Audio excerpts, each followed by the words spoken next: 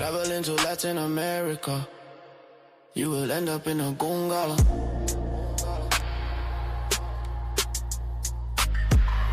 Donald Trump is about to make it dangerous for passport. Bros in Colombia passport. Bros will have to watch their backs in Colombia.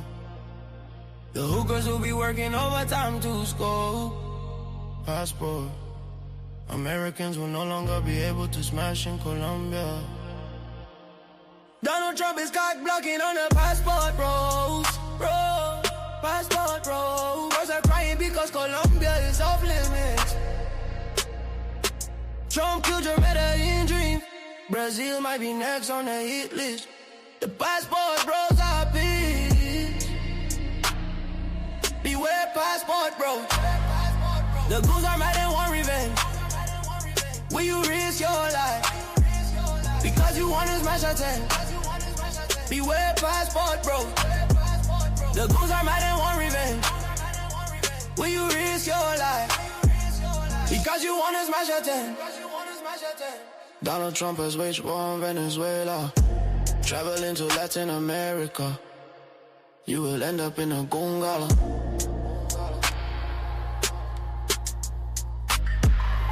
Donald Trump is about to make it dangerous for passport. Bros in Colombia passport. Bros will have to watch their backs in Colombia. The hookers will be working overtime to score. Passport. Americans will no longer be able to smash in Colombia. Donald Trump is cock blocking on the passport, bros. Bro, passport, bro. Bros are crying because Colombia is off limits. Trump killed your Medellin dream. Brazil might be next on the hit list. The passport bros are peace.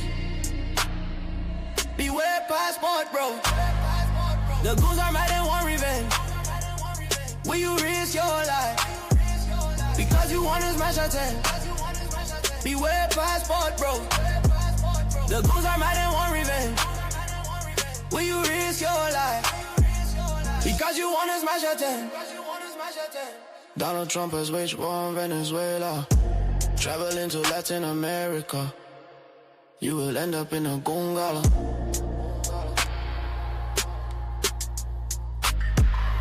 Donald Trump is about to make it dangerous for passport.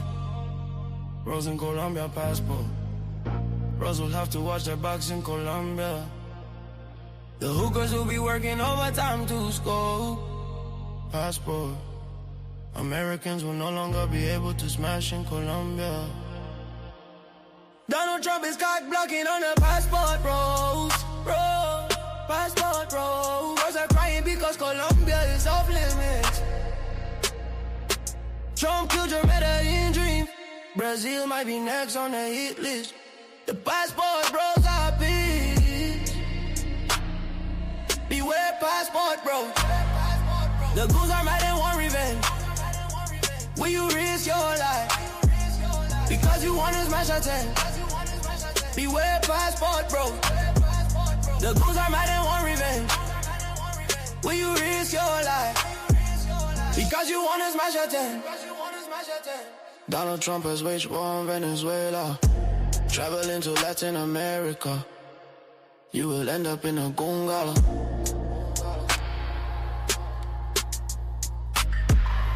Donald Trump is about to make it dangerous for passport. Bros in Colombia passport. Bros will have to watch their backs in Colombia. The hookers will be working overtime to score. Passport. Americans will no longer be able to smash in Colombia. Donald Trump is cock blocking on the passport, bros. Bro, passport, bro. Bros are crying because Colombia is off limits. Trump killed your Medellin dream. Brazil might be next on the hit list. The passport bros are peace. Beware passport, bro. The goons are mad and want revenge. Will you risk your life? Because you wanna smash a 10. Beware passport, bro. The goons are mad and want revenge. Will you risk your life? Because you wanna smash a 10. Donald Trump has waged war on Venezuela. Traveling to Latin America, you will end up in a gungala.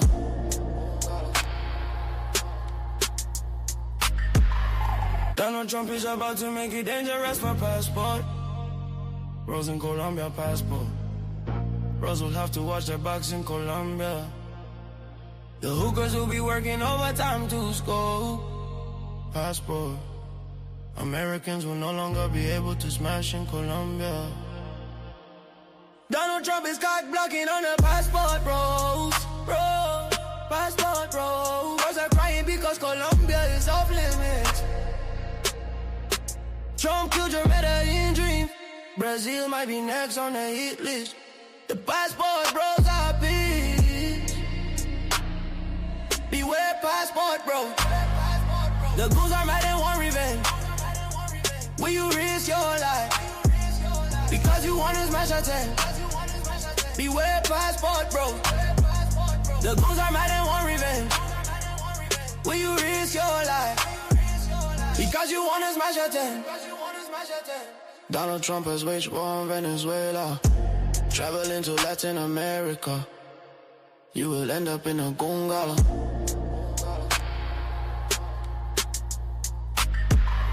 Donald Trump is about to make it dangerous for passport. Rose in Colombia passport. Rose will have to watch their backs in Colombia. The Whoookas will be working overtime to score. Passport. Americans will no longer be able to smash in Colombia. Donald Trump is cock blocking on the passport bros. Passport bros. Girls are crying because Colombia is off limits. Trump killed your Medellin dream. Brazil might be next on the hit list. The passport bros are peace. Beware passport bro. The goons are mad and want revenge. Will you risk your life? Because you wanna smash a 10. Beware passport bro. The goons are mad and want revenge. Will you risk your life? Because you wanna smash a 10. Donald Trump has waged war on Venezuela. Traveling to Latin America, you will end up in a gungala.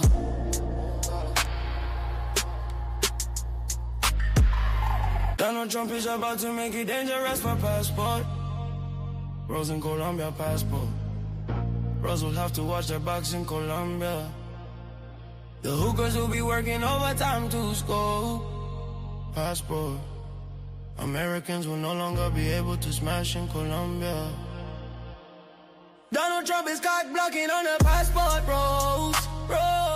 Passport bros. Girls are crying because Colombia is off limits. Trump killed your Medellin dream. Brazil might be next on the hit list. The passport bros are peace. Beware passport bro. The goons are mad and want revenge. Will you risk your life? Because you wanna smash a 10. Beware passport bro. The goons are mad and want revenge. Will you risk your life? Because you wanna smash a 10. Donald Trump has waged war on Venezuela. Traveling to Latin America, you will end up in a gungala.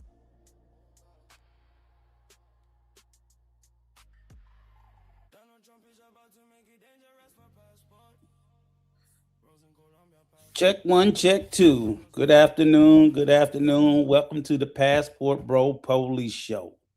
Can I get a 1 in the chat if you guys can hear me? Can I get a sound check? Can I get a 1 in the chat if you can hear me? A 2 if you can't. And we'll get the show started. Apologies for not being as timely as we should be. Loud and clear? Okay, great. Thank you, Buck. Thank you, Buck. Very good. Very good. Glad we're back. We're back again this week, folks, to have another show to talk about, the continuing things that's going on out here in the travel space, and to try to make sure that we keep you young men out there safe, and young ladies, passport bros and passport sisters. We want everybody traveling safe, responsibly, doing the right thing. and most importantly, enjoying yourself. You work hard, you want to play hard. So everybody should be able to go out and travel wherever you want to in the world and enjoy yourself and have a really great time. With that being said, we also know we got to be a little bit careful. Oh, yeah, let me do some shout outs. Appreciate the people that have come in. Shout out to Buck Travel, Day One, Mr. Racket Club. I'm going to have to let Peso give you some tips on how he be making these songs. But we trying to do a Passport Bro album release party this summer. So we're going to drop some more bangers for you guys for sure. Shout out to El Camel, if I own Camelo International. Thank you for coming out. Shout out also to Esau the Caucasian. Appreciate you coming. Appreciate you spending time with us. And of course, the Gangster Lifestyle. Always good to see you in here, brother. Always. We'll be dropping a link a little later on. So you guys feel like you want to come in and chop it up and talk to us about anything we got right, whatever we got wrong. Appreciate it. We're always open to hearing how we can do things better. Salute to brother Gen Z. Always good to see you again, sir. Hope you in good health and everything is good. So that's great. I think I got everybody. I wanted to acknowledge everybody that came into the room. You can see from the thumbnails, we want to go into talking on the topics responsibly and correctly and accurately about Colombia and Venezuela. We of course, everybody in the world knows what's happening in Venezuela with President 47. The strong man, 47, the strong one, went in and removed the president. And again, having to talk to shout out to brother Travelmatic TV. Nice to see you again. With the recent events of 47 going in and removing Maduro, I know a lot of people in the space, some of these passport travelers, without calling any names, have gotten pretty excited about thinking like people are imagining what Venezuela is going to be like. And I know no one knows. Even the president doesn't know. He has hopes. The people in the government have hopes for what they want Venezuela to be and become. But I just think, they're way out over their skis on that. Venezuela is, prior to Donald Trump going in and getting Maduro, Venezuela was a borderline failed state. It had extremely high, it had high unemployment. The currency was almost worthless. It had food insecurities. I want to say Venezuela was almost on a scale that was probably worse than Cuba, and Cuba's, through an outright embargo of 50, 60 years. Venezuela has had sanctions on it for the last maybe 10 years. And when a country is under that amount of pressure for the amount of time that it's been under, that country is just teetering. Is it still a beautiful country? Yes. Is it still beautiful people? Yes. But the infrastructure was defeated. Like I said, food insecurity, gas insecurity, housing, so on and so forth. So, my sage advice is to stay the hell out of Venezuela anytime for the foreseeable future. In addition to that, as I was having a conversation last night on some other panels, people fail to realize when we remove dictators or whatever you want to call them, despots, presidents out of one country, everybody in that country is not celebrating the removal of Maduro. Everybody is not. For a fact, anytime you remove a dictator, you have to understand that those dictators had people or a segment of the population that they were sponsoring. That while most of the country might have been doing poorly, there was a group of maybe 10, 20,000 people that were living fine. Well, now you remove their benefactor, those people are going to suffer. It's going to be a backlash, and there are, some reports of some segment of the population that's not happy about it. Are they going to come to the U.S.? No. But they will cause a lot of trouble within Venezuela. There's the potential anytime you remove a dictator of civil war, uprising, factions, kidnapping, shooting, so on and so forth. It's not fear mongering. That's just reality. It happened when we went into Iraq and we removed Saddam Hussein. We saw what happened into Iraq. When we helped them to remove Gaddafi from Libya, we see the state that Libya is in. That's the unfortunate part about removing a dictator. You typically remove a strong hand from that country. Because while a dictator is brutal and repressive to their people, they maintain control with an iron fist. So we got them out. We ain't put no replacement in. I would say it wouldn't be wise to go there and think that American expats or American travelers will be looked upon fondly or welcomed with open arms. I just think that that's a misplaced belief for people to be convincing you that that's the smart thing to do. That is very unsmart. And even taking into account because of what we did in Venezuela, I say, like I've been saying repeatedly, no matter where you travel as an American, travel a little less loudly, because other people in other countries will start to look at us in a different way. And people are going to tell you, I ain't got nothing to do with this, that, whatever. Fine. Still try to lower your light a little bit. Go enjoy yourself. Ain't nobody telling you not to enjoy yourself. But always, I say, put your safety and security first anytime you outside of home. These people that are telling you, oh, they fear mongering. Well, if your ass gets snatched up, they not coming to get you. Just like I'm not coming to get you, they're not coming to get you. And for the record, because I know a lot of people in the travel space don't like to stay very well informed, there are Americans held in prison in Venezuela right now. Right now, today. There's a cat they snatched up. We was going over it on a live last night. Shout out to Drew G. Young brother from New York City. They snatched his ass up in December. So these countries, they'll be snatching up U.S. citizens, using them as political pawns, so on and so forth. You be on vacation, cultural exchange, and the next thing you know, your ass is in some sort of international hostage deal bullshit. And so I just think if you're going to travel, you should be checking with the State Department anywhere you're going, seeing what the latest travel alert news is. Stay out of sketchy places. A lot of these countries still have ongoing sketchy places. I know Colombia still has something ongoing a little bit with, people don't realize their civil war just ended maybe a decade or so ago, maybe a little more on the exact dates. But they still have factions of the rebels.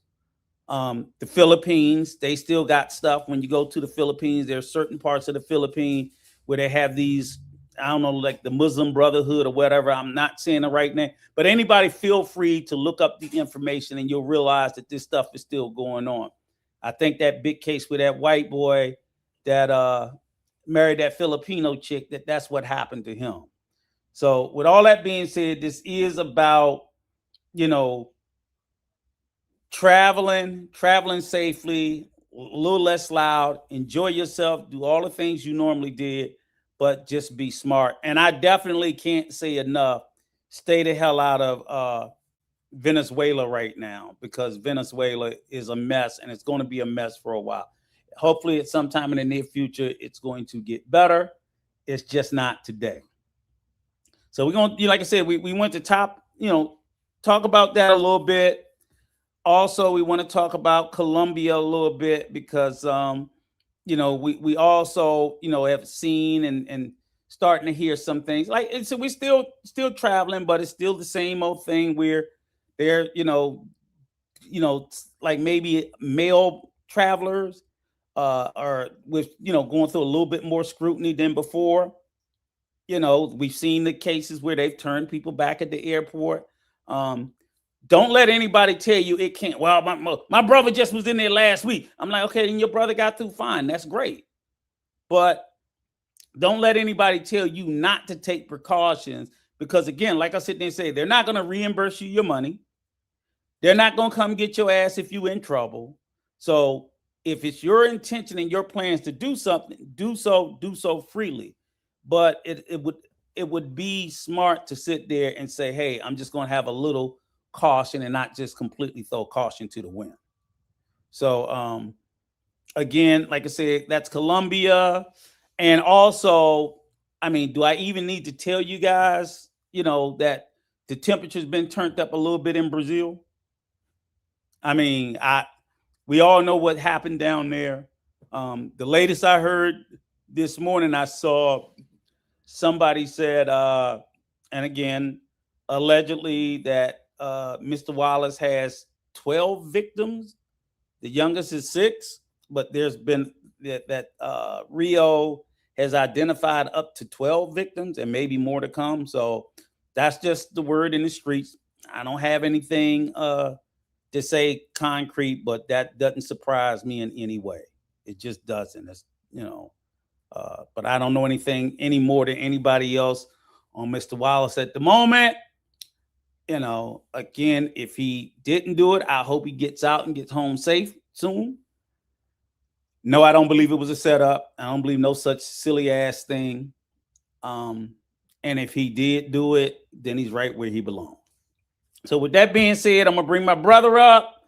Let him take the floor for a minute. You want to come on in, Peso, and you got the floor.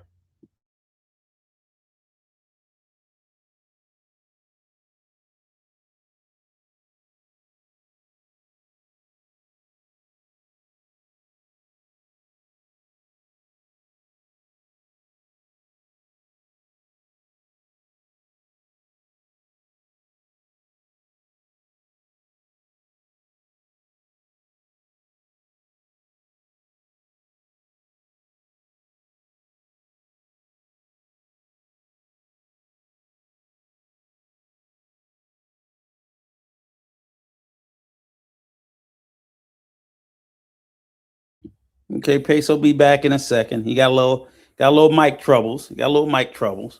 But yeah, you're right, Buck. That's pretty much the latest I heard about Floyd is being transferred from Sao Paulo to Rio, where apparently they said most of the stuff occurred.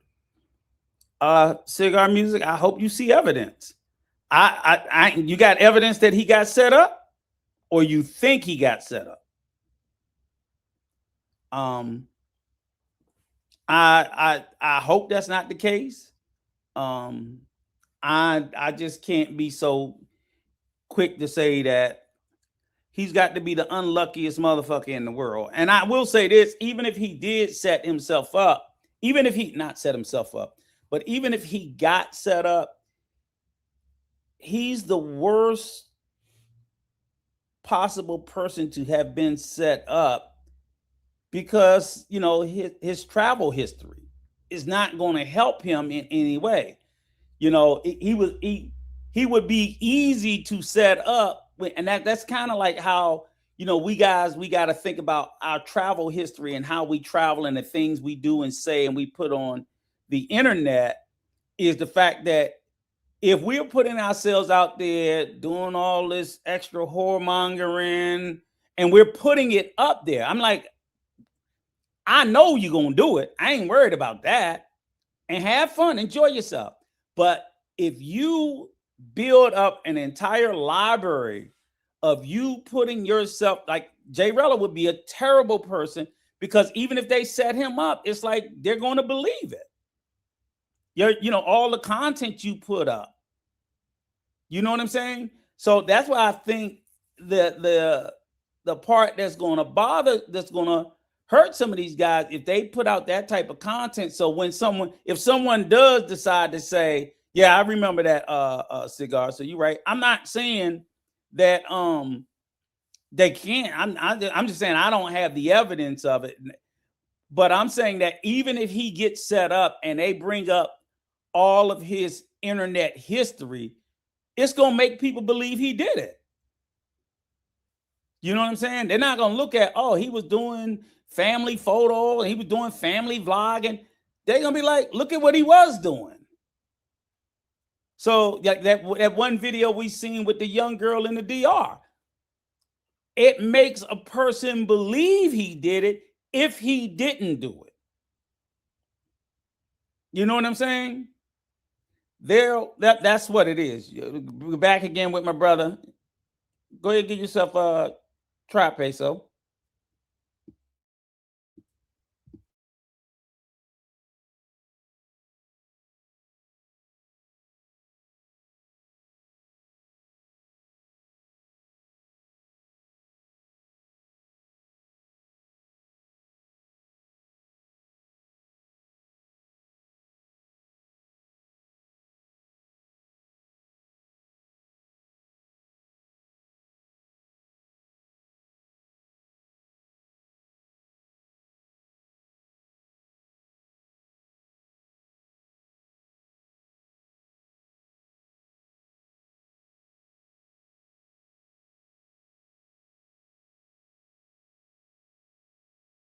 It's up to you. Yeah. Let me have my. Okay, there I go. I'm in now.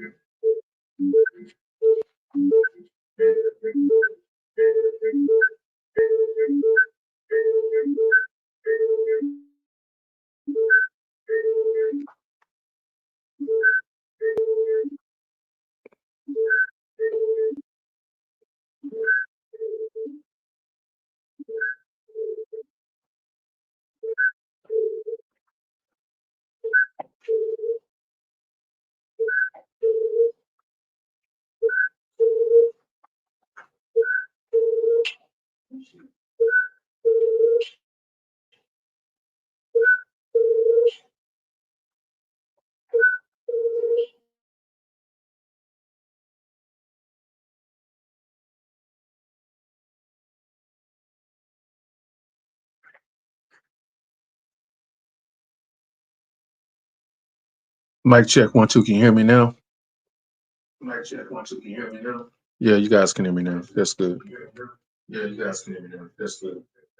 Yeah, you guys can hear me. That's good.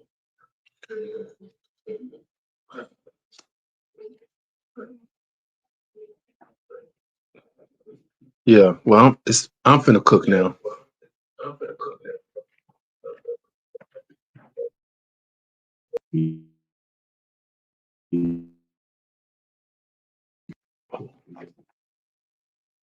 Echo.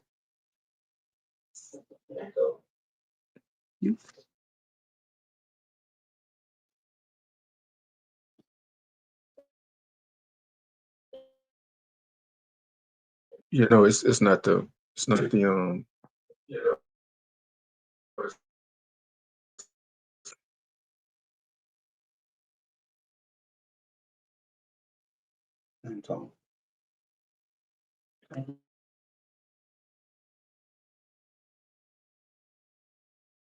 that was the thing I'm queuing up. It's not even the thing I'm queuing up. See?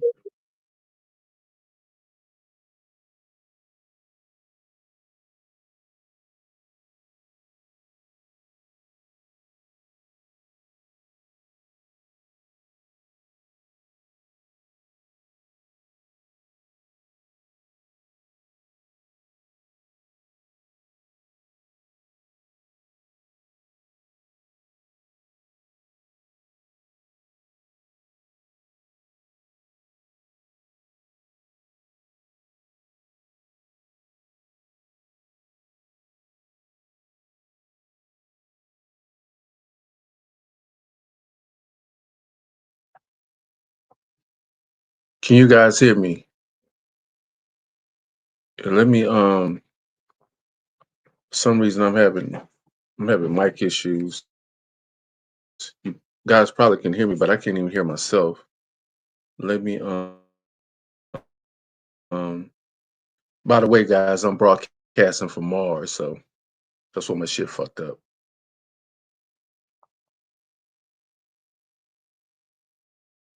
Let me just double check. to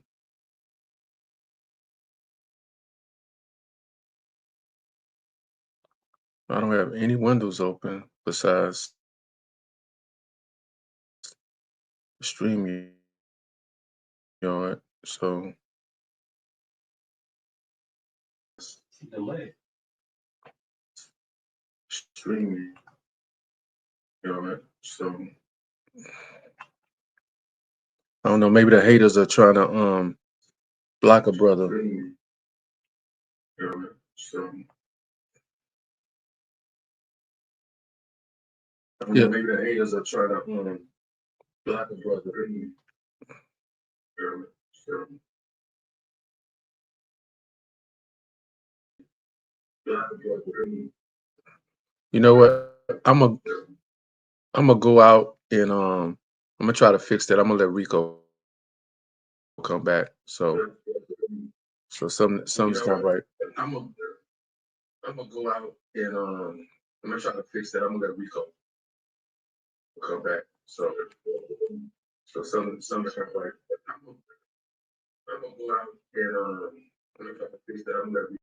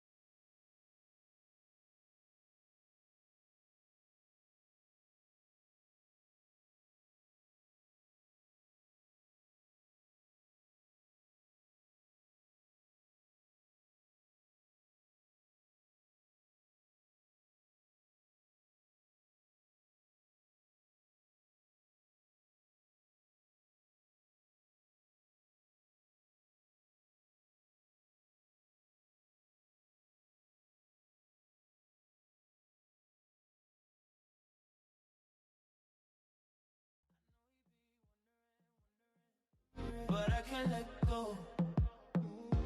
She my only thing, only thing. He cannot find out she's my everything. If he does, I think he will say something. Say something. Say something. She the drug that I need. Her love brings me to my knees. I know she doesn't believe I'm the only man that she needs. She got a boyfriend in Colombia, Colombia. I know he be wondering if he knew the Gucci, I'd be plundering. I'm running with the ball, I can't even fumbling. She got a boyfriend in Colombia, Colombia. I know he be wondering if he knew the Gucci, I'd be plundering. I'm running with the ball, I can't be fumbling. She got a boyfriend in Colombia. Baby girl, know that I love her too. I understand what she going through. Never mind, our situation is a risk. I don't complain, she got my heart in a grip. I know it's wrong. I don't wanna leave her lonely. So I sing this song. She gotta go back to Colombia, Colombia. It will break my heart, I'm wondering. It was a short time, I'm already suffering. I must let her go. Her girlfriend can't keep covering. She wants to be an honest girl. So no more shuffling. Back to her boyfriend in Colombia. You're back on a plane in Colombia. Your beauty was why I was drawn to. It lasted a short time, got me wanting you, waiting you. I'm gonna miss you. I wish I could join ya. I've never been to Colombia. What a life we would have had if I met you first in Colombia. Escobar dreams doing nasty things in Colombia. Boy, I wish I could go to Colombia. I must let you go home to Colombia.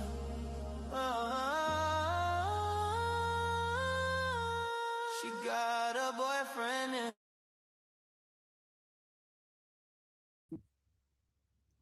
Sound check. If you guys can hear me, can you put a 1 in the chat?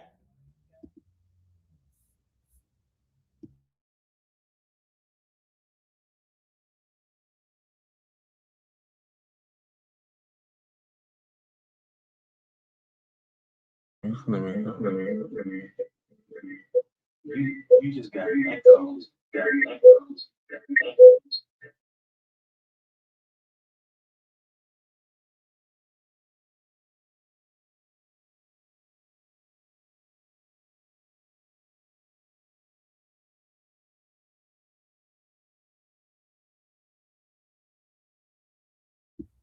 I'm good. I'm good.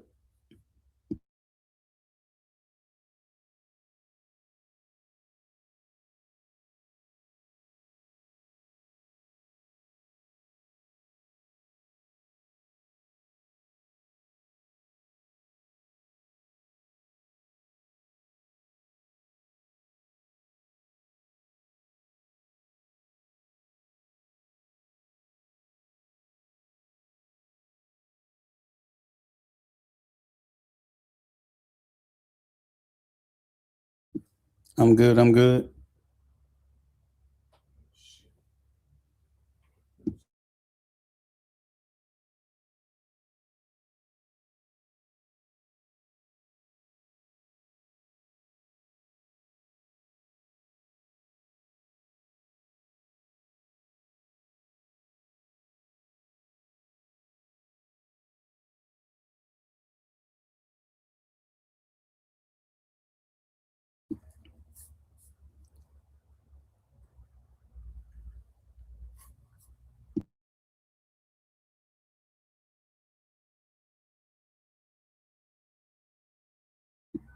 Okay, guys, I'm back. So, while Peso's working on getting himself squared away, again, we just want to reiterate the situation that's going on in Venezuela and going on in Colombia, along with Brazil. I haven't heard too much about. Oh, and we even got certain situations going on in Thailand.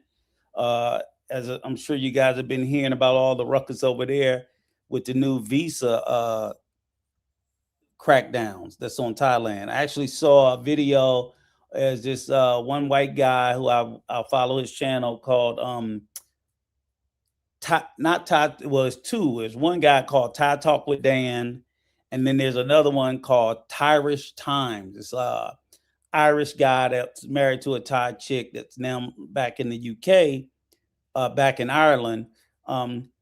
And he did a great interview with this sister, this young lady that had been living in Thailand for 15 years. You know, her mother took over there when she was in high school or middle school, high school, and grew up. And the really wild thing about it is she's been living there for 15 years, went to high school and university there.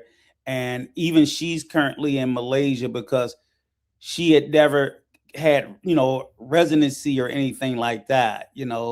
She was always, I guess, on an education visa and then a business visa and so on and so forth. But that just goes to show you, the information that guys should be giving you, rather than just saying, hey, just come over to Thailand, for your pancakes and waffles. They should be telling you, like, what's the likelihood and the reasonableness that you're going to be able to stay long term. Most of these jokers don't have no digital nomad visas or anything of that nature. Even though a lot of these countries do have those programs, they're difficult to qualify for. So if these guys are just sitting there telling you guys like it's easy peasy, it's not. It tends to be more complicated than they'll readily admit. Even in the DR, that's why they tell people like, people like you can get your residency. I'm like, you better get a fucking lawyer. You better get a lawyer. It's difficult. It's complicated. They have a lot of rules and things around who they want to give residency, citizenship, so on and so forth through to. And a lot of these countries certainly don't want to give out citizenship. They 10 times as hard as the US.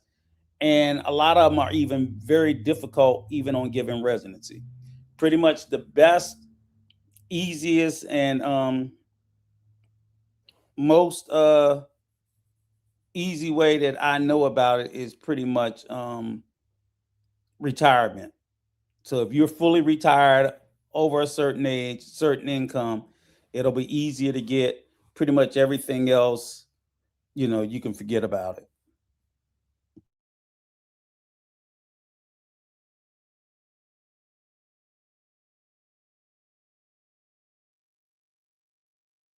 What's up, guys?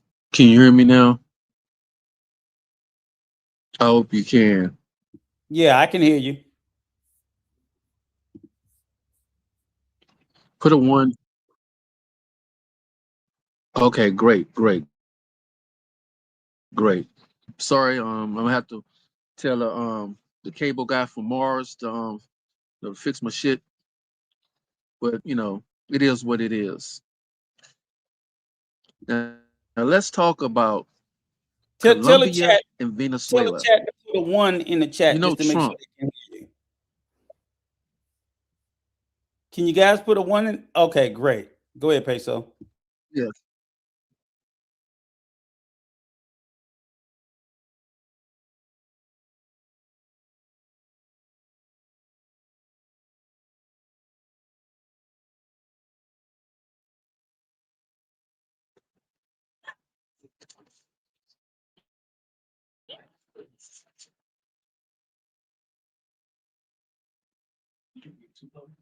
Okay, tell them what you said. Yeah.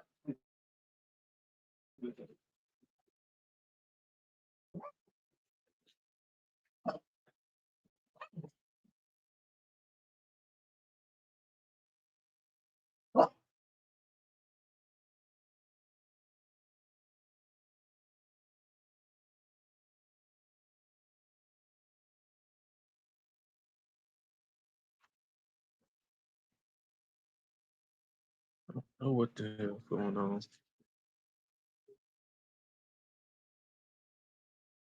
Oh, I can hear you. I'm just 7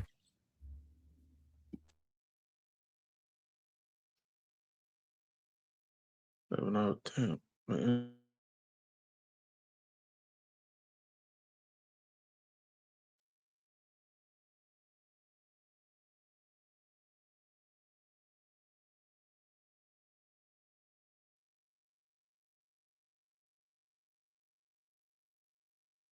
All right. I must didn't pay my StreamYard bill or something. This is getting ridiculous. Absolutely ridiculous. But anyway, can you guys hear me? Put a one in the chat again if you can hear me. Put a one in the chat if you can hear me. I see my okay, I can hear. I can hear. So let me cook.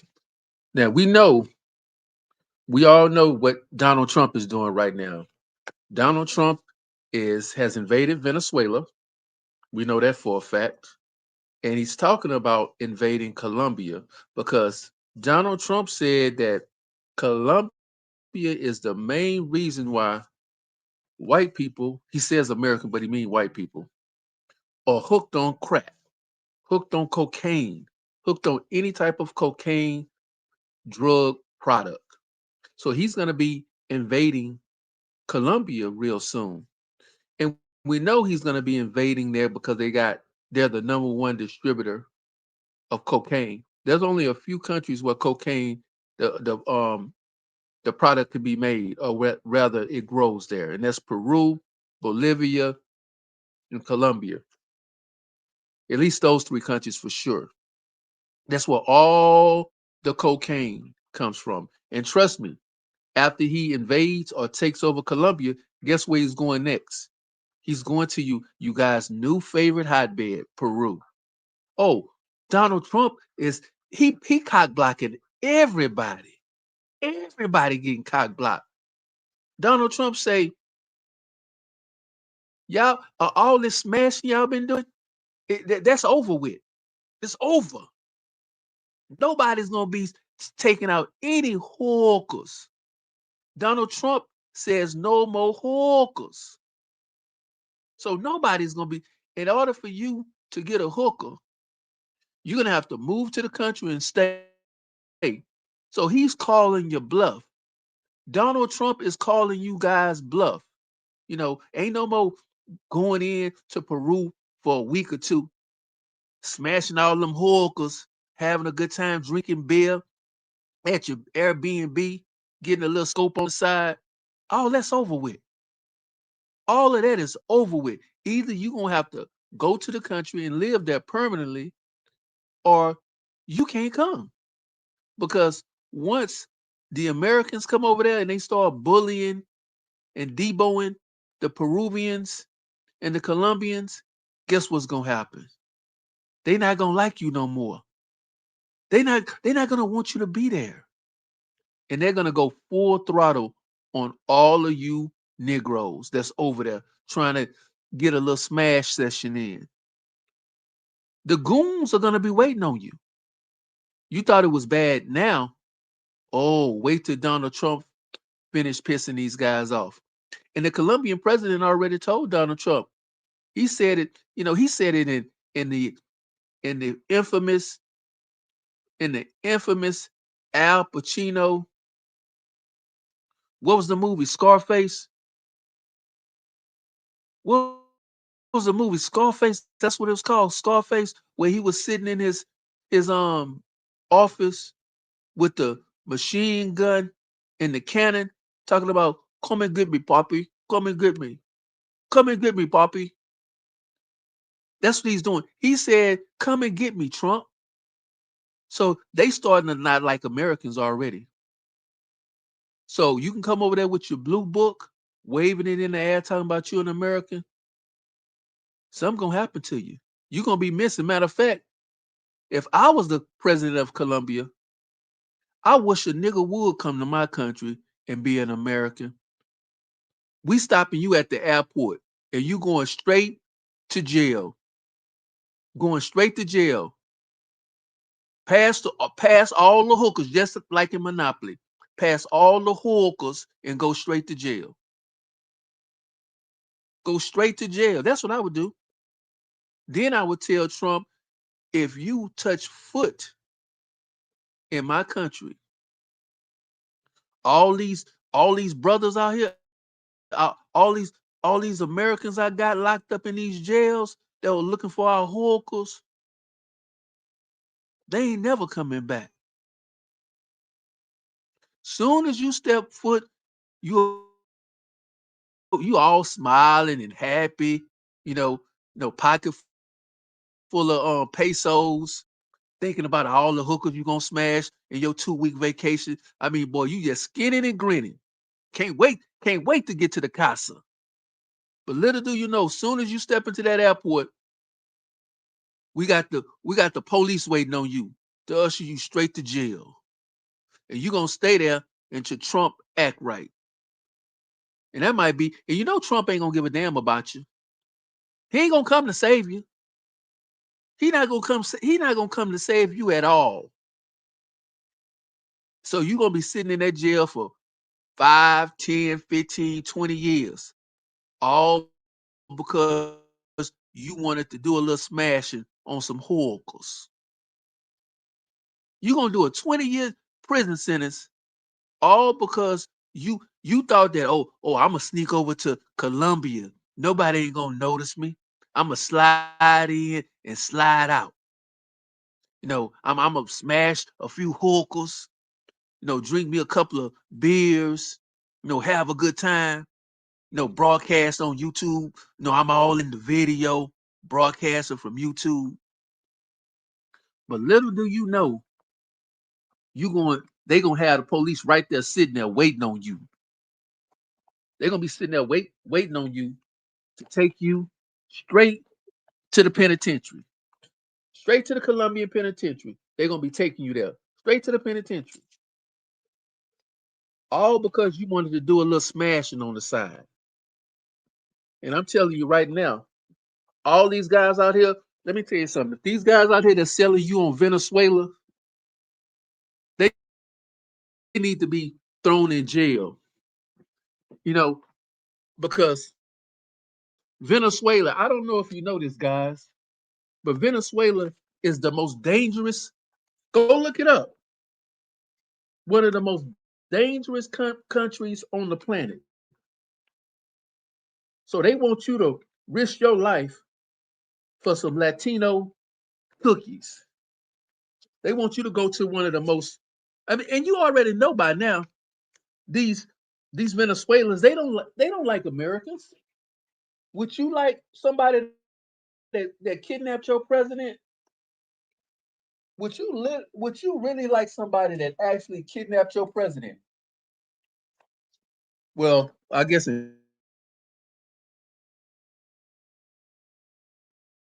for Trump, I guess you would.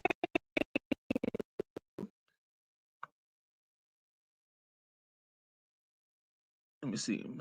Am I still muted? Okay, now I can hear myself. All right. Just think, for example, if the Colombians came over and they kidnapped Obama, you would be mad as I don't know what.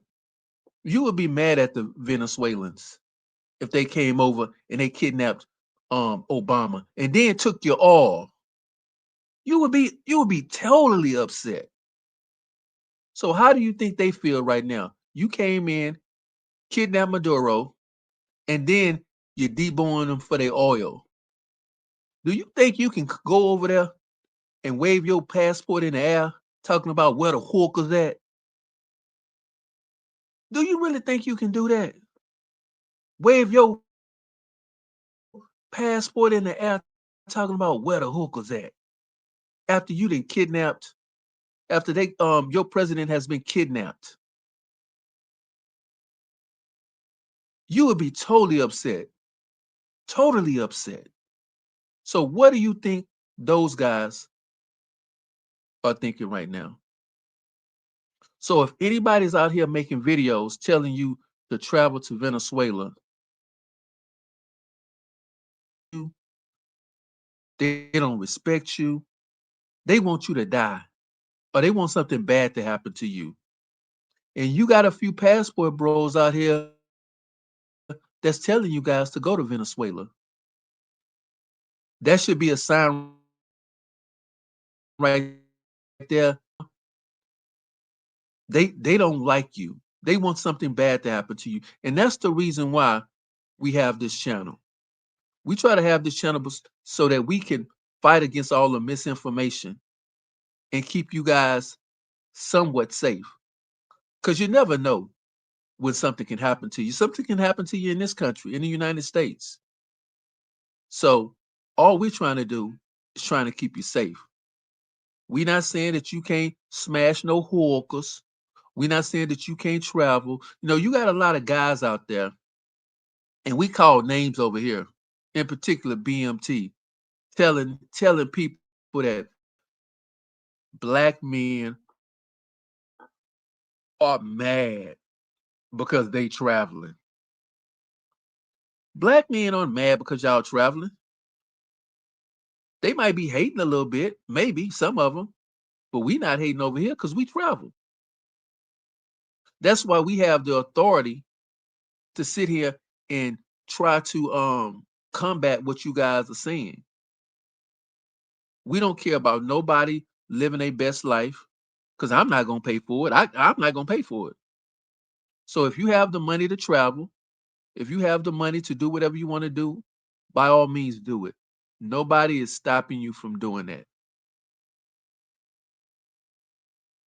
Nobody. So what we're gonna do while I'm gonna let Rico cook, and then we're gonna try to queue up the misinformation that one of the biggest misinformationers, if that's even a word, are out here talking about. Because And let me say this. All the leaders of the Passport Bros, or if you think you are a Passport Bro, you're more than welcome to come up here and debate us on anything pertaining to this sector. But you know what's gonna happen? None of them will, because they all pussies. All of them. They pussies, and a lot of them are liars. And we know some of them are snitches. And we gonna focus on one of the snitches too, because yeah, we got the receipts. And if you say anything wrong and we feel it's like it's a lie, we're gonna fact check your ass. And then we're gonna bring it to the forefront. Because one thing that we hate about these guys in this sector is that they lie. Is that they try to make things bigger than what they are. And it's very, very sad to think that these guys will sell you out for a super chat. They'll sell you out for a super chat. You know, a lot of these guys want to talk about Whoookas, but then when you say something like pussy or selling pussy, they want to, oh, no, be quiet, be quiet. I want to stay on. I want to keep my monetization.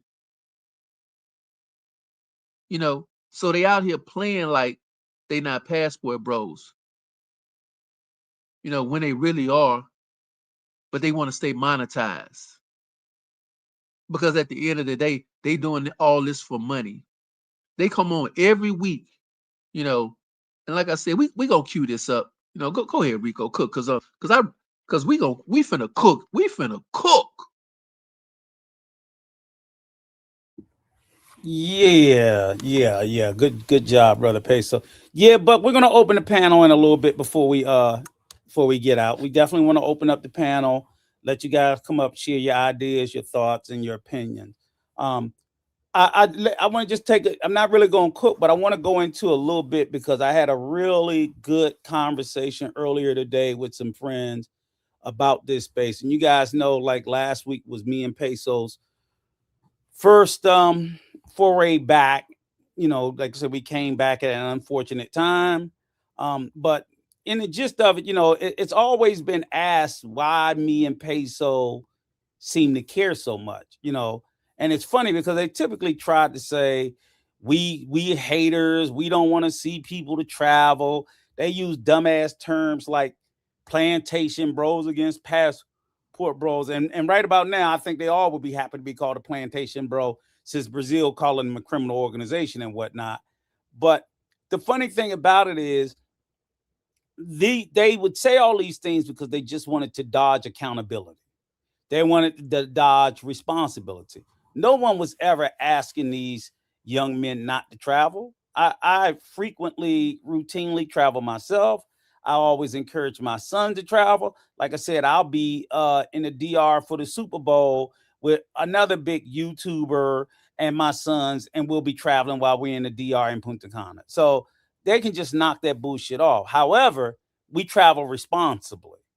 We travel you know, we take accountability. You will never see us taking videos of women and creep camming and hitting. I mean, I would never stand for that. I don't like men as women beaters. The only time I think a man should ever put his hand on a woman is to save his life. You know, obviously, I'm not going to tell you let no one sit there and assault you to the point of, you know, risk of bodily harm or injury or death. But just because they make you mad or something like that, I find that to be silly.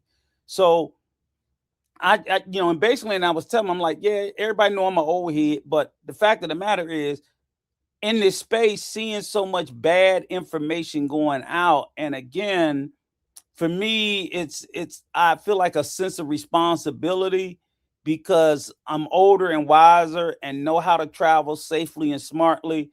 And I see a lot of information going out, having these young men that's going to put them in a space of harm and risk. And if not just physical risk or physical harm, it's a lot of guys out there in the streets getting their whole fucking life turned upside down because they're being told that they can go overseas and find love in these countries, and we know that that's just not real. It's a, you know, no one's going to love you simply because you're an American and you came into that country. And they're almost telling guys that, oh, you're an American, you just go over there with your money, they're gonna love you. No, they're gonna lick your ass and they're gonna play you. But nobody's gonna love you just for that. So I think, you know, the reason why it's bad travel advice is because it's horrible fucking life advice. They're taking guys that's upset about the dating market here in the States and might be justified in feeling the way that they feel about the dating market and telling them going overseas is better. It's not any better overseas. It's not. Because basically what they're doing is they're going overseas and they're dating in a pool full of prostitutes. So how is it any better? You got poor dating options here in the States with non-prostitutes to make you believe you're going to have better dating options overseas with prostitutes. And you don't have no cultural similarities, probably no similar religious background, definitely don't speak the language. It's insane. So, you know, it's not to dispel young men from going over there and do it. I'm like, be honest, tell them, go over there, enjoy your life, have a good time, have some fun, and take your ass back home. If you so happen to find, you know, a good relationship and something that's real and genuine, authentic and true, great. Kudos to you. But that's the way you tell it. That's how you can still preach your passport bro shit without lying and setting young men up to set themselves up. Because I'm telling you, it's men from 20 through 60. And these niggas is getting slayed in these streets. Dudes ain't telling it. Niggas is over there buying them cars, paying their rent, fathering. There ain't gonna be a stepdaddy in America, but every nigga in the DR stepdaddy. Every passport bro ain't a passport bro in the DR that's with a chick with no kids. It just don't exist. And 1,000 bodies. And they in love and putting rings on their finger and marrying them. They're doing all of it. So I just don't want a young 21-year-old kid to go over there, because I would tell him, don't you be a damn and be a stepdaddy to somebody here in the States and wife them up. So if I'm going to tell you not to do that in the States, then I got to tell you the same goddamn thing if you're going to the DR or Colombia or Brazil. That's just the height of stupidity and dishonesty. And it's just too many people in the space that's been doing it. And they only really, for me, too many of them been getting away with it because they haven't been challenged and called out on their bullshit. So the reality is, I'm going to call it out. Other people, I'm not mad at, you know, brothers that, you know, don't want to get involved. I say it all the time. You don't want to get involved. You don't want to get involved. That's fair. That's absolutely fair. But I was given the wisdom of older guys that would, now I'm dumb shit against their advice, but they still gave it to me. So I know I can give some wise advice, and a lot of these young cats going to do it anyway, but I did my job. I gave it. I told them. And what they do with it, that's up to them. So yeah, it is, Damon. I'm gonna tell you that's a hell of a drug, Latina hookers. That it's a shame when you see what these men are willing to do for the love of these hookers. It's crazy. It's fucking insane. But it's their business. So if anybody telling you, oh, Rico dick polling, I don't give a fuck what you do with your crusty dick. I don't give a damn. It ain't your dick. Well, you do, but niggas is losing their pensions and shit. Yeah, niggas is going outside behind that shit.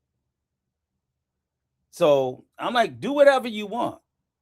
I'm happily married, but I'm thinking about the young cat, because like I told these men today, I was a 21-year-old YN.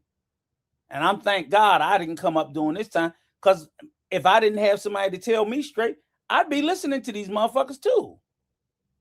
I'd be listening to them. I'd probably be tricked out in DR, Brazil, somewhere like that. I would have believed all that bullshit. But see, I'm older and I've been over there and I look behind the curtain and I know they ain't doing nothing but lying to you. But if I was 21-year-old Rico, I'd have feel for all this shit because it sounds good. It sounds good. And you're looking for what they say, confirmation bias. You know what I'm saying? You're looking for something that's going to confirm your biases and your belief. They done told you in your mind that the American black women ain't shit, this, that, whatever, BBLs, this, that, whatever, and you go right overseas and you get the exact same thing. But because they done told you she speaks Spanish and she pretty, but she over there with a goddamn 5th grade education, she's not an asset, she's a liability. You got to go over there and take care of her whole fucking family and the neighborhood. So no matter what you think of the American woman back here, you don't have the burden. You can always make an asset out of a woman in the States. Rarely are you going to make an asset. They're go over there getting with grown ass dependents. So do whatever you want, but that's just the background on how and why, I do what I do. But there it is. All right, Peso, you got it queued up? Nah, I ain't coming no damn Colombia, Justin. They scoping motherfuckers there. And I drink too much, so Colombia is the last place I need to be. Y'all can have the scope capital. Congratulations for that. Hey, pause it for a second, Peso. Let me just cue this up real quick just to let you guys know. This was a panel I was on last night. I went over there and rocked out. But then you know what? Hold on a second, Peso. Pause it. If in fact that's true, and rocked out with my brother Ronan and Andrew from the Andrew Show, and the space should be showing. Peso, you pause it. Okay, so originally You should be really. Originally, the topic was about Austin being kicked off of Airbnb. It was also about, was it smart and safe to go to Venezuela right now, which I said, hell no, it's stupid. And also it was about the Passport Bro name and the negativity of the name. So, of course, I drug it for the filth it is. And, of course, one of our favorite nemesis decided to come up there and G-check me or set the record straight. So you're going to see how that played out. Go ahead, Peso.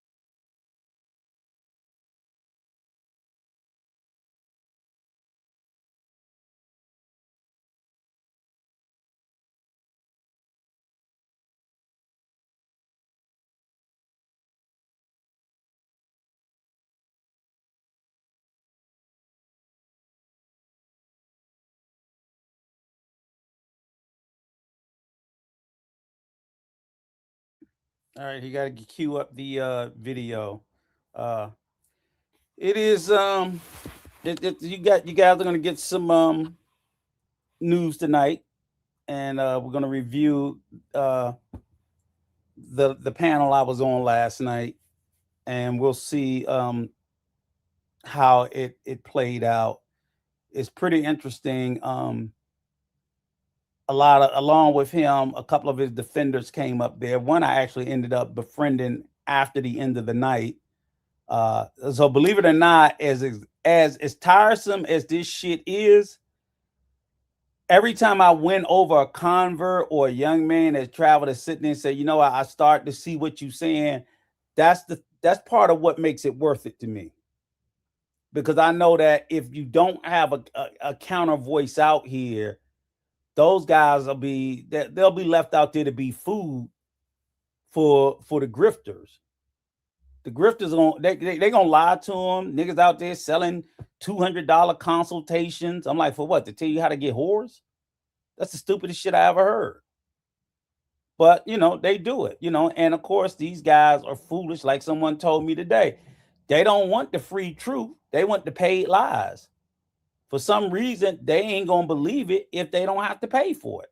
They think it can't be true if it was free. And I can't put a price on, telling these young men the truth. I gotta look at myself in the fucking mirror. Saying you taking these boys' money and you telling me that old lame ass bullshit. But but believe it or not, guys out there taking their money knowing they lying to them. So I don't know what's what, but it should be real good. Give me a sec.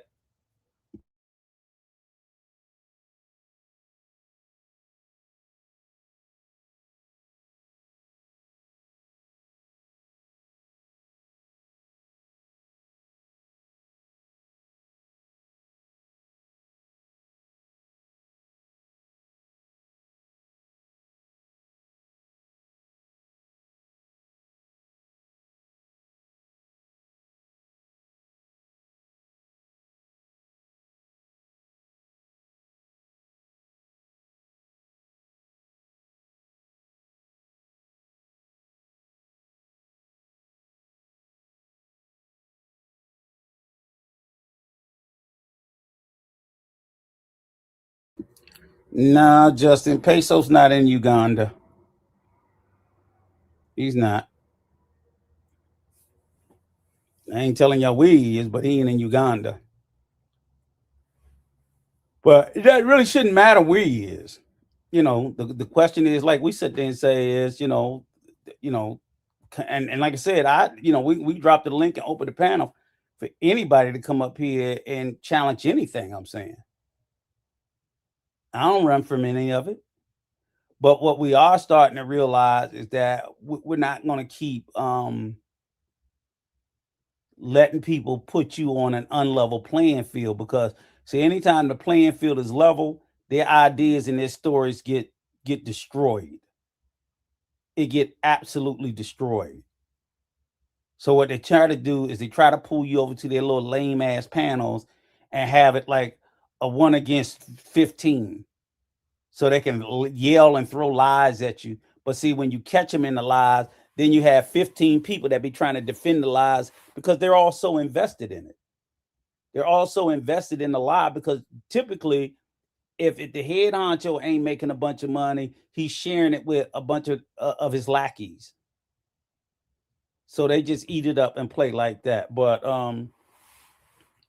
yeah, I'm glad you said that too, Derek. Barry, there's a shitload of Venezuelans mad at Trump. See, and the whole point is we could sit there and talk about all the Venezuelans in the USA that's celebrating it. But I'm like, what about the Venezuelans in Venezuela? That would be the exact same. That would be no different if Donald Trump, which he's already threatened, and I don't think we got no goddamn business doing or should be doing, was to go into Cuba right now and take their president, who ain't done shit, and brought him back to the USA to lock him up. Every fucking Cuban in Miami would be celebrating and throwing a fucking party, but not the ones in Cuba. So what the hell do we look like invading another country for the goddamn people that's here? We have no duty or obligation, nor should we be. You're correct, Buck. Exactly. Obama bombed Libya, got rid of Gaddafi. Look at what happened to Libya. We went into Iraq, took out Saddam. Look what happened to Iraq. We're not welcomed as, unifying saviors. That's not what we are. We're looked at as fucking invaders. Yes, people fear the military might of the U.S. government, But no, we are not looked upon with love because we invade another country and depose their leader, even if their leader needed to be deposed. It is always better and always correct only if the people of that nation do it. You know, if we're attacked by a country, that's something different.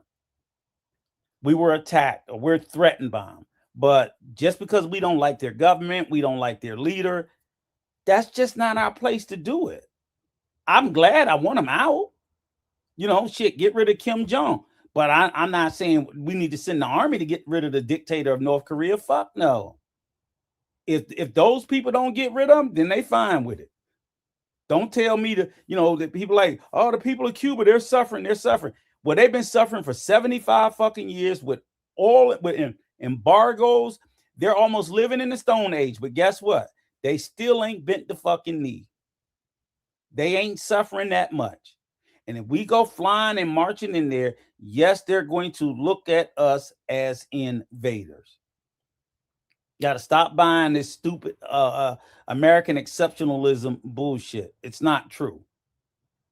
I'm not ashamed of America or anything like that. Like I said, the power of the military might, thank God it is on our side.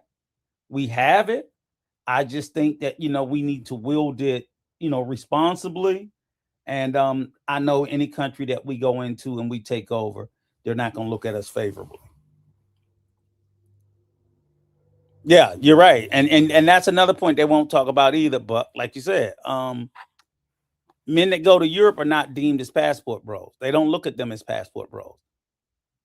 It's just generally, and they don't never want to say it. So people don't want to use the term third world. I think it's applicable, but whatever. I don't want to argue the point whether or not these countries are third world.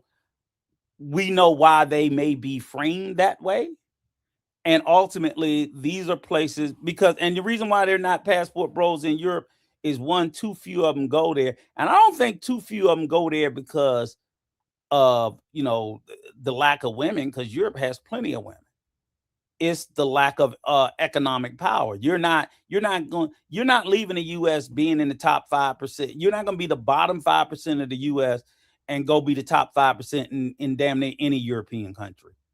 Even in Eastern Europe, which is the poor part of Europe, because Western Europe is more wealthier. Even in Eastern Europe, you're not, you be lucky. You might go up a notch or two, but you're not going to the top. That only exists when you go into most countries of Latin America, most countries in Africa, and most countries in Asia. But in Europe and North America, you're gonna be the same place on the fucking pecking order that you are at home. There's no geomaxing in Europe. What they call it, geomaxing? Yeah, you can't geomax in Europe. Certainly not London. Shit, you go to London, you might go down a peg. It's so goddamn expensive. Certainly in Japan. So certain countries, you'll go down a peg, not up. And the reason why they need that social economic bump is because, like we say, they're too lazy to do the work of just getting to know a person on a personal level. I tell them, for the most part, to have a decent relationship, start with this. Just don't be an ass. Just don't be an ass. Nobody likes an ass.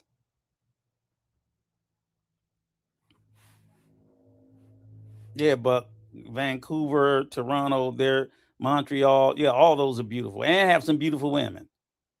But it ain't cheap.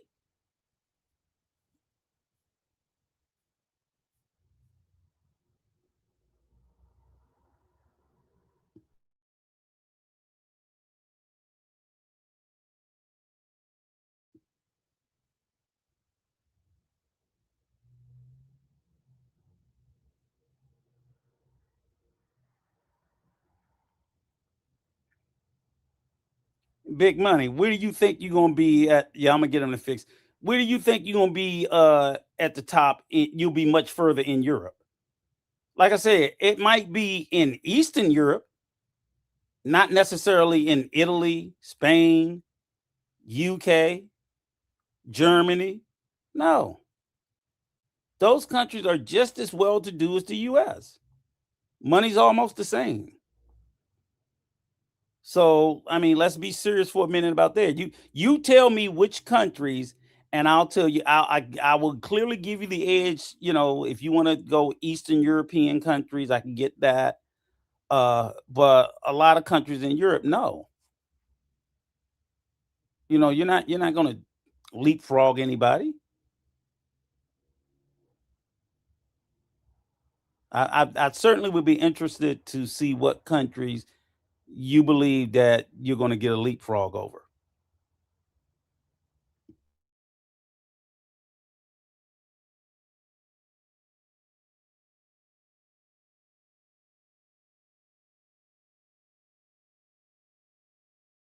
Hang on, let me get them to get it going.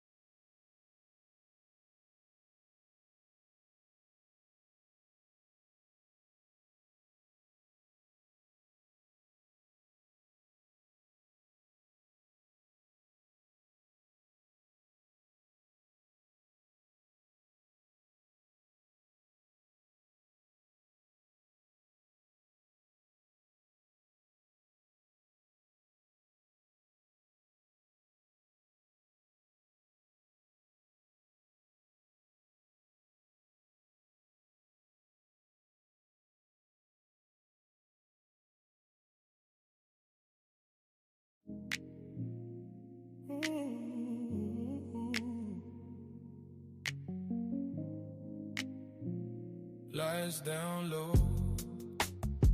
she ready to go.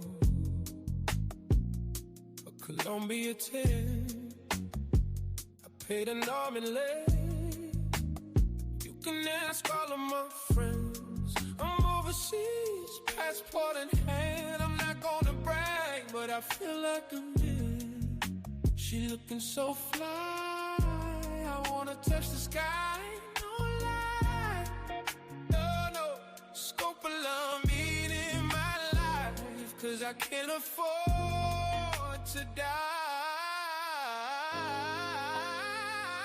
We smashing in Colombia. Ooh, yeah. Smashing in Colombia.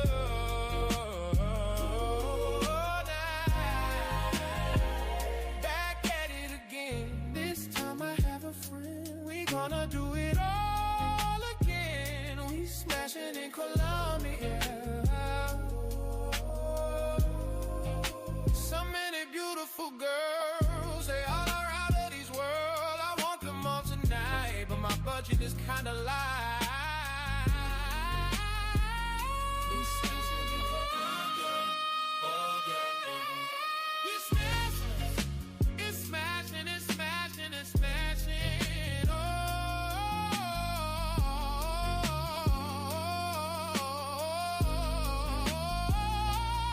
I don't wanna try to brag, but I want this to last. My how time has passed. We smashing in Colombia. We smashing, we smashing, we smashing.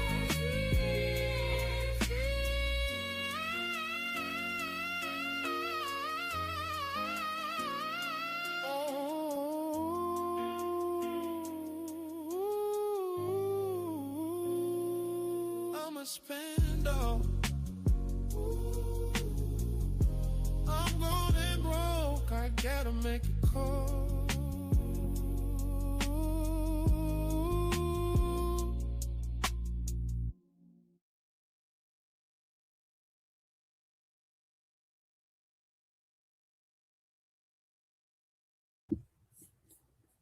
All right, all right, all right. I hope you guys like our jams. Give me a one if you like the music, or do we need to go to country? You know, we've been dropping these tracks, so we thought you guys would enjoy them, and that's what we trying to do for a little bit, trying to put a little bit more spice into the show, let you guys enjoy some classic originals and some classics. So while we're waiting on Peso, I'm gonna play the video just for a second, and hopefully you guys can hear it. I have friends who've been to Brazil. Same thing, no issues. Let me ask you a question, because I don't think we said specifically. I kind of said the same thing you said earlier. I said don't travel so loud.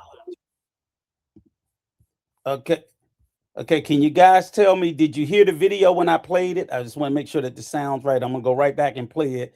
If you heard the video, give me a 2. If you didn't hear the video, you know, let me know. Give me a thumbs up or a 2 if you heard the video when I hit play just a second ago. Just want to make sure everybody can hear it. I heard it back fine. I just want to make sure that you all guys heard it clearly. Because this is okay, great. This is just at the point of the video, because I mean of the live. I had been there up on the panel for about maybe about 30 minutes, 30, 40 minutes. And BMT had been in the chat, you know, doing his typical throwing his little shots type shit. So we kept telling him, hit the fucking panel. Stop doing it that way. And then this is where he came onto the panel, and I let him cook a little bit, and then I'm gonna let you guys hear it and hear how this go out. Now there's gonna be a surprise for you in the first minute. He's gonna tell us some breaking news. He's gonna tell us some breaking news.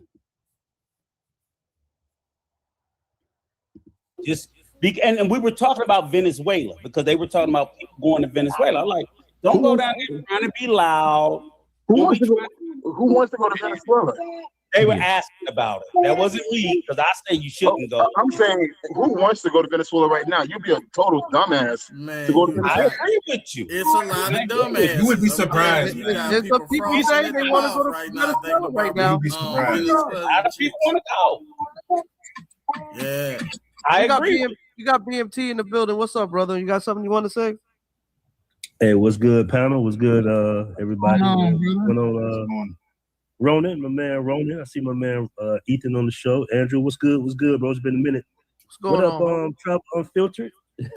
What's good, bro? What's up, man? What's going on, guys? What's going on, BMT? Not much, man. Krusty, come on, brother. You here now. Now y'all both on the panel. We can get this. I'm listening.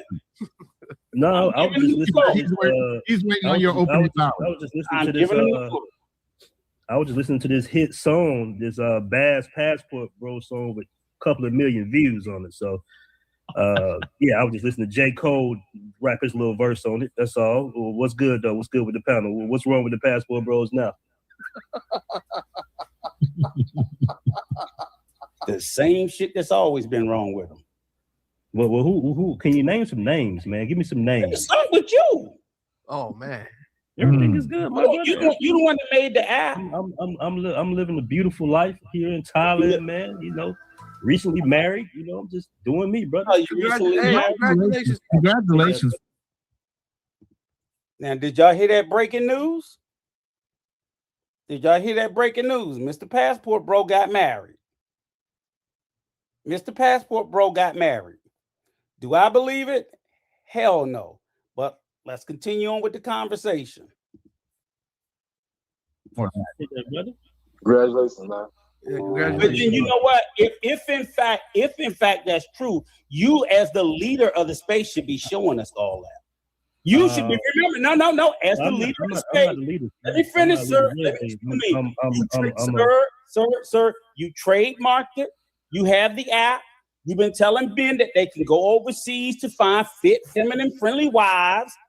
You got to do something other than just come up here and proclaim that and not show us. I never told guys to go overseas. So you're not the leader of the Passport Bros. I consider myself to be a thought leader of this ideology called the Passport Bros. Why are you Now, did y'all hear that whack shit? Right? Now he's a thought leader, right? So y'all can see how apoplectic I was. Like, what? What motherfucker? You were Mr. Passport. You trademarked this shit.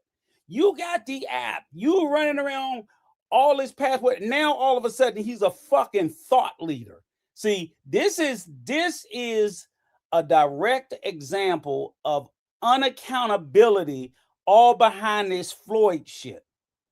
This Floyd shit hit, and the name Passport Bro is the fucking mud that it is. And you look at how he's trying to squirm his ass out of any and all accountability.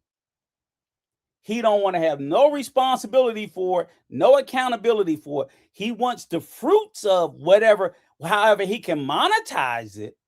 But no, don't hold me responsible. No, I'm not Mr. Passport Bro, blah, blah, blah, blah, blah, blah, blah, and all this bullshit. See, so we're just breaking down, because I got his ass when we was on there, but you're going to hear it, and I wanted you to hear it directly from him rather than me tell it. Let me play a little bit more. Now, he's a thought leader, guys. Keep your hat on, pay attention, and listen. You wiggling now. See, you're wiggling. I'm not wiggling at all. I be a thought leader of the ideology. This is you can't. So if you are a thought leader of the ideology, then you, like y'all always, because you would be the first one if I was sitting there and say, ain't nothing to get married. You got Andre. Now we got Andre and you. Let's see your lovely bride. Oh, you can. Let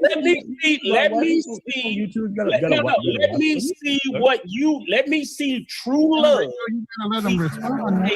Because no, I'm saying I'm gonna respect it when you show it. But when Rico, you show maybe some people don't want to show their private, Okay, then don't be a fucking thought leader. Because let me ask you, Travel Unlimited. You're married. You show your wife.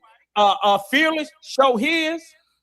So, and they're not even claiming to be thought leaders. I mean, I was married. I didn't really show. No, all I'm saying is people who are not thought leaders. Sir, can I speak, sir? People who are. You're saying stuff, and I'm trying to respond, but you keep talking. Okay, go ahead. Uncle, give him a chance to respond. Yeah, go ahead. Actually, if you watch my channel, my wife has been on my channel several times, actually, on my lives, and she actually interviewed me about the Passport Bros. So, and I don't do like the that type of content. I do mostly interviews on my channel, sir. That's the basis of my channel. I've never promised guys anything. I just said, hey man, open up your options, arbitrage, find lower cost of living. My message has been the same. My message has never led with women, ever. Not me personally on my personal channel, no. You can go through all my content. Now, do we have conversations about dating and stuff? Yeah, of course. But other than that, my channel has always been clean cut, sir. So you got the BMT brand, bro. Why not put that up front and just separate yourself from the Passport Bro name? Why would I separate something from a name I coined, sir? Yeah, that's his brand. You coined it or you popularized it? Because you didn't coin it. Actually, I did coin it, sir. You didn't coin it. It was coined before you, sir. Okay, well, that's your opinion. Popularized. Okay, all right. Let's be honest. But yeah, I mean, don't you think it's like it's so much mud on it, bro, that you can't shake it back, bro? As far as it's mud where in Negro Tube, a couple 100,000 people on YouTube, or are you talking about the millions of people that's heard that word? The millions in Brazil, man. The millions in Brazil. I know I heard all the attention ain't good attention, bro. I go to Brazil right now. I lived in Brazil for almost 2 years, sir. I didn't have a criminal organization in Brazil. I walked around with Passport Bros t-shirts in Brazil with no problem. As a matter of fact, it's guys on the beach right now with Passport Bros t-shirts on. Is the Passport Bros a criminal organization in Brazil? Yes or no? Why would it be a criminal organization? It's not an organization. Because the Brazilian government labeled it as such. Was it the government or the media?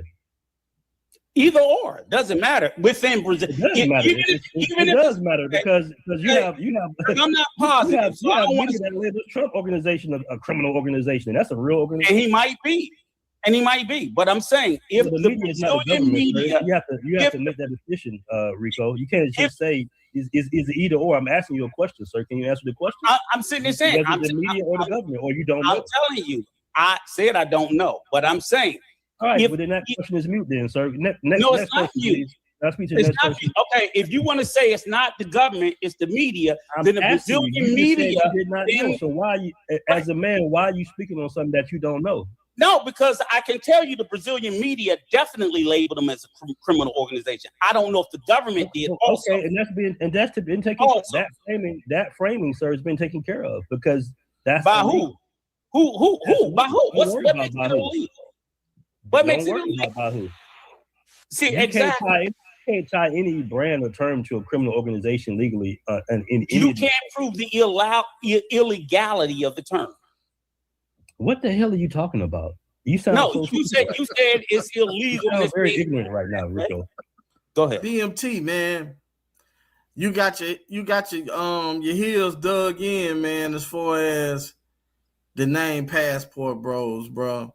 I wouldn't say I had my I would not to interrupt you, sir, but I wouldn't say I had my heels dug in. I would say I'm a thought leader for what I define as the Passport Bros, and you can define it the way you define it, but I define it a certain way. Man. Can you? Okay, now guys, listen here. Now he's saying anybody can define the Passport Bros any way they want, but you trademarked the name. You trademarked it. So if I trademarked something, then I become the authority on what it is because I have intellectual property over that term.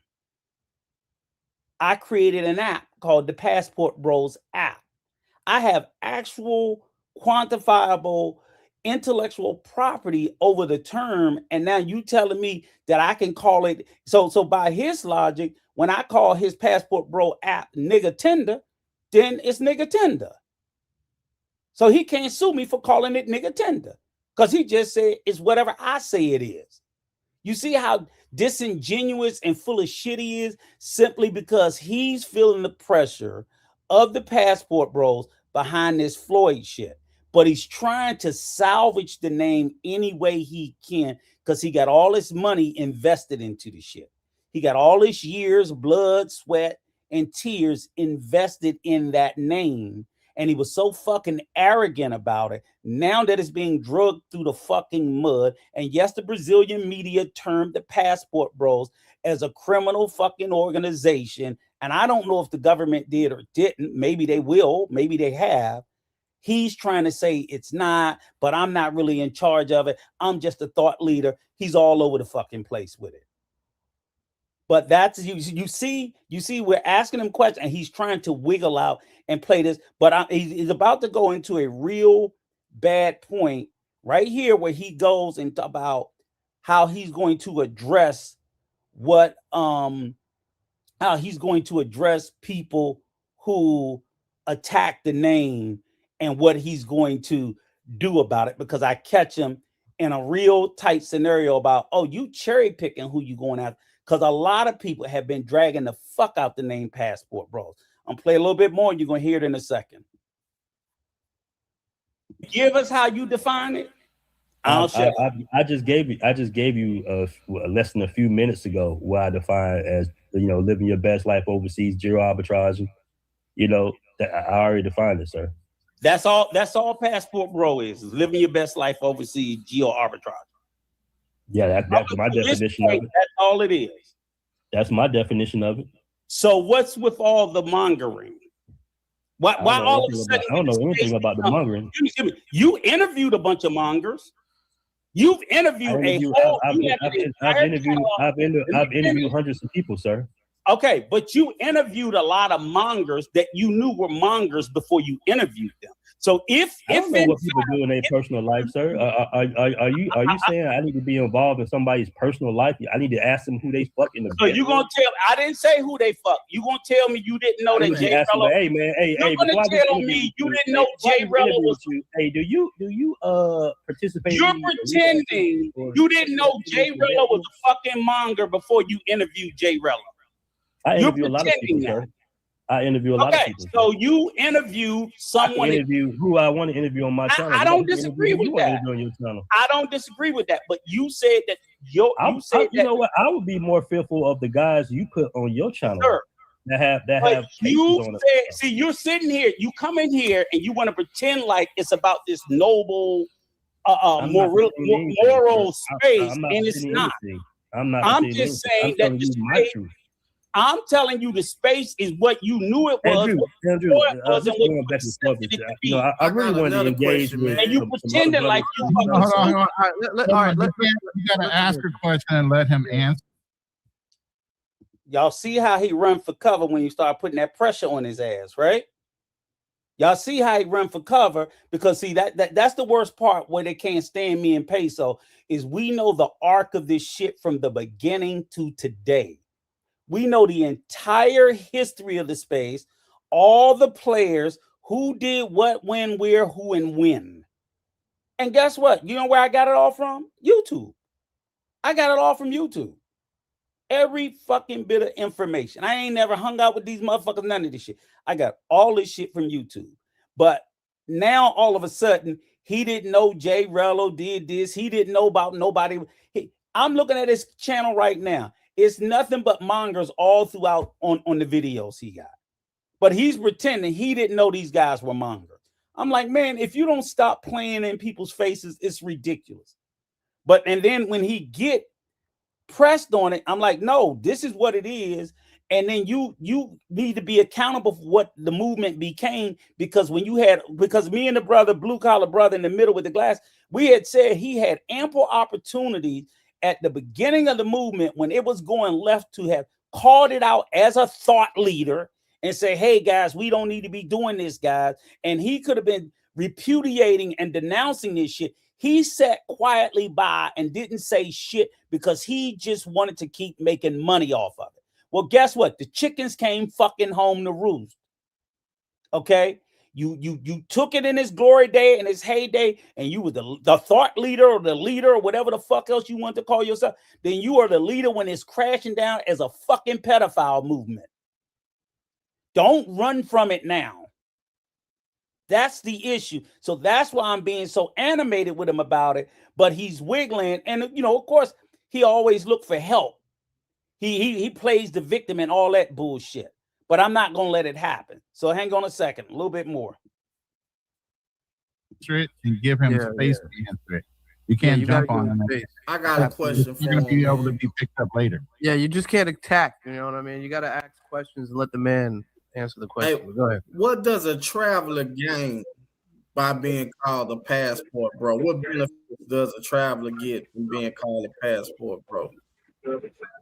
I mean, that's kind of like a strange question. What does a traveler get for traveling overseas? I said it's an ideology, it's a mindset. I've always said that. So in a lot of cases, you got guys that were in the States and they were miserable. Passport bros was always a solution to, ills in the matrix, right? Getting outside your neighborhood. And a lot of guys got that message, and they consider themselves passport bros that, soak that message in. So when you say, what's the benefit of being called a passport bro? Well, they wouldn't be traveling at all if it wasn't for that passport bro ideology.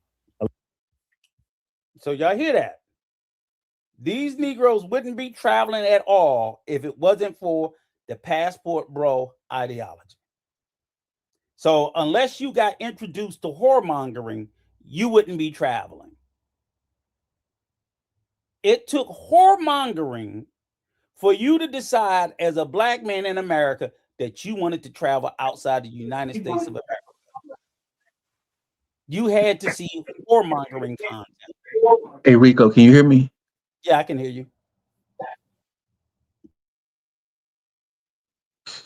Now, you got him backed up into a corner, but the first thing, if you notice that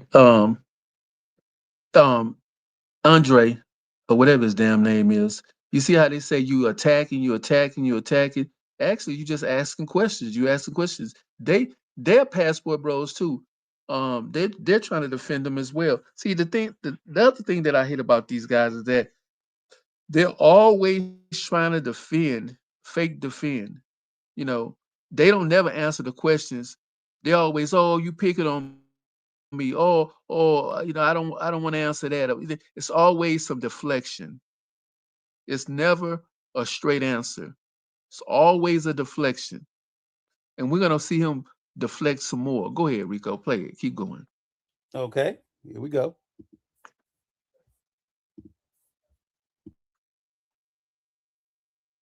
A lot of guys were frustrated. If you looked at the early years of the red pill space, when I was going on panels telling guys, hey, I just went to Brazil and enjoyed, had a great time, met up with Charles Tyler, and you know, got a lot of knowledge. I just want to stop there for a second. Pay very close attention. You notice he said in the red pill spaces. Remember I told you that's where Passport Bros came from? They came from that toxic red pill space shit. The red pill, anti-black American women, misogynistic shit. That's the space they came from. So that's where he went in, starting to advertise, and he drew out a large number of them. Young men that were upset, angry, and didn't properly have a chance to heal whatever was bothering them. And then you put them in this hyper overly sexualized, supercharged space where they're going to fuck whores readily, easily, piece of cake. But then to boot, you allowed them to then take that red pill anger that they already naturally have towards black women in the States, and instead of addressing that and dealing with that, they go out into this hypersexualized space with prostitutes and continue to further demonize black women, say they don't, and then claim that you're giving them a better life. That's why ain't none of them married. You got a bunch of fucking red pill guys out there doing it. He said it. He just said it himself. I just want to stop to make sure that y'all heard that and soaked that in, that he was running through the streets of the manosphere, screaming to all the red pill guys, come on, if they ain't gonna let you be manosphere, let's get the fuck out of here. Let's go fuck some hoes over in Brazil and Colombia and DR and Thailand. That's what he did. So let it play some more. I just wanted you, I wanted you guys to have heard that and to know that. You know, that changed my life. It really did. It really changed my life, man. I was miserable in the States the last few years I was there, bro. I had a big ass house, couple of cars, you know, money, everything, in and out relationships. But when I moved overseas, everything changed. You know, it was like being 25 again or something, man. So it's really more about the messaging that the Passport Bros spread about geo-arbitrage and living overseas in general, or getting overseas. So the Passport Bros was the birth of black men traveling. Black men were not traveling. Hey, Rico.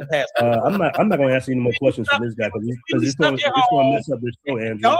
I want to speak. That's what I heard you say. Rico. We gotta. Can you hear me? We gotta let it flow, man. We can't just keep on doing the verbal attacks. No, but you're letting a lot of regurgitated bullshit come out unchecked and unchallenged. That's your opinion. I answered your question, sir. Can we move on to other people on the panel? You specifically said that you said men were sitting at home. Arguing with you No, you don't got to argue with me. You're too emotional, man. No, I'm not emotional, bro. You might not have no male guidance growing up or something. Right, but Rico. I forgot more about male guidance. I got a question. I got a question for B&T. Now that you see what's going on with Venezuela, do you think this might be sort of like an opportunity for possibly the Passport Bros to adventure off and probably see other sites?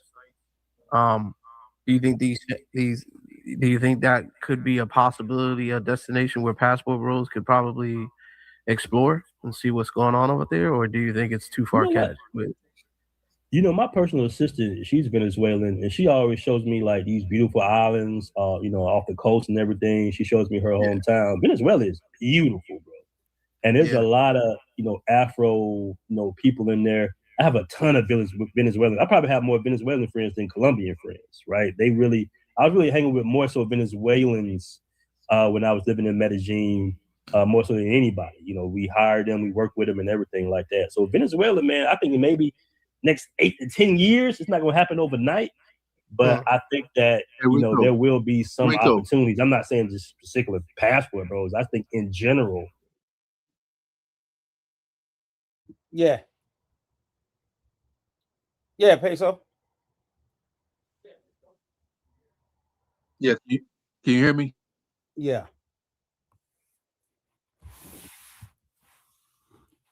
Okay. First of all, my internet is shit. Pure shit. But anyway, check this out. Now, you heard what he said. He said, I felt like I was 25 again. So what does that mean? I can tell you what it means. Everybody repeat with me, Whoookas. That's what it means. Whoookas. I felt like I was 25 again. That means that he was smashing in Colombia. That's what he means. He was smashing in Colombia. That's exactly what he meant. He was smashing in Colombia. 25 again. Now he's talking about, I guess he's talking about it'll be better in what? In a few years it'll be good in Venezuela. He's trying to give a hooker perspective. No, the market is down right now, but in another 3-4 years, the market gonna be up. There's gonna be plenty of hookers. Because let me tell you something, Rico. These guys, they can't wait to get to Venezuela. They chomping at the bit to get into that country. It's just so dangerous right now. They can't risk it.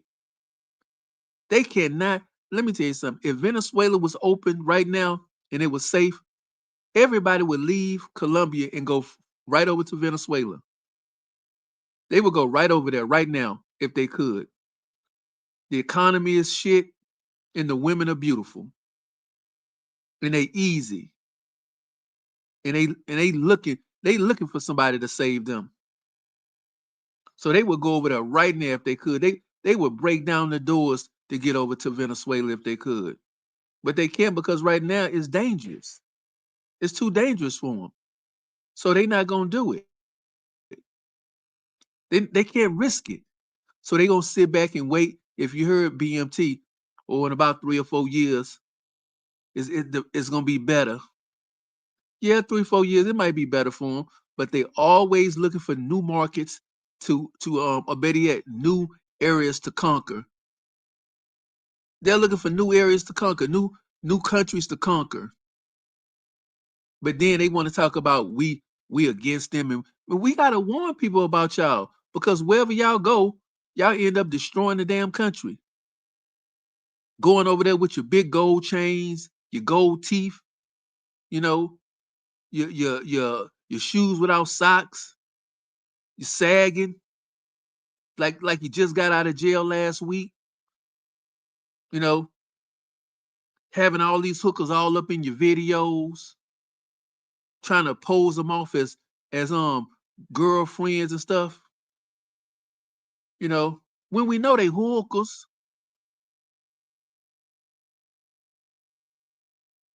And you know why I would say another reason why they're desperate, because again, like I said, I don't believe he married. If he is, great, whoop-de-doo. I don't care one way or the other.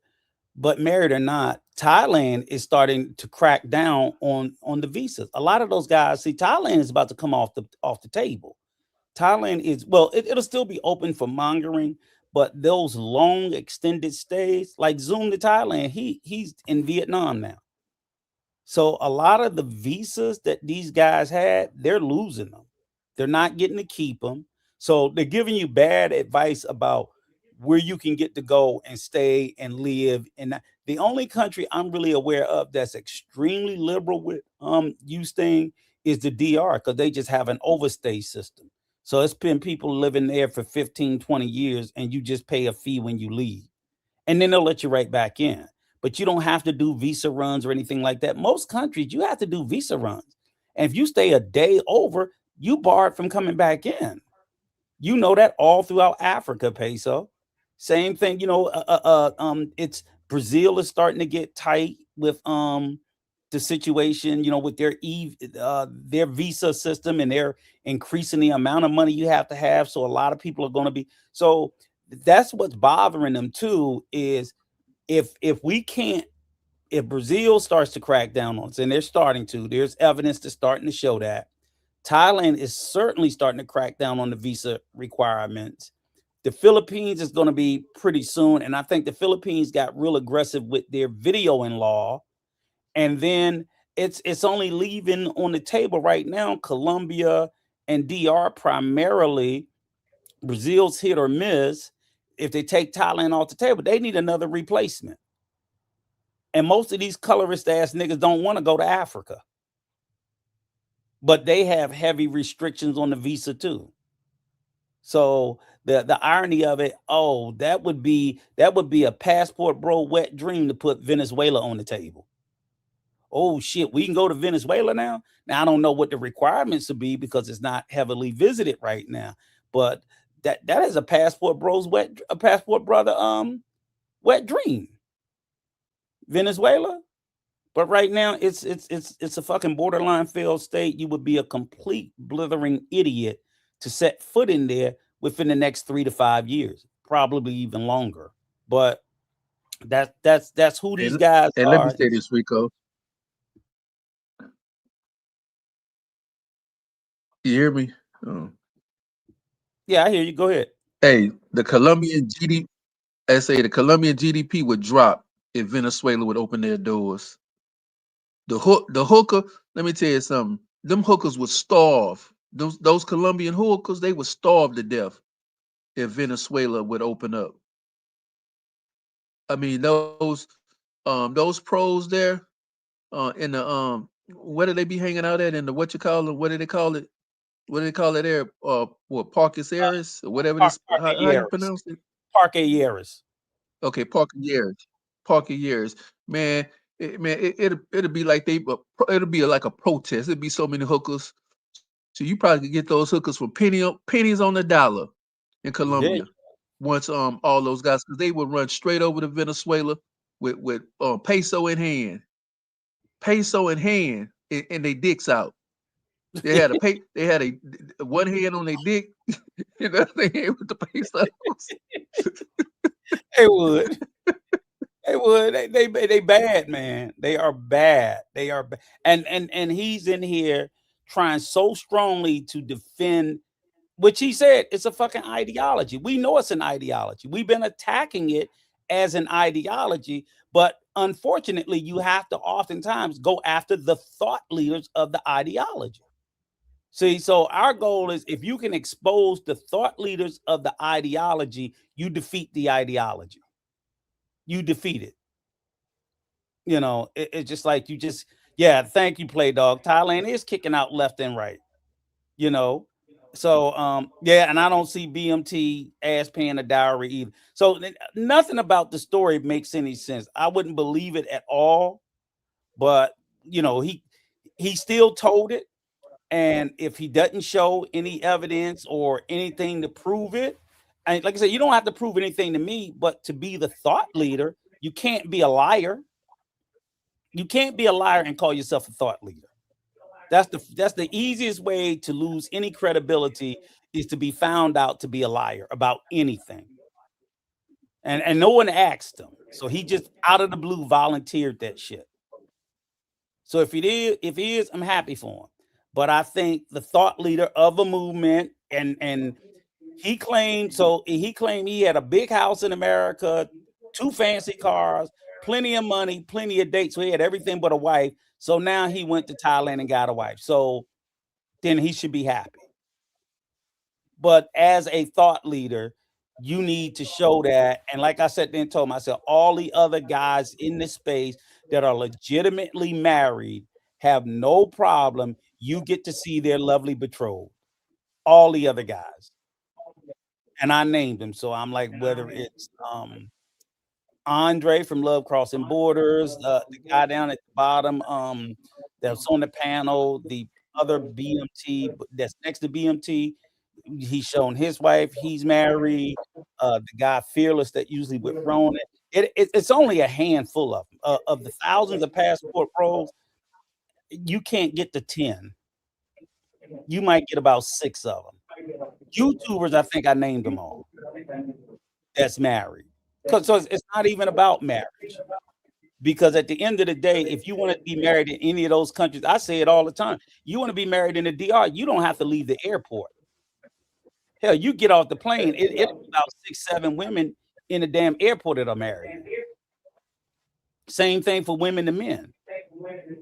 So the reason why they're not married is they don't want to get married. They're over there to date and be with hookers. Period.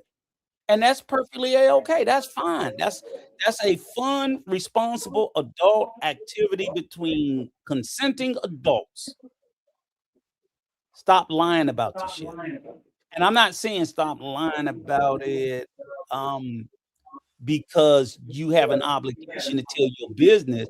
I'm saying stop lying to young men that they're gonna go over there and find wives, because they're not. They're going over there to date hookers. So I just want you to tell them that and be honest about that. So I'm gonna play a little bit more of the video.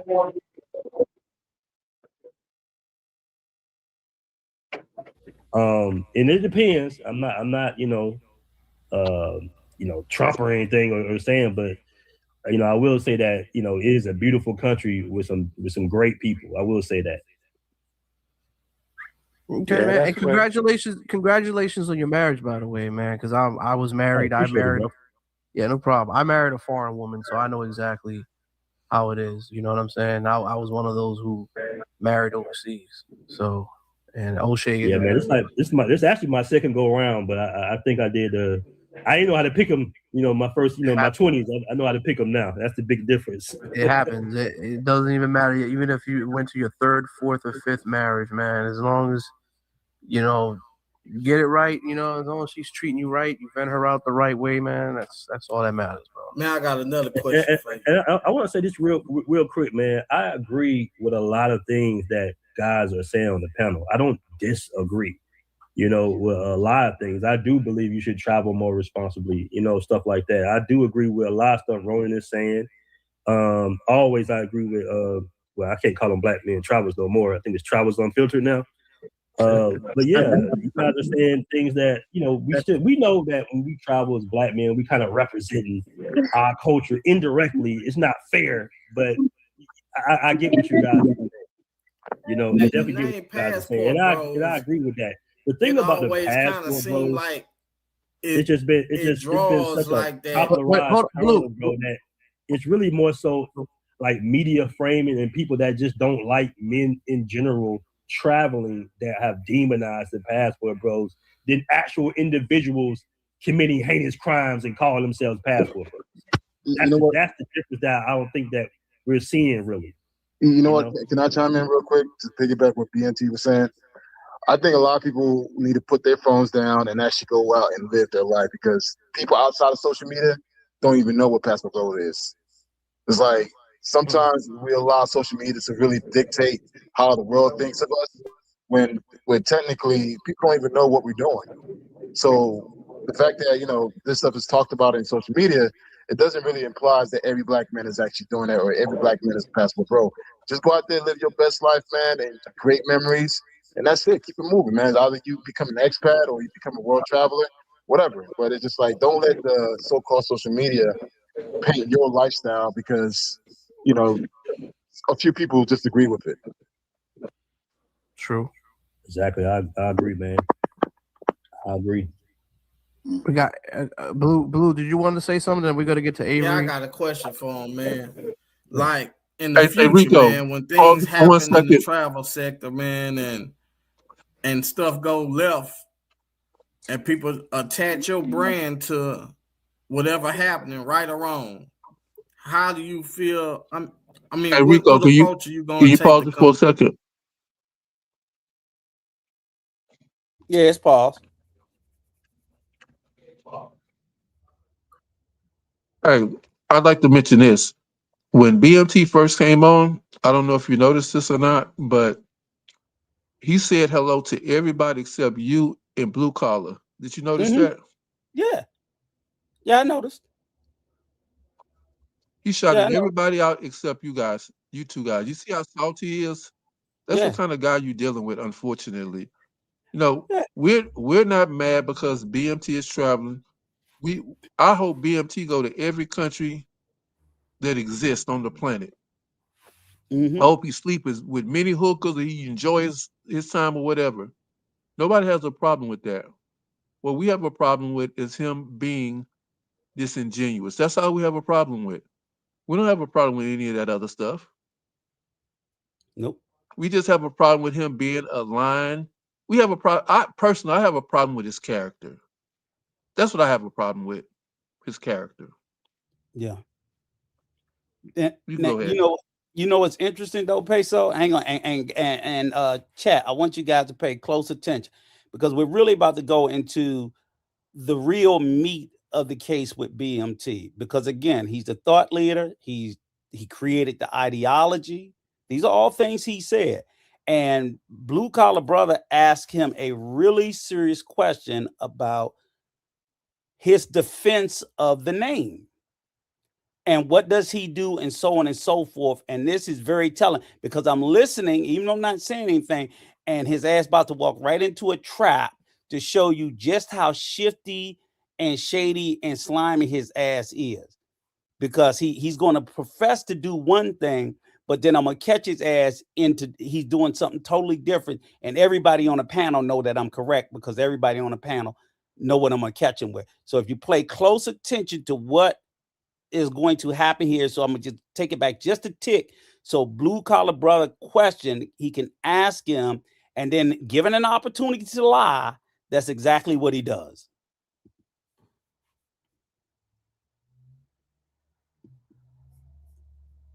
One of those who married overseas. So, and O'Shea. Yeah, man, this actually my second go around, but I think I did. I didn't know how to pick them. My first, my 20s. I know how to pick them now. That's the big difference. It happens. It doesn't even matter. Even if you went to your third, fourth, or fifth marriage, man, as long as you get it right, as long as she's treating you right, you vent her out the right way, man. That's all that matters, bro. Man, I got another question for you. And I want to say this real quick, man. I agree with a lot of things that guys are saying on the panel. I don't disagree.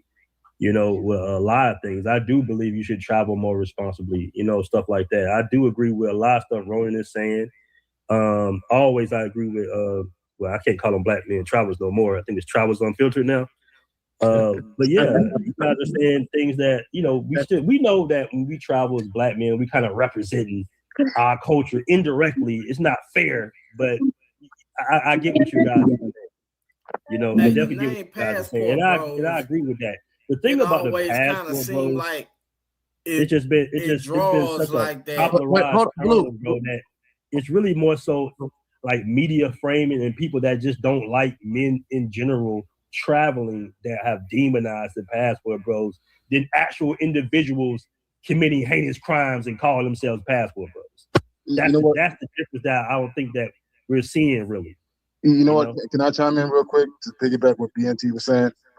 I think a lot of people need to put their phones down and actually go out and live their life because people outside of social media don't even know what Passport Bro is. It's like sometimes we allow social media to really dictate how the world thinks of us when technically people don't even know what we're doing. So the fact that, this stuff is talked about in social media, it doesn't really imply that every black man is actually doing that or every black man is Passport Bro. Just go out there, live your best life, man, and create memories. And that's it. Keep it moving, man. Either you become an expat or you become a world traveler, whatever. But it's just like, don't let the so-called social media paint your lifestyle because, a few people just agree with it. True. Exactly. I agree, man. I agree. We got Blue. Did you want to say something? Then we got to get to Avery. Yeah, I got a question for him, man. Like in the future, man, when things happen in the travel sector, man, and stuff go left, and people attach your brand to whatever happening, right or wrong, how do you feel? What approach are you going to take to combat that whole situation as far as people attaching bad publicity to Passport Bros? Well, it has to be worth it has to be worth the efforts that a company would bring in. Like if it's just some random ninjas on YouTube with 30 subscribers talking shit and making videos, I mean, it's not worth the effort. But if it's like a bigger creator that actually words it a certain way, and if it's a media outlet, even in Brazil or whatever, that words it a certain way, then yeah, that's very liable. And what they usually do is they'll send an apology letter or a retraction that nobody will see.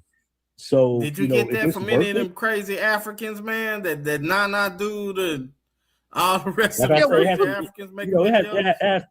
it just has to be worth the effort, bro, because it's a process. Like it's not something that is overnight. And then the thing is, yeah, when you say certain things, you can be held liable, even in Brazil, even in other countries. I got lawyers in Brazil too, and in Colombia, brother. So, they will be. You might not see the retraction, but they will be held liable for trying to frame something a certain way if they have no proof. That's why Okay. I want you guys to clearly hear. Y'all clearly heard what he said. He's not going after any small YouTubers with only 10 or 20 subs. It's not worth it. But if they're big and he's got lawyers. He's got lawyers in Brazil. He's got lawyers in Thailand. I'm sure he got lawyers in America where he's from. He's going after big people, how they frame it. But little ones, they too small to worry about. Y'all heard him say it. Now watch this. I always ask that question. Hold on, Who Rico, said before it? you say it, before you play it. Okay.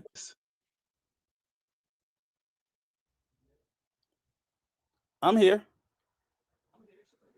Now, ladies and gentlemen, now Rico's about to play the next clip, but before he does that, now remember what Blue Collar just asked him.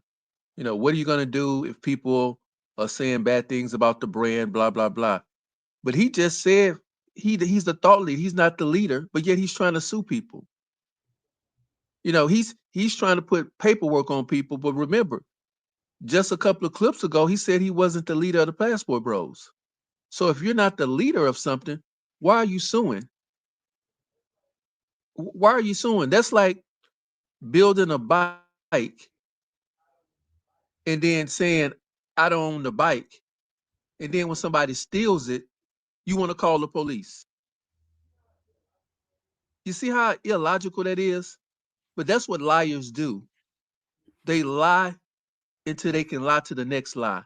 They go lie for lie for lie, but the lies never connect. They never make sense. When something doesn't make sense, it's normally a lie. So he gonna build a bike. Then he's gonna say he don't own the bike, but when somebody steals it, he wants to call the police. Make that make sense, folks. Go ahead, Rico. All right. Here we go, guys. Now remember, y'all heard what he said. He's only going after the big content creators that frames it that way and paint a false narrative about it. Okay. I'm glad y'all listening as closely as I was. Media framing it that way, or did the government say it? Because it's a big difference. Because when you talk about RICO cases and governments and police, and I'm talking about first world governments for the most part, you got to have proof and evidence, and it takes time. And a lot of times, they'll look at it and they'll say, okay, it's a term, and they'll be done with it. It's like a fruitless tree. And law enforcement and governments know it. They don't chase narratives and YouTube gossip, And the thing about these media outlets, a lot of these media outlets have lost their power and their sway.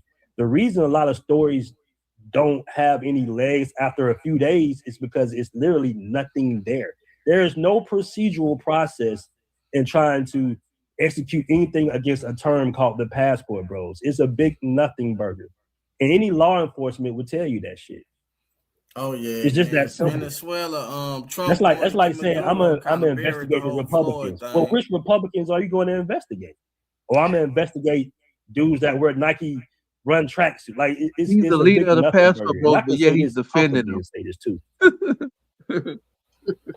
Yeah. Hey, BMT, quick question for you. What I guess going forward, how do you intend to protect your brand, the brand that you created?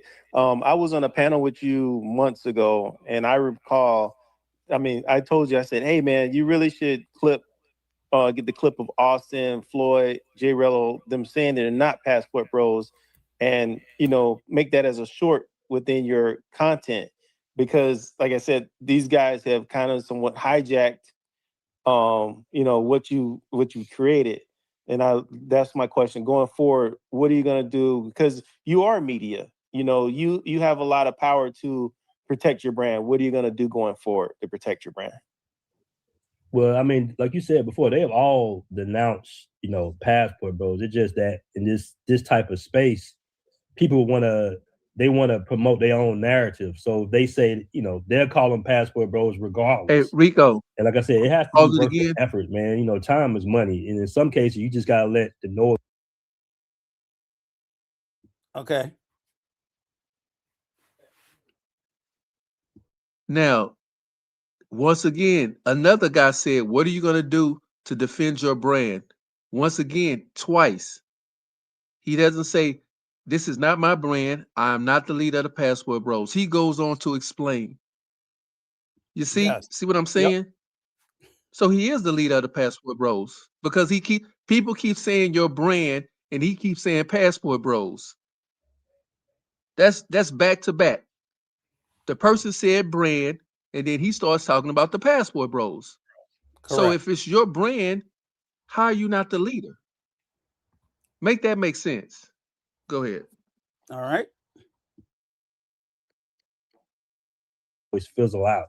Like I'm not about to sit there and go back and forth with a dude with 5,000, 7,000 subs doing thumbnail because he wants attention. You playing their game, swinging down instead of swinging up.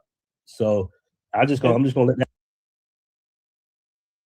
All right, right there. He said, "Don't swing down. He swing up." And I'm great. I sat there and soaked all that in. I'm about to drop a bomb on his motherfucking ass. That noise fizzle out, and then I would strategically contact the people that actually have some type of reach. Basically. Yeah, and that's what I was saying earlier too on the panel is that I don't know if you heard that part where Jay Rello had never claimed to be a Passport Bro ever since he came onto the space. But if you would go to World Star, it says Passport Bro, Passport Bro this, right, exactly. Passport Bro $100, Passport Bro beat a girl in Kenya, Passport Bro crashed the car in DR, and the dude has never ever said I'm a Passport Bro. Right. And like I said, man, a lot of these outlets, what they'll do, because I mean, I've gotten apology letters and all that stuff, and keep in mind, there's other guys that have interest in the Passport Bros brand as well. It's just not me. But I will say on my side, of the coin, at least, I've Rico, received pause it one more time, apologetic brother. letters and retraction. Go ahead. Okay, now, ladies and gentlemen, if he's not the leader, why is he getting letters personally? He said he's getting letters personally sent to him. Apology letter. Why would they send the letters to him if he's not the leader? Why would they be sending? Yeah, why would they be sending apology letters to just another Negro in the space? I never got an apology letter from the Passport people talking about Passport Bros. So why would he get one? Because they know he's the leader. The man doesn't even want to claim his own movement. That just showed you how effed up the game is. He only want to scream Passport when something good is happening. But when something bad is happening, he don't want to face it. He's not even a man. He's not even a real man. And he wants to talk about people being raised by females. No, you're not. You were raised by a bunch of punks, apparently. Because you're not near close to a man. We know you're a coward. And I still want that fade. And like I said once before, he sits there, he only wants to accept when it's the good times. The bad times, oh, he don't know you. He don't know yet. He disowned his own movement. And then later he's gonna lie and said, have you played the clip yet where he said he created the name?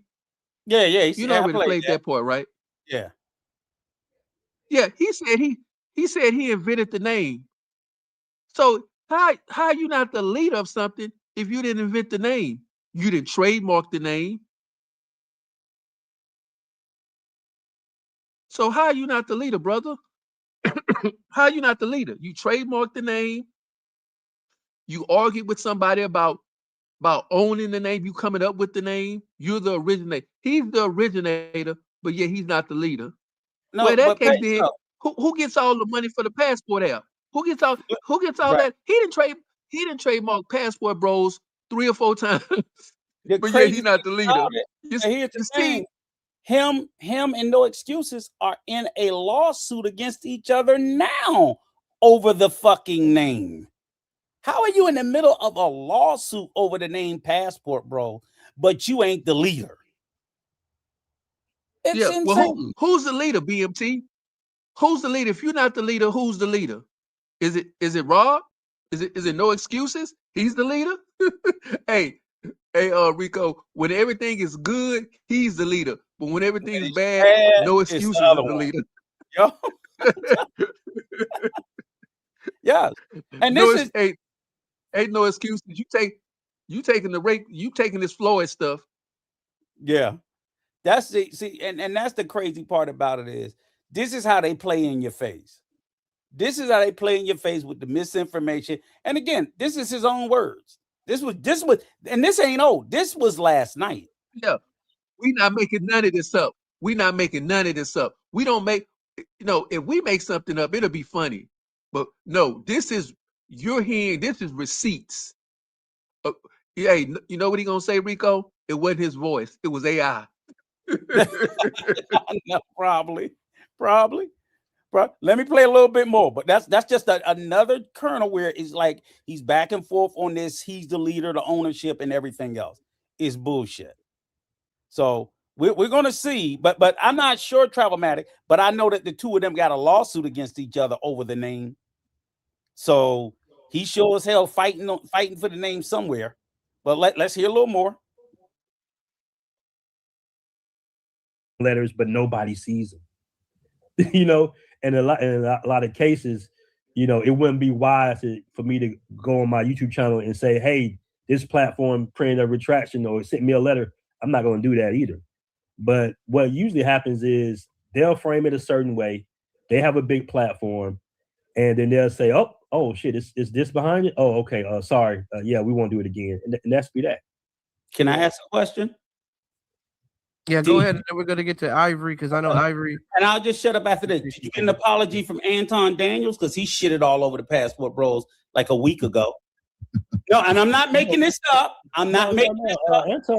Anton is. Did you get an apology or a retraction from him because he shitted all over it? The video is still up. The video is still up. I seen you in the chat begging him for an apology. Did you get one? Yes or no? Or are you going to sue him? Yes or no? Well, this is the thing, man. Anton. No, he's a big one. He's everything you said. Okay, go ahead. Anton is a brilliant content creator. And I've spoken to Anton, and it might be such, when it comes to content creation, drama sells. You never know. He might be on the channel one, Okay, so that's a no. Okay, that's a no. I'm not going to say no. I didn't say I said anything. I'm just saying he's a brilliant content creator. For 1 second. Yep, got his ass. Now this man shitted. This man is shitted all over. Anton Daniels shitted all over the Passport Bros and everything. This shows you how weak he is. Yes. Anton Daniels shitted all over the Passport Bros. He called him everything but a child of God. And yet he's talking about, Antoine is a brilliant content creator because you know why? BMT wants to get on his knees and suck his balls. That's what he wants to do. He want to suck Antoine Daniels balls. He want to see how them black Detroit balls taste. Yeah, he literally. That's what he want to know. That's what he want to do. Got on his knees and sucked them off right there. Just so everybody can be clear, you can go over to Anton Daniels' channel right now. That video is up. He's calling Passport Bros motherfucking pedophiles. He's calling them pieces of shit and everything else under the sun. So I'm like, nigga, why you ain't suing him? Where's your apology letter from him? Where's your course correction from him? No, you over there twerking in the chat. Antoine, you're being unfair. Get the fuck out of here. If you're not the leader, see, that's why I said he's so disingenuous about shit. He ain't gonna sue nobody because he can't fucking sue nobody. He ain't got no lawyer. It's all made up fucking garbage. But that there, because I knew about this shit with Anton, I say, so he's saying he's not gonna do anything to little ones. But if you big and you got reach, and Anton Daniels got fucking 500,000 subs. He got multiple shows. He is, when he shits on your name, it goes out and it's all over Negro YouTube. So he definitely smeared the fuck out and defamed the fuck out the name Passport Bros. And you ain't gonna do shit. And that's what I wanted to show, because at the end of the day, he's scared of him. But see, if it's one of y'all that call out his bullshit, he gonna try to get up on his bully shit. Don't let this nigga bully you. Right. And oh, we're gonna play Tanya TKO because we're gonna show you he's a snitch too. Do you understand that? You know he's a motherfucking snitch too. He ran to Tanya, just to give you a heads up, Travel Matt. We're gonna show you where he ran to Tanya TKO to tell on peso. This is just how much of a, I'm telling you, he's a fucking snake. So this is I just wanted you to hear it. So what you gonna do in Anton Daniels? And y'all heard that little weaselly ass fucking answer. Y'all heard that. I'm expecting, oh, he gonna have the same. I'm gonna sue that motherfucker too. I'm gonna whoop his ass when I see him. Blah, blah, blah, blah, blah. I'm like, what are you talking about?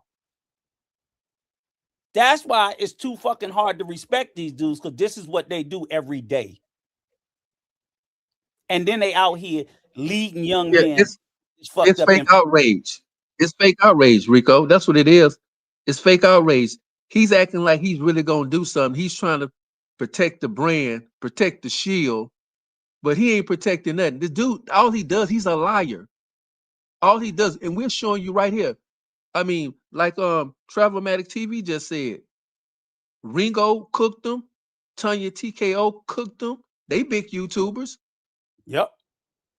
Yep. They got hundreds of thousands of subs.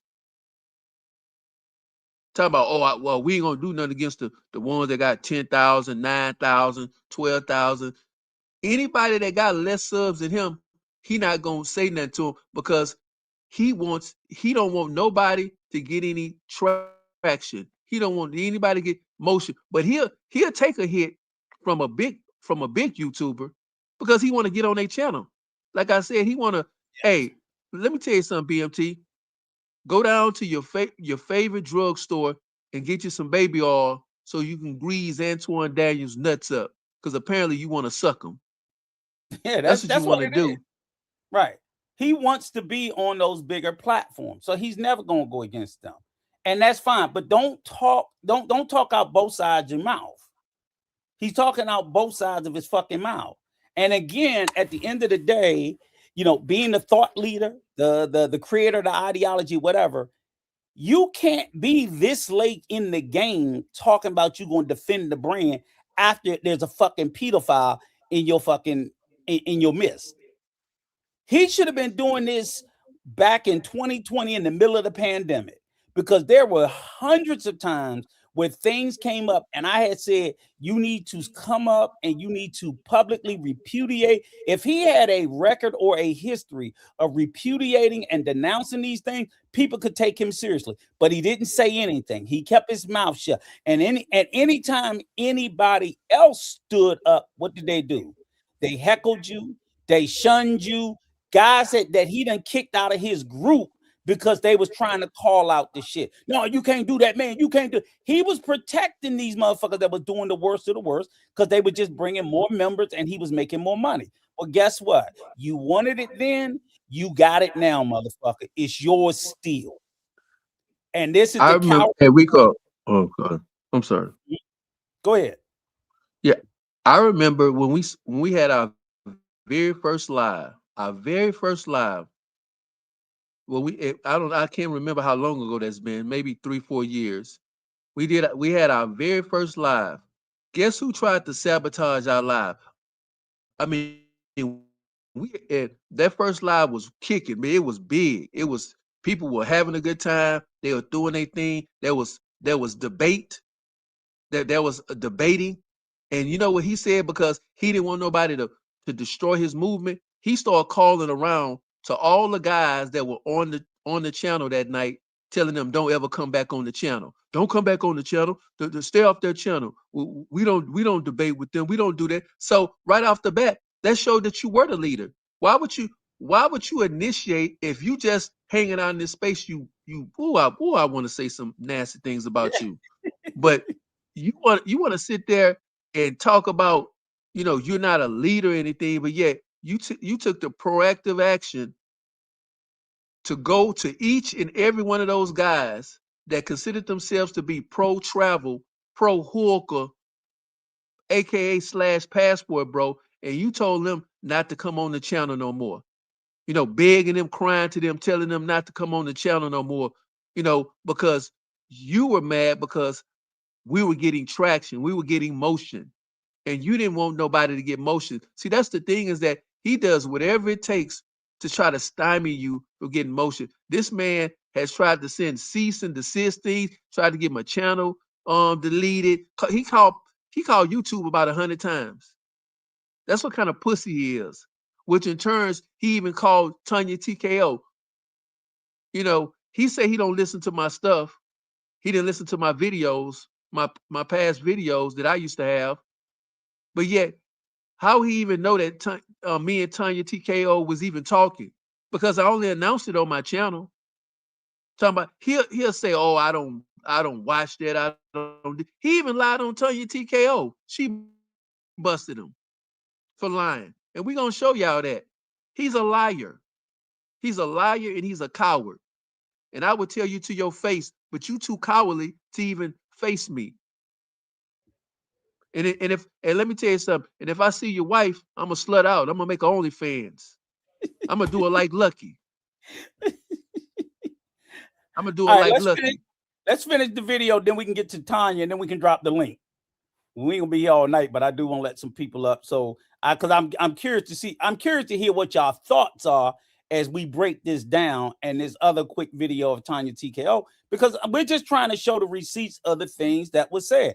These are not my words. I was on the panel. Drew G was there with me. So this was the interaction. I'm letting y'all hear for yourself. So, it's not our take. And then you tell me at this point, who in their right mind doesn't think he's the leader of the passport, bro?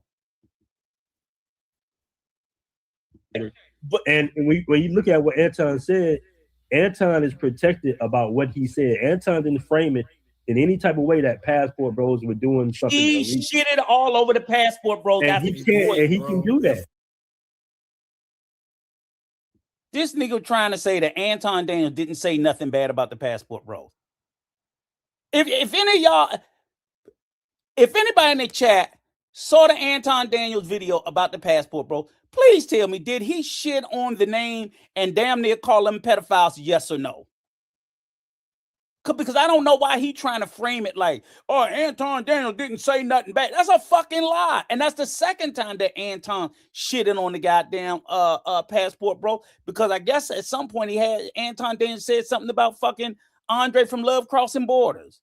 Anton Daniels, at one point, he thought the passport bros was something decent, and he see it for what it is. He has his opinion on it. I don't generally rock with Anton Daniels because he says too much anti-black shit. But the fact of the matter is, he was right about what he said about the passport bro, and he's trying to pretend like he didn't say nothing that bad because he just don't have the balls to confront him or to defend the brand. Certainly not to Anton. The video is up. The video is up. He's legally protected to have. Did you do that to him? You said if they were big, you would go after them. Hold on, Uncle. You gotta let the man talk. No, but this is the bullshit. I let him tell all that bullshit, and when I ask him about a big content creator, he come with this bullshit. It's not. That's your opinion. Well, hold on. Let me answer with this. Like I said, the way Anton framed it, he's a brilliant content creator, and he said his opinion on the passport bros, which is legally protected by law. It's a big difference than saying Passport Bros are corny dudes and saying Passport Bros is a criminal organization network. That's what he didn't do. Both right? are So opinions. it would be so he's entitled to his opinion. He's a brilliant content creator, and you never know what could be in the future. You know, I think maybe y'all, he'll be on my show again. Man, Maybe I'll be call on his cap show on that again. shit, I'm BNT, man. actually cool with. He would I got a call I'm actually cool with Anton. perverts and all kinds of shit. I got a question. I got a question real quick. BNT, as far as legal actions go, right? The name itself is being tarnished and is being opposed as being a criminal organization. Do you plan on possibly trying to work with attorneys or any type of sorts to try to get this name cleared in some sort of matter? Because right now they're looking at it as a criminal organization group. Well, it depends on who you say is looking at it that way. Is this some feminist media chick who just framed it that way, that works at a publication that's going to be forced to print a retraction anytime now that you're probably not going to see? Is it actually worth the effort? That's the question you got to ask yourself. Because you go crazy trying to sue everybody that dissed the Passport. Yeah, I mean, you'll be crazy even trying to chase down certain media blogs and outlets to a certain degree. It has to be worth the effort. Like I said before, you know, I'm not making any promises. I'm not the only one that has a vested interest in the brand as well. There's other people that have a vested interest in the brand that might not have a biggest platform than me. So I'm not going to sit there and try to take credit from what they might be doing behind closed doors as well. So how do you feel about, like, because people are like saying things, I think it's really kind of overdoing it and shit. Regarding to your situation with your wife, they're saying that she's a pro. I mean, what is your? I've never heard that. I've never heard that. This you know, people are saying stuff, and I say, man, come on, man. I mean, you can't be too far catched with that, bro. I mean, that's another man's wife. I mean, we can't. I don't really touch on those I don't touch on those waters. You know what I'm saying? So people are asking me questions. When they say certain things. Well, like I said before, I haven't heard that personally. I don't know if you're just making that up as you go. No. I'm not making it up. I will say this. People are asking these in the comment shit. People are saying this in the street. Well, I will say this. I would say this, and this isn't to the YouTube space. This is just to my guys in the panel, like Roland, and my brothers and everything like that. But I think y'all already know my wife is middle class Thai, bro. She has a great career, so that's not happening. And she's actually not from Patsy either. She's like from 9 hours away. And also too, the one thing I think guys gotta remember, Andrew. I mean, is that I thought that always the spoken rule was to leave families out of this. So absolutely. I'm all for that. But yeah, for that, that's just my opinion. We leave children out of this. We leave families and stuff out of this. Right. So, right. I'm all for that. Trust me. Let me say this real quick before he gets off the panel. And I've talked to, and Black Man Travels will tell you, I talked to him plenty of times offline. I've had conversations with No Excuse. I've had backroom conversations with both of these brothers. Very bright brothers.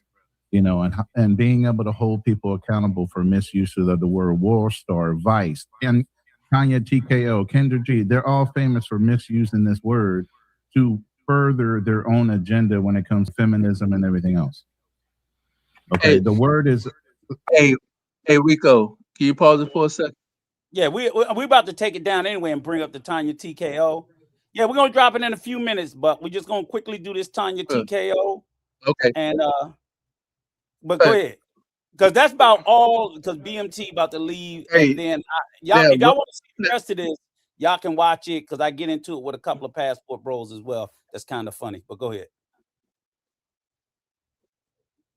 Hey, Ronan just said he talked to No Excuses and BMT in the background, but yet BMT never mentioned that he was married. Right. That's what I'm telling you. He never mentioned to the man he got. He never mentioned the man he got married. But not only that, the man said his wife is middle class. She's not from the Whoookas area. So apparently he's in Pattaya. He's in Pattaya. Yep. I'm assuming he's in Pattaya, correct? Of course. Yes. Okay. So let me ask you this question. Now I just want you guys to put your critical thinking skills hat on for a second. Now, he said his girlfriend is 9 hours away. Is Bangkok 9 hours from Pattaya? That I don't think so.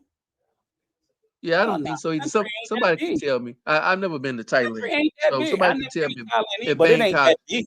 is not. I mean, yeah, I can Google. I think it's maybe about 3 or 4 Maybe driving, not flying. hours away. I don't know. It's a wonderful career, which she may have, if he has a wife. But she's from 9 hours away. How much of a career can she have if she's not from the major city? Because it's not like Okay. it's a whole bunch of major cities in Thailand. Not saying that where she at. I mean, she could be a small business owner. Mhm. She could have a her own business or something. But my point is that these guys. I mean, you can't believe nothing that this man says, and that's what disturbs me about him. He's always capping. He's always lying and capping. That's what he does. He's a liar and a capper. So be careful. That's why I tell people, be careful of listening to this man. This one here, I'd rather you listen to No Excuse than him. Both of them are liars. Both, but at least No Excuse give you some of his information is decent. This man right here, I just don't know about him. And this is the point too.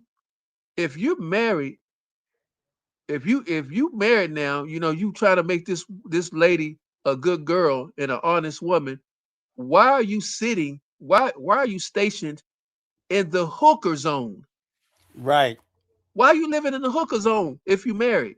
Doesn't Right. even make any sense. And it makes sense. The only way it Why do you makes sense, go? Why are you not hanging in? Peso, the only way that makes sense is if that's where you met your wife. That's the only way it makes sense. But if he claimed he met his wife in, because now when I listen to the white boys and they say, "Oh, I met my wife in Chiang Mai," right? That's where they live. They don't bring their wife to Pattaya. If they meet them in the village, they live in the village with them, or maybe take them to Bangkok. That makes no sense whatsoever. You're gonna bring your wife from a nice, decent area that's not Hookerfield and take her to Hookerfield. Where the fuck does that make any sense? I mean, I get it. You want to be around some brothers, go to And Bangkok. That's crazy. yeah, and not only that. So see, this is what he really meant, Rico. This is what he really meant. His his wife actually is 9 hours away, but guess where he met her at?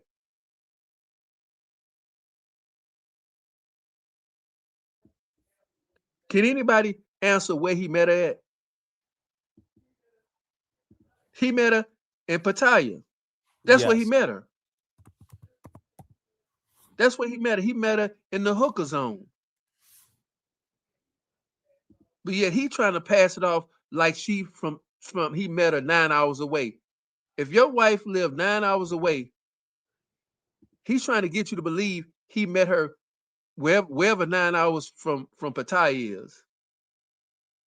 And I don't know, but she damn, you met her in Indonesia?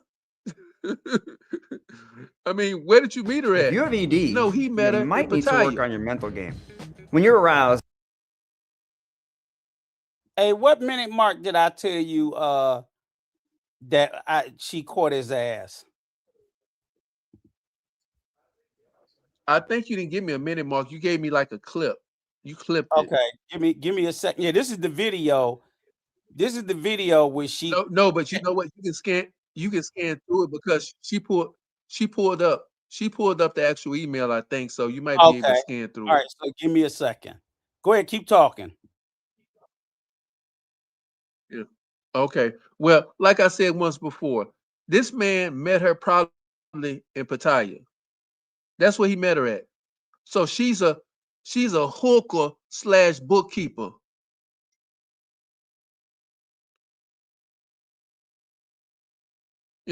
She's a bar girl That's what she is. And then you got to ask this question, people in the chat. Okay, if he got married, did he invite Travelversity? Did he tell Austin Holloman? Did he invite Zoom to Thailand? Chocolate Man? Any of these guys? Did he tell anybody? All of a sudden, he springs it on. Hey, let me tell you why. This is why. I'm gonna tell you why he made up the lie. Ladies and gentlemen, before you play that, Rico, this is the reason why he made up. Let me show you why he made up the lie. This is why he made up the lie right here, folks.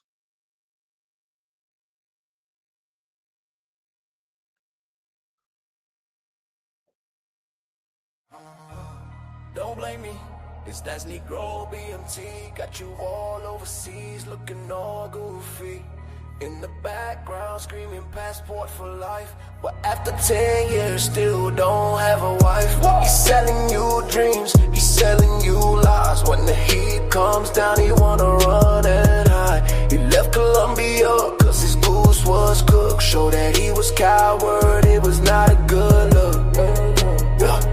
It was not a good look. Ran out on Brazil, what a shame. Endorsed Floyd and Austin, passport bros will never be the same. What a pity, he tested his luck, he tested his love. When Floyd got busted, his brand was fucked. It's over. Low IQ, let's be real, let's be real. Trash outside, money he steal, money he steal. Pedophile boys is what they say, is what they say. Get out while you can, make it today, make it today. The passport bro movement was a lie, was a lie. Overseas goons catch you with that t-shirt, you may die. Don't blame me, it's that Negro BMT. Got you all overseas looking all goofy. In the background screaming passport for life. But after 10 years still don't have a wife. Burning evidence for it's too damn late. Colombia hooker, just scream grace. No, just scream grace. Just scream grace, just scream grace. Don't blame me, it's that Negro BMT. Got you all overseas looking all goofy. In the background screaming passport for life. But after 10 years still don't have a wife. That app is tapped, your data's breached. The feds are watching while you sleep. He ran the DR, he ran the DR. To hide like a rat, feds investigate the passport bro app. It's a rap, it's a trap, don't sign up, don't sign up. If you do, you'll be stuck and really fucked, really fucked. Don't test your luck for a Colombian nut. BMT will sell your soul just to get his cut. In the background screaming passport for life. But after 10 years still don't have a wife. Passport bros are buying pussy gang, buying pussy gang. After Floyd got caught, it'll never be the same. The peso man tried to warn you, but you didn't listen. He tried to save you, that's him and Rico, only mission, only mission.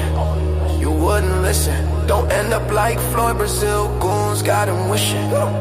Don't go down with the BMT ship. You don't need to be a passport bro to take your own trip. Don't go down the passport bro ship.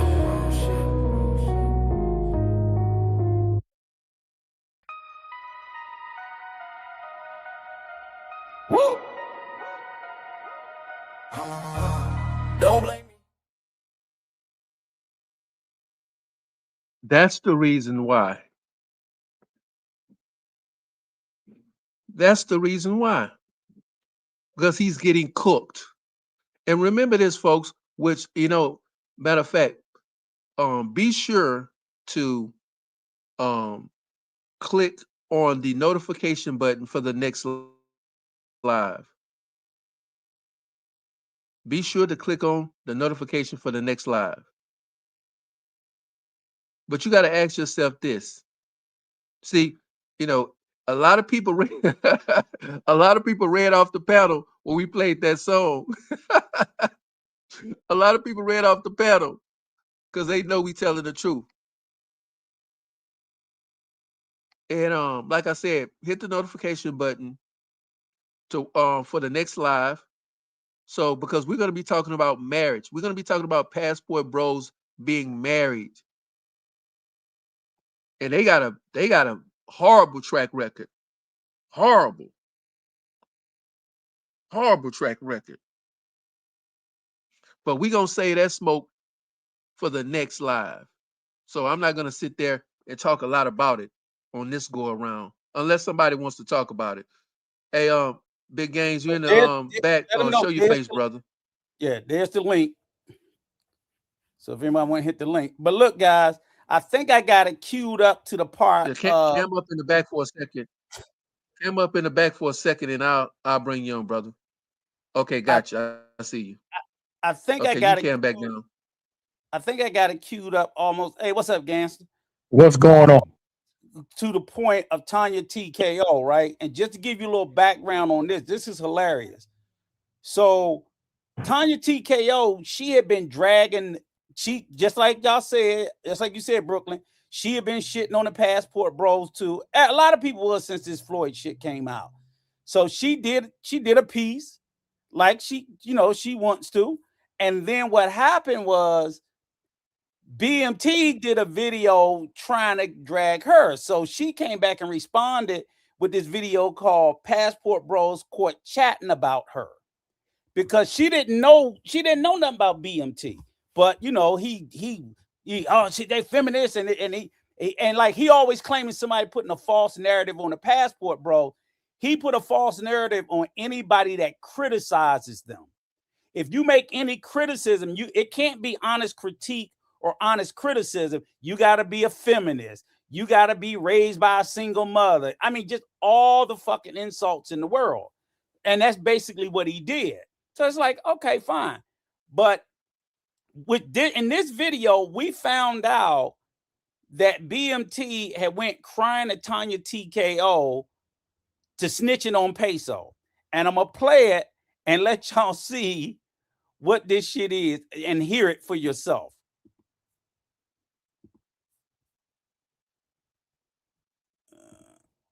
Aaron in 2023. Let me see what this is right here. This person says, oh, hold on. Fair use. His name is Aaron, but this person is talking about a YouTube video. Oh, but this person is talking about somebody else. Not right. So she hasn't found his email yet. And I think the email, she's gonna tell you how old it was. Because when she said this person's talking about somebody else, she says everything but Peso's name. But you can put it together. It's going to come out in a second. Not BMT, and he's not talking about himself. Oh, wait a minute. I see. Hold on. Hello. I see you told a person to contact you. I just want you to know who you are dealing with. His name is blank, and he has a record of domestic blank, Peso man. Okay, let's finish. Violence in a certain state. He also threatened to assault a little girl on his live for interrupting his breakfast. In this video, he is seen assaulting a Ugandan man for business. Everybody saw the video of Peso smacking the Ugandan over his bike, right? Yeah. So that's how I was like, I said, she's talking about Peso. That nigga went crying to Tanya TKO about Peso like a little bitch. I couldn't, from 2023. So I'm like, so the leader of the Passport Bro is a snitch. He's a goddamn snitch. Understanding. Many Ugandans want him out. Yep, see? Oh, but this we got receipts too. We got receipts. Anybody. Right. So who else has been in Uganda other than O'Shea and Peso? Who else? Uganda ain't even on nobody's fucking radar. Even the niggas that go to Africa don't go to Uganda. They go to South Africa, Kenya, Some of them are running over to the east trying to get Ethiopians and Eritreans. They pretty much Kenya, Nigeria, maybe Tanzania. Hey, Rico. Yeah. So I'm like, when they said Uganda, Rico, I said that's peso. Rico. Mm-hmm. Yeah. I hear you. You hear me?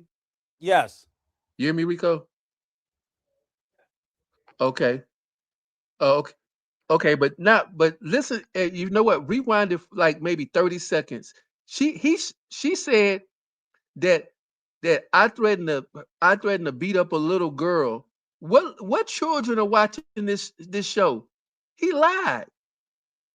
Why would a child be watching our show? You see how he's a liar? This is the leader of the Passport Bros, snitching and lying. Oh, you got busted, nigga. You got busted. And we want everybody to see this. This is the type of person he is. I've been telling y'all, like we told y'all about these guys, about Floyd and all these other loonies. Told you about Austin. We telling you about this. We've been telling you about this guy too. He's a scumbag. I hate to say it. I mean, who lies? This man tried to lie on me, saying a little girl, trying to, like I'm some predator or something. He said I threatened a little girl, a little bitty girl, on my channel. First of all, why is a child listening to this show? Why would they be? Why would this little child? And then he said a female to make it even look worse. Yep. Let it play, and so y'all can tell me this is. So I backed it up a minute, but let it play because it's crazy. This person his name is Aaron, but this person is talking about a YouTube video.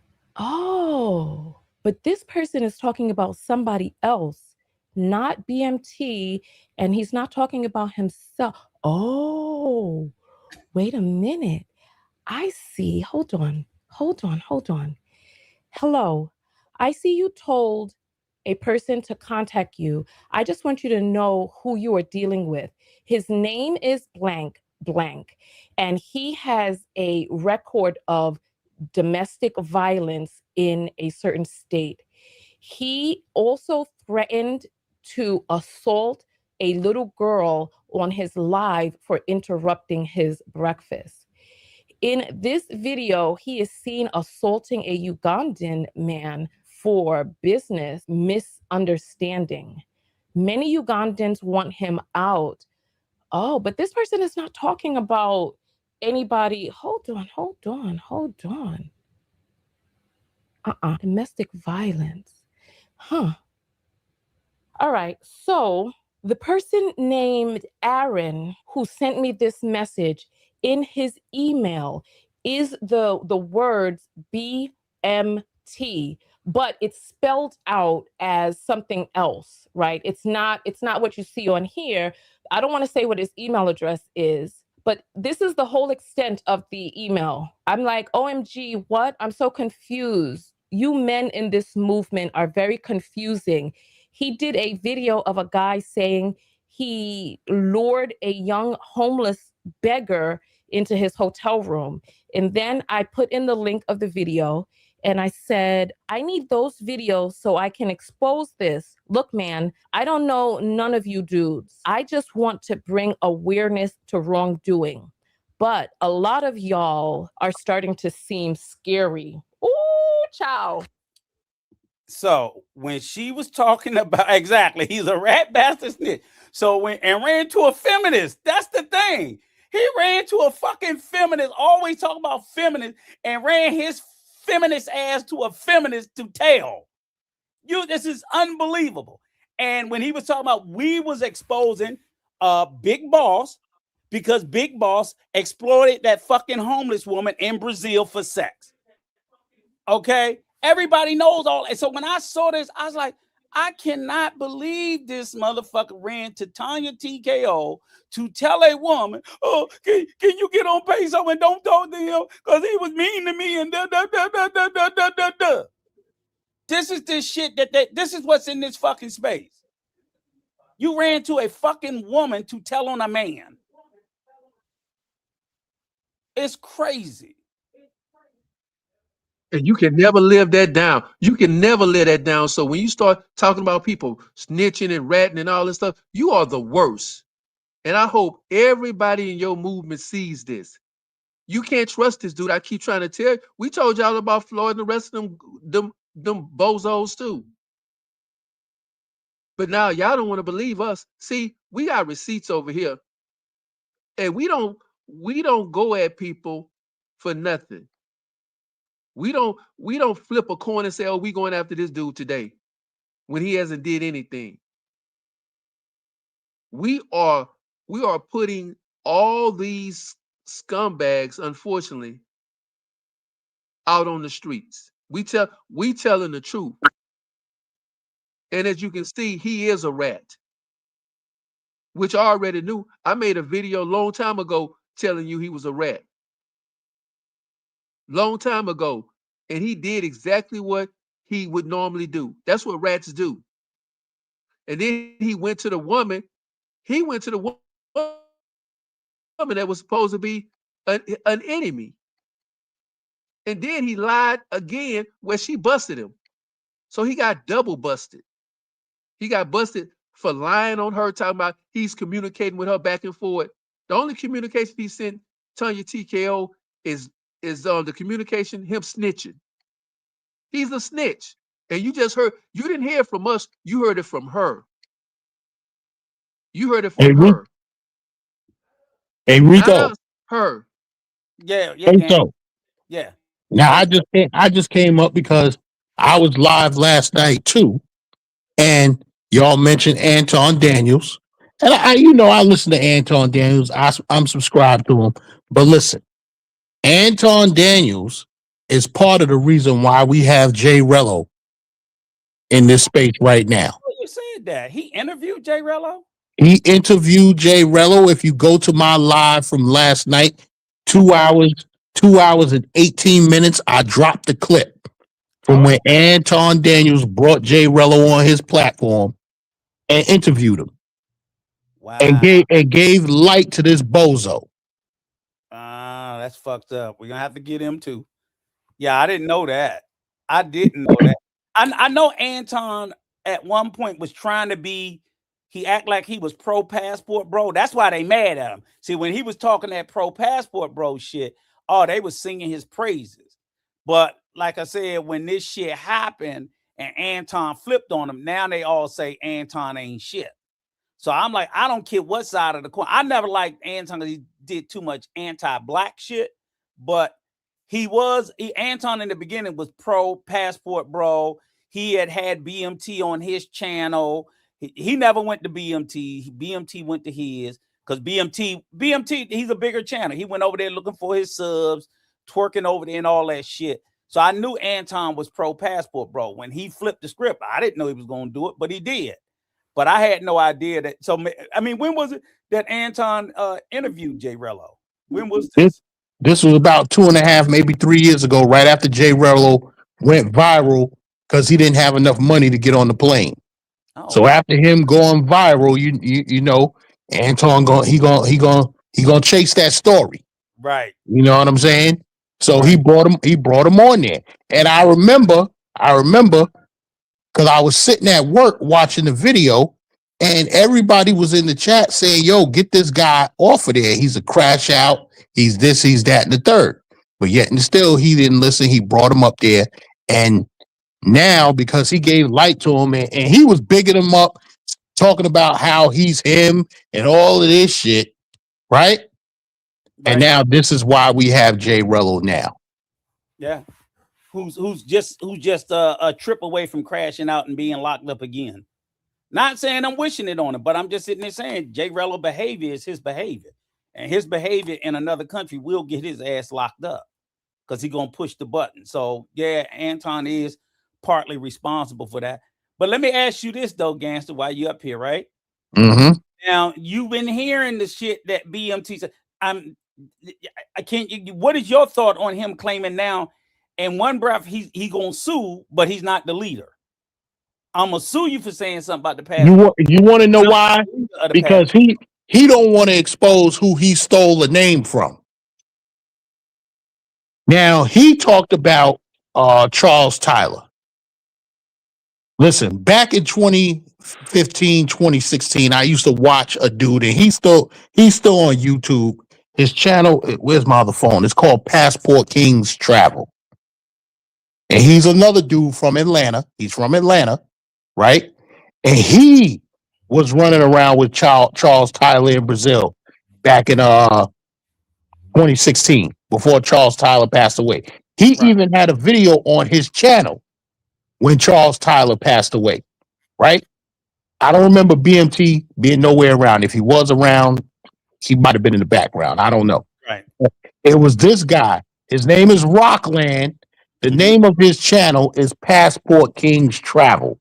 And I remember back in 2016, he was rocking with the title Passport Bros and Passport Players. Yeah. He was the one that was pushing that. Okay. Yeah, I knew BMT didn't fucking create the term. I said he probably popularized it, and I hate to even use that word because it was so easy to popularize something in the middle of the pandemic, which is when he did. Right. And the fact of, because everybody was locked in, couldn't go nowhere. So he helped push it to get popularized, and he ran out and got the trademark, him and No Excuses, and he created the app and all that other bullshit. So I see his vested interest in wanting the term to remain positive because he sunk all that fucking money into it. But he sat there over the years, and they act like this Floyd incident is the one incident that fucked up the name. No, it's 100 things that occurred, and he ignored them all. So I'm like, if you ignore them, that's your fucking fault. So the name now is shit. It doesn't mean anything any good. So you just got to accept that you put your money in a bad product and it's just gone to waste. Because ain't nobody gonna be wanting around, ain't nobody gonna be hollering about niggas and down there in the beach wearing Passport Bro t-shirt. I bet you the motherfuckers ain't selling now. I bet you ain't nobody in their right mind running around here buying no fucking Passport Bro t-shirt. For what? So you can get harassed in a country? Why would you do that? You ain't going no motherfucking way with me wearing no Passport Bro t-shirt. You ain't gonna be around my motherfucking ass wearing it. That's bringing just stupid attention to yourself. And most motherfuckers, we ain't like that when we go to other countries because it ain't our country. So they just need to stop it. So, and I don't even believe niggas down in Brazil on the beach wearing Do you think I believe niggas down in Brazil on the beach? It might be. But I don't think large they wearing no Passport Bro t-shirt on the beach. It might be. It might be. Because I was definitely in Colombia wearing the Paradise Life t-shirt. Paradise Life is totally different. Yeah. I'm Passport Bro. You can have a travel t-shirt. I'm Paradise Life. I'll wear that. But I ain't wearing no motherfucking Passport Bro. I'll wear Paradise Life anywhere. That's not affiliated with nothing negative. Right. Exactly. Well, and see now, that's what it is. Passport Bros is affiliated with negativity. But me, I'm an individual. I'm not gonna run around pushing these groups and none of that stuff anyway. Right.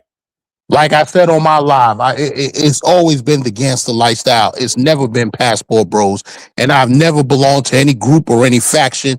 Not even a motorcycle club. Rico, I ride motorcycles. Yes, sir. That's how I ride. I used to just ride alone every so often. If I knew somebody that had a bike, we ride together. But like I said, I wasn't wearing no patches. I ain't wearing no color. I'm not going through no fucking initiation. I'm not doing any of that. The only gang I've ever joined was the fucking U.S. Army. And I hate following their rules. But, you think I'm going to follow a street gang code and motors. I mean, because they got a lot of rules, and I don't like that. And that's the thing with this Passport Bros thing. They didn't have any initiation. Nah. They don't have a code. You can just say, I'm a passport bro. I'm down with it. Yep. But that was the thing though, Ganser, right? Like I said then said is if like him and No Excuses one and No Excuses the same way, same thing. I asked him the same question. I'm like, you can't say that that's your brand, but every time somebody's out there shitting on your brand, you say nothing. You quiet. So if you say nothing, like if you had a brand, the Gangster Lifestyle, and I'm out there doing all kinds of fucked up shit, hollering, I'm Team Gangster Lifestyle, and you don't say nothing, then you let it. But I bet you would. You be like, oh no, fuck that motherfucker. You know what I'm saying? I'm like, Yeah. you could have repudiated, but they didn't want to do it. So if you didn't want to do it, oh well. This is where it's at. And if you didn't want to do it then stop trying to defend the shit now. Mm-hmm. But it's a mess. I wanted to show that receipt. Like I said, that was the live on the Ronin Travelers. So please go hit that link and sub up the Ronin Travelers and the Andrew Show. And it was also is what he said. He came up, said he married. If he is, God bless him. I hope he have it's hard for me to believe. Because I don't know why out of the blue, and then why it would be such a secret. That doesn't, you know. I'm like, you the leader. You guys were talking about y'all were looking for wives. You know, show your wife and push it. Push it in a positive way. Yep. But because he didn't have any rules, you let anybody get down with it, and now your whole name, whatever, is fucked up. And now he want to try and spin it. Hey, it is what it is. I ain't no passport, bro. I don't give a fuck if they thrive or if they burn. It don't make me no never mind. Right, because you and I and Peso and everybody else, you can still travel. Yep. No, it don't. That's why I sit there and ask him. I was like, because the dude asked me, like, what's the benefit of being called a passport, bro? What the fuck ideology? This they say the ideology. Brothers wouldn't have been traveling without the passport, bro. Ideology. That's what he said. Yeah. Man, please. We was going to these places way before him. Right. He said the passport, bro, ideology is what got niggas out the house to travel. I was like, what? Are you fucking touched in the head? Oh, what it did was it messed up everything. That's what it did. It messed up everything. He's the reason why they're creating all these new rules. He's the reason why they're creating all these new rules. He's the genesis of it. Hey, Peso, you know what the motto is for 2026? Shut up and travel. That's it. Just shut up and travel. That's it. That's what it is. Oh, that's what I said. I said shut up and travel. That's what I said. I said I'm gonna make a t-shirt. You asked me like that was my motto. Shut up and travel. That's what I told Rico. That was a new motto. Shut up and travel. And I'm making a t-shirt, goddammit. Shut up and travel. Shut up and travel. That is exactly correct. That's but you know correct. What though? They not gonna be able to shut up though. Right. Pathfinder real travel. That's the truth. That's what the passport bro ideology is. It got the wrong people outside to travel.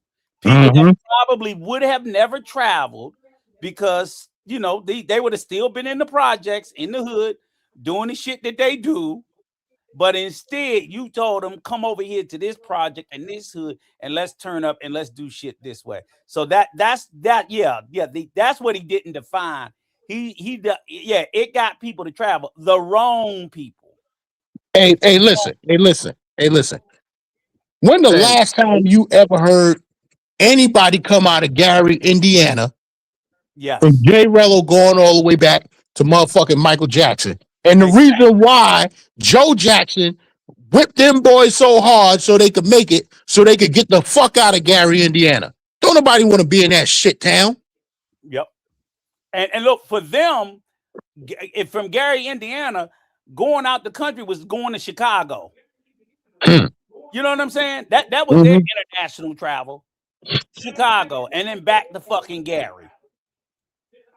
And I was like, that's what these guys would have done. They would have never ventured out any further than that. And instead, now you got them in Brazil and Colombia and DR and the Philippines and Thailand, you know, and then guys still want to pretend like, well, it doesn't matter. It does matter, because every time they do some fucked up shit, it is a reflection on all of us. And because it's not like, okay, they're gonna go do the worst of the worst and not put it on the internet. I wouldn't even care about them doing. I wouldn't even care about Jay Rello beating a bitch ass if he didn't put it on the internet. I mean, I would care about it, but it makes it worse because he's doing it on the internet. And that's telling the whole world, look at how these black men are. No, he doesn't represent me as an individual. He represents us in a bad light as a race of men. I am a black man, but I am one of many. So they're not judging me, they're judging the many. That's what, when they do their bad things, do. They tarnish the name of the many, not the one. So yeah, and what it is, you see a group of brothers in the airport, and they could just be sitting down talking. None of them might not even be going to the. They might not even be getting on the same plane. Oh, there go those passport bros. yeah. And what makes it crazy is, and I would tell guys that are single, and it's crazy because they even say when they come back to the States, it's getting to the point where even when you tell regular women, regular girls that you travel, they automatically have a stereotype in their mind that you a passport bro that's been traveling overseas for hookers all the time. So even if you're trying to date overseas or even back here in the States, you almost want to hide your travel history, because, and now with the shit Floyd did, they automatically, people like, oh, you went them passport, bro. You can't be around my kids. Shit like that. They're going to be thinking that. And I'm like, it might be a baddie back home that you just want to holler and say, yeah, I'll take a little trip there. They're not going to look at you as just a traveler, not as a black man. Hey, Rico, you better tell him you go to Hawaii or London. You better not tell him you going to fucking Latin America. Hey, Rico, for years, and this is all before 2020, 2015, 2016, 2017, all of that, right? I would post pictures on Facebook of me on the beach. Me, you see the palm trees in the background. People on Facebook would ask me, yo, where you was at? Where you was at? I would never tell them. But I was in Sosua. But you don't know that all you see is palm trees in the background. Right. You see me sitting by the pool. You see me laid up by the beach and all of that, enjoying a nice vacation. Right. I never name dropped the location of any of these places because we didn't want that getting out there of what was going on in Sosua. You know what I'm saying? True.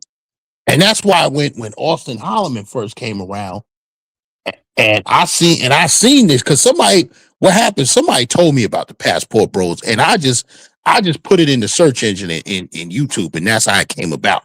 Right. And then I seen this dude pop up, and I got his chat. I said, "Yo, he was talking about Brazil."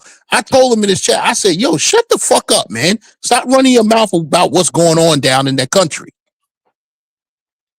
But right. Here we go. It done elevated now. It's all the cat's out the bag. So right. And then even worse, like I'm sitting here looking at something too. Another person that really fucked up the name is the dude Skylar. Skylar destroyed the name. Skylar, because he pushed Sugar Bear. He's a proud I'm like, there's nothing wrong with you being a sugar daddy. Nothing wrong with that. Why do you gotta be bragging about that shit on YouTube? Why would you sit there? But you think BMT would ever sit there and say, hey, that shit that Skylar doing, we as the passport bros, we repudiate that. We don't think men should be going. They can do whatever they want, but I want to if you care about your brand, you make sure when people are out there doing fucked up shit, you make it clear. You delineate like a motherfucker. That is not us. That is not us. That is not us. We do not approve of that. We do not approve of that. But they don't. They just don't. They didn't say anything. So, but you know what it. You know, silence is complicity. Through your silence, you're giving silent approval.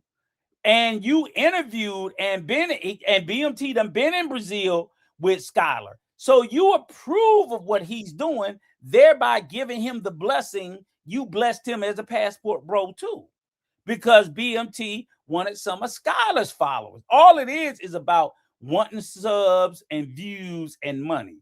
So, and motherfuckers wanting to be cool with certain motherfuckers. Exactly. You want to be in with the in crowd. Right. Absolutely. So, all that shit played out the way it did. So because I'm cool with the C3 guys, V Swells and all them. But I tell them, listen, y'all gotta be held accountable for bringing Jay Rello around here. Just like I have to hold accountability for bigging up NYC the Future. Oh, you bigged them up? I brought him on my on my YouTube channel. When he first got stranded in Dominican Republic. After he made it back, he went out there with the $900 and he got stranded. I brought him on my channel for him to tell a story. So I have to hold accountability for bringing this motherfucker up.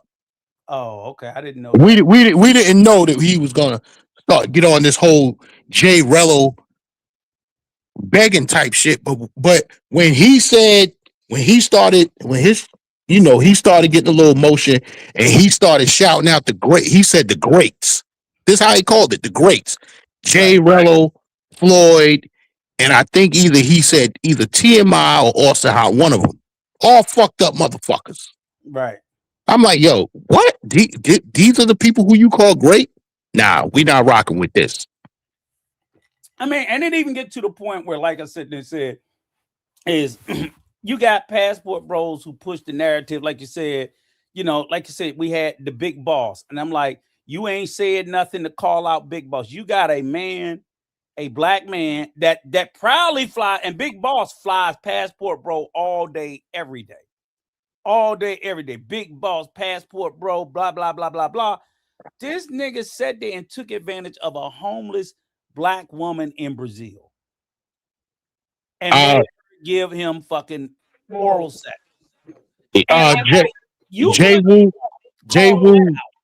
J Woo 2323. It was Sin City, myself, Primo, and Razor Rays. He came on each one of our platforms separately. That blew up who? NYC the Future. Oh, yeah, he's an idiot. Yeah. He's a problem, and he shouldn't be having the platform or the voice that he has. We'll be slow to get to him because he's low hanging fruit, and he's very much a fucking idiot. Yeah, he's very much an idiot. But he don't need and the reason being is because he is an idiot, and he's been funded to live a lifestyle overseas that he can't. I think he sends a bad message because there's others, he's 40 something, but there's gonna be 20-year-old. I always think about the 25-year-old kid that's gonna look at him and say, oh, I can go over there and I can do that too, and possibly fuck up their future. Because it's not easy living in these countries.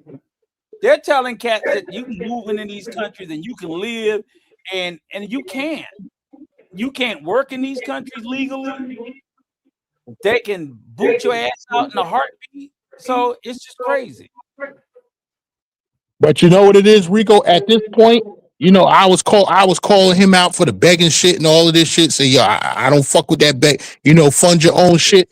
But at this point, yes, he ain't too bright. But really, the people who's following him and sending him money are dumber than what he is. Because he been doing this same dumb shit for a year, and these same dumb motherfuckers are still sending him money.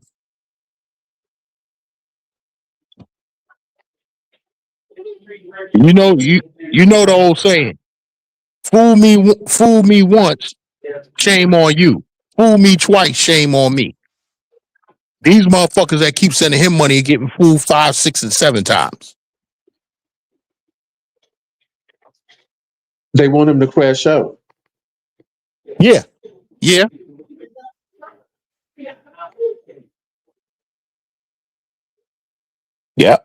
That's exactly what they want. They want him to crash out. Yeah. And like I said, as you can see, now let me ask you this question. What do you think about BMT being a snitch? Now you heard the evidence. We showed the receipts. What do you think about him being a snitch? And also, what do you think about him trying to sidestep and deny that he's the leader of the Passport Bros? He gonna do anything. He gonna do anything to protect his brand. So you want to know the one thing that's worse than a rat? A snake. Because a snake will slither around you, right? Until he feels that you comfortable. Then he gonna bite your ass. You know? But isn't that crazy, gangster? The dude spent all his time screaming, feminist, feminist, feminist, feminist.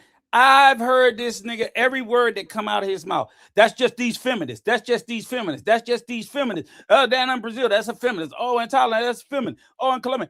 But you ran to a fucking feminist to snitch. Mm-hmm. You didn't run to a woman. You ran to Tanya TK will tell you she's a proud motherfucking feminist. You ran to the very thing that you claim is the worst thing ever to snitch. And she said it out her fucking mouth. How do you take these guys serious? And he gonna twist that. Well, no, she was you ain't even supposed to be talking to a feminist. Why are you emailing her, period? What the fuck you got to talk to a feminist about? He's a snitch to a feminist. So ain't nobody else talking to Tanya TKO. Why is he? Nobody else in the Passport Bro space. And then he lied anywhere. And then he lied and said he was having back and forth with her, which is a lie. All he did was go to her to snitch. Mm-hmm. And then she exposed him. She exposed him live on her channel for the liar that he is. This is how it came out. So when she did her video after the Floyd shit hit, right, gangster? So she did her video and she did her video about Passport Bros. That's what everybody was doing. It's like, nigga, everybody's shitting on the Passport Bro. It's just the way it is. You just got to deal with it. You let the brand get fucked up like that. That's what it is. So that's what she did. So when he did his hit piece on her, he went into, oh, she's a feminist. She wanted me to come on her show. She was begging me to come on her show, and I wasn't going back, and I was going to go, and I emailed her, and she emailed. So he made it out like the reason why she did the video was because he was being reluctant to go on her show. That's what he did. And when she went to her, she's like, I don't know him. And she found the fucking emails from 2 years ago and pulled it up and read it and showed it. I said, you got him in a fucking lie. You snitch. That's crazy. Oh, damn. I was on that panel with you last night, Rico, and then I dropped off because I went somewhere else. But you know, I wish I had stayed on there for when he came up because I would have pressured him about did he get that name from the other dude, Rockland, but he don't want to answer that question. Well, last night he said he coined it. Mm-hmm. He said he came up with it, and I said you didn't. You lying.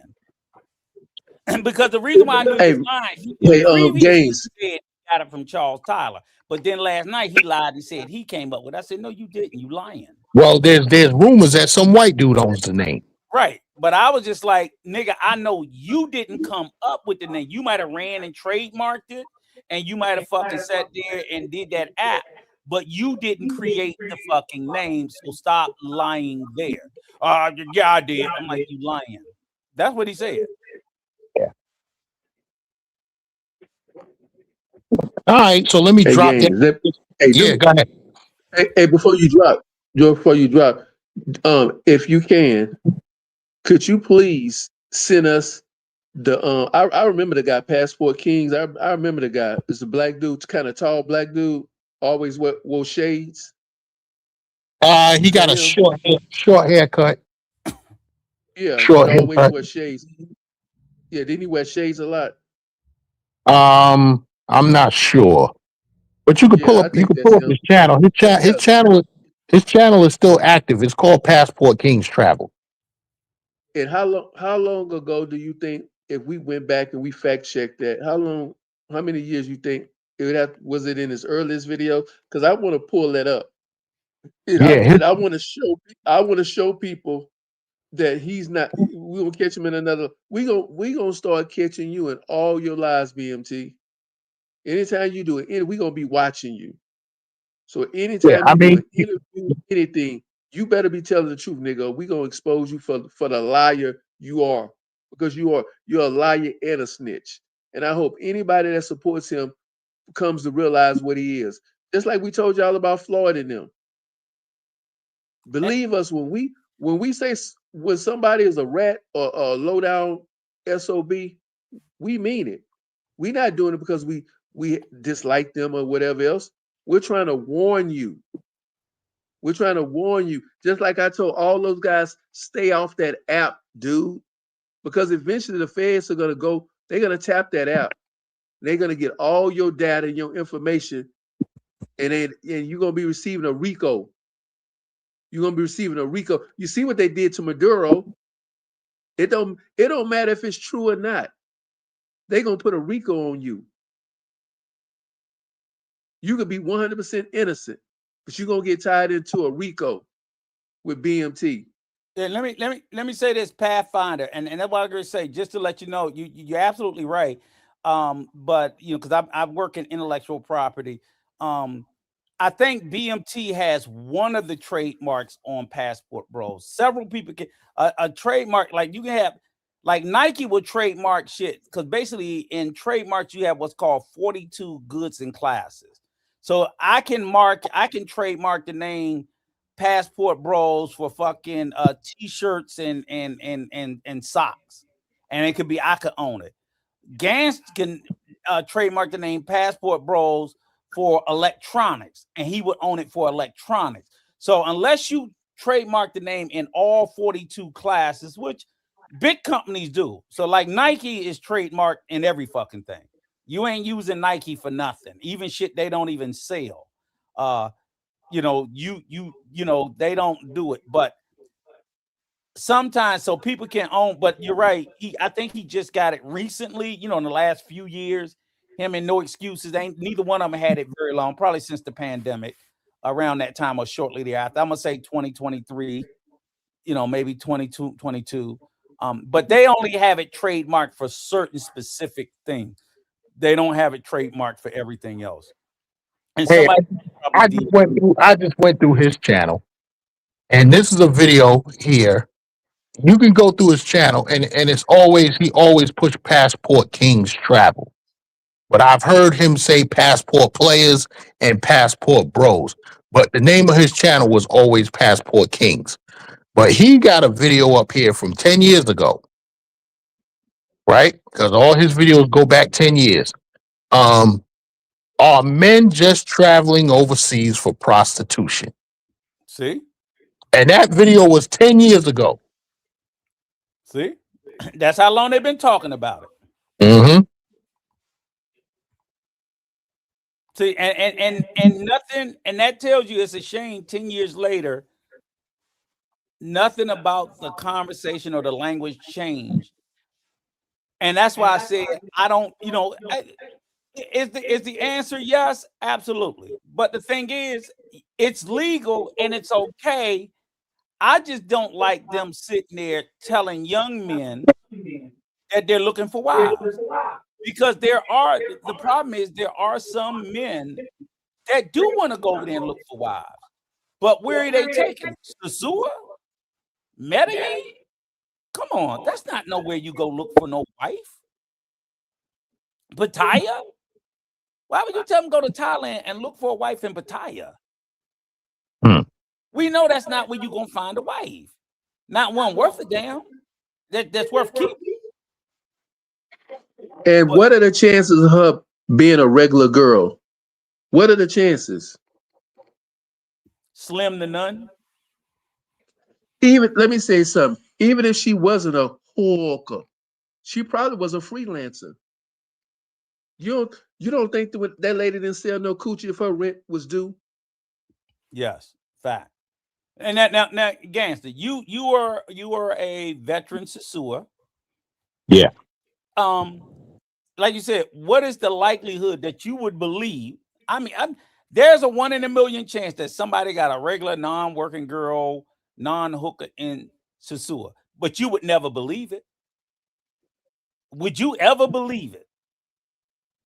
Because every time someone said they got a regular girl, later on it was found out that she wasn't. Right. Because as soon as they break up, oh, that bitch was always a hoe, blah, blah, blah, blah, blah. So that there is where you should go to the space of, look, man, don't go there looking for no regular girl. Even if you're wrong, I could be wrong, but I would always tell people, you never gonna get a fucking regular girl. Not out of the store. Right. I mean, listen. I know girls from Sasua, they're older now, right? They done moved on from that life. They done went to, they use that life to fund themselves, put them to. I know one that's a nurse now. Okay. You know what I'm saying? So she's an ex-pro. What certified registered nurse. But working that big hospital in Santo Domingo. But here's the deal. But he was in the streets. Right. And here's the deal. Once a hooker, always a hooker. You one bad time away from putting them fucking heels back on. Mm-hmm. That's all I'm saying. And it's okay if that's your thing. Look, I believe you. Just like you can fall in love with a stripper, you can fall in love with a hooker. And some hookers, I believe, will make a good wife. Just because a woman done sold herself doesn't mean she can't make a good wife. I don't recommend it. But all I'm saying is, if that's what y'all gonna do, be honest about it. And at least that's the same way I say there's no way in hell. There's a possibility that if you doing the no condom gang, that you won't get burnt or put a baby in somebody or catch fucking HIV. But there's a strong motherfucking possibility that you will. So I recommend you don't do it. That is a very bad gamble. But guess what? You got all these clowns in the space talking about I'm no condom gang. Am I making that up, Gangster? Nope. So I mean that's the information that I hate to even still be in this space talking about this shit, because that information need to be called out. Now, if we don't say something and other people don't say nothing, that information is allowed to grow in a vacuum because nobody's saying that that's bad information. So then you get 21-year-old gangster from New York, first time going overseas, go to Sasua. Now you don't need no condom, YN, you good. Now you over there playing fucking Russian roulette. And that's the problem that I had with TMI. That, you preaching this shit and you don't know who the fuck is out there listening. You got a 19-year-old that be in the chat in these spaces now. See? Right. And you running around out here talking about no condom gang. Right. Come on. That 19-year-old is going to go and recruit other 19-year-olds. Mm-hmm. Yeah, man, OG and them, da. And like, that's why I told him. I said, look, I was 21-year-old Rico. I was a YN. Thank God these motherfuckers wasn't around then. Because I would have failed for that shit. I was all hypersexualized too. Come on. I would have bought into all that dumb shit if I didn't have nobody to tell me differently. I would have brought into it and believed it too. I would have believed it all. I would have been over there, man, fucking that. I would have ate that motherfucking shit up. And that's what scares me. I think, like, man, as dumb as my motherfucking ass was, I'd probably be dead or in a fucking... Man, are you crazy? I would have done all that shit. I was a risk taker at that age. So I'm like, if you older and you know better, you know, they're gonna be risk takers anyway. So even when my sons and them go, I'm constantly telling them, look, I know you motherfuckers gonna be risk takers, but you gonna leave out this motherfucker with the knowledge of me telling you what to do right. Now, what you do is up to you, but you ain't gonna say you didn't know and ain't nobody didn't tell you. That you ain't gonna do, motherfucker. So when you sitting up there at the police station or in the hospital, when I come in there, oh, you're gonna hate to see me because you're gonna know I told you. Now you still can do it. I tell them you do it. But if I have to come to the rescue, oh, you're gonna hate to see my ass.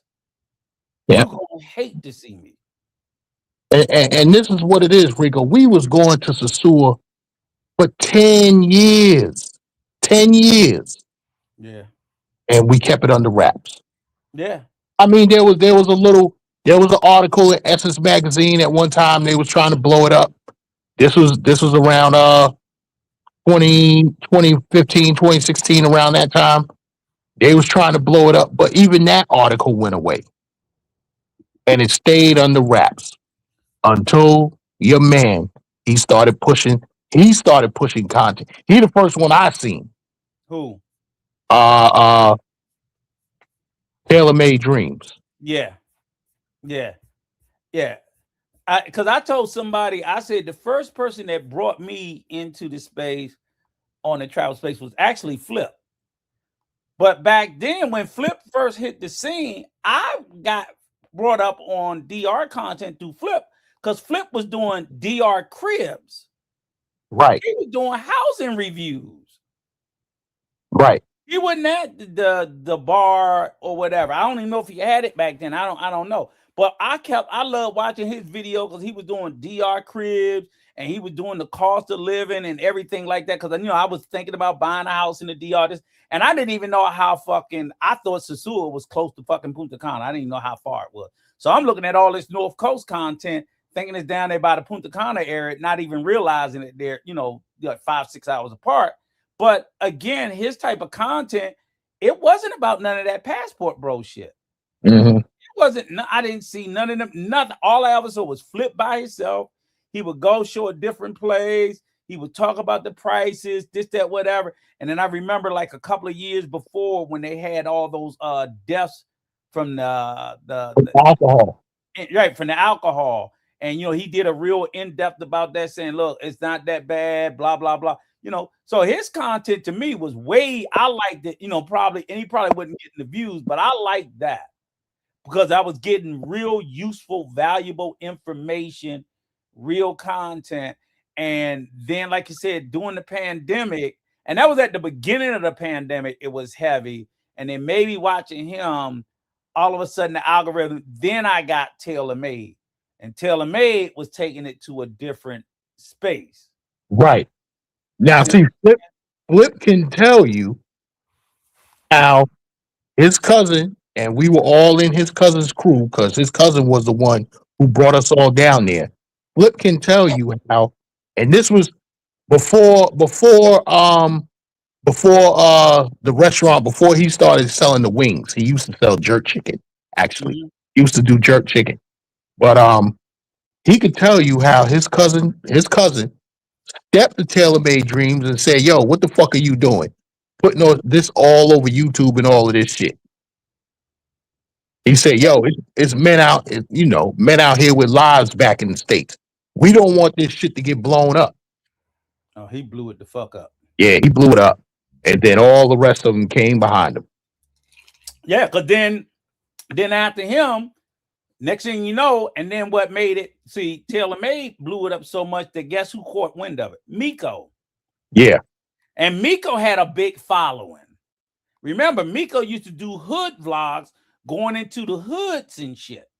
So you know his audience is a bunch of hood niggas. So now he's in Sasua. See what I'm saying? Y'all see how this content get pushed out to the wrong fucking people? Mm-hmm.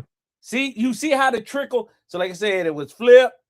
Then Taylor Made got over there and he lost his fucking mind and he started pushing it. Then that brought on Miko and Taylor Made also probably attracted not just Miko, but also Mayor. Remember Mayor of Sasua? Yeah, remember him, yeah. He was another one that was on some clown shit.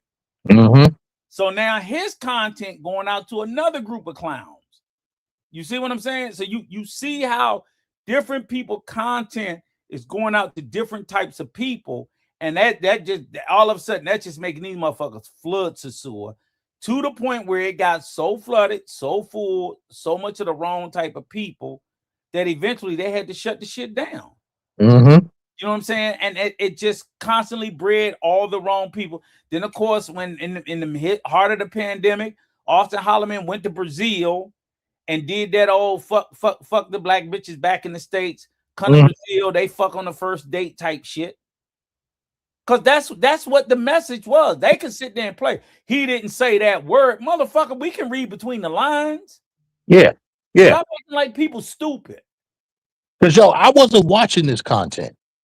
You know what I'm saying? Like I said, I saw Taylor Made Dreams, but I think I might have subscribed to his first channel, but then I unsubscribed because I really wasn't. I'm like, yo, and a friend of mine was sending it to me, and I kept telling him, yo, stop sending me these videos. I don't need to see this shit because I go there. I know what goes on there.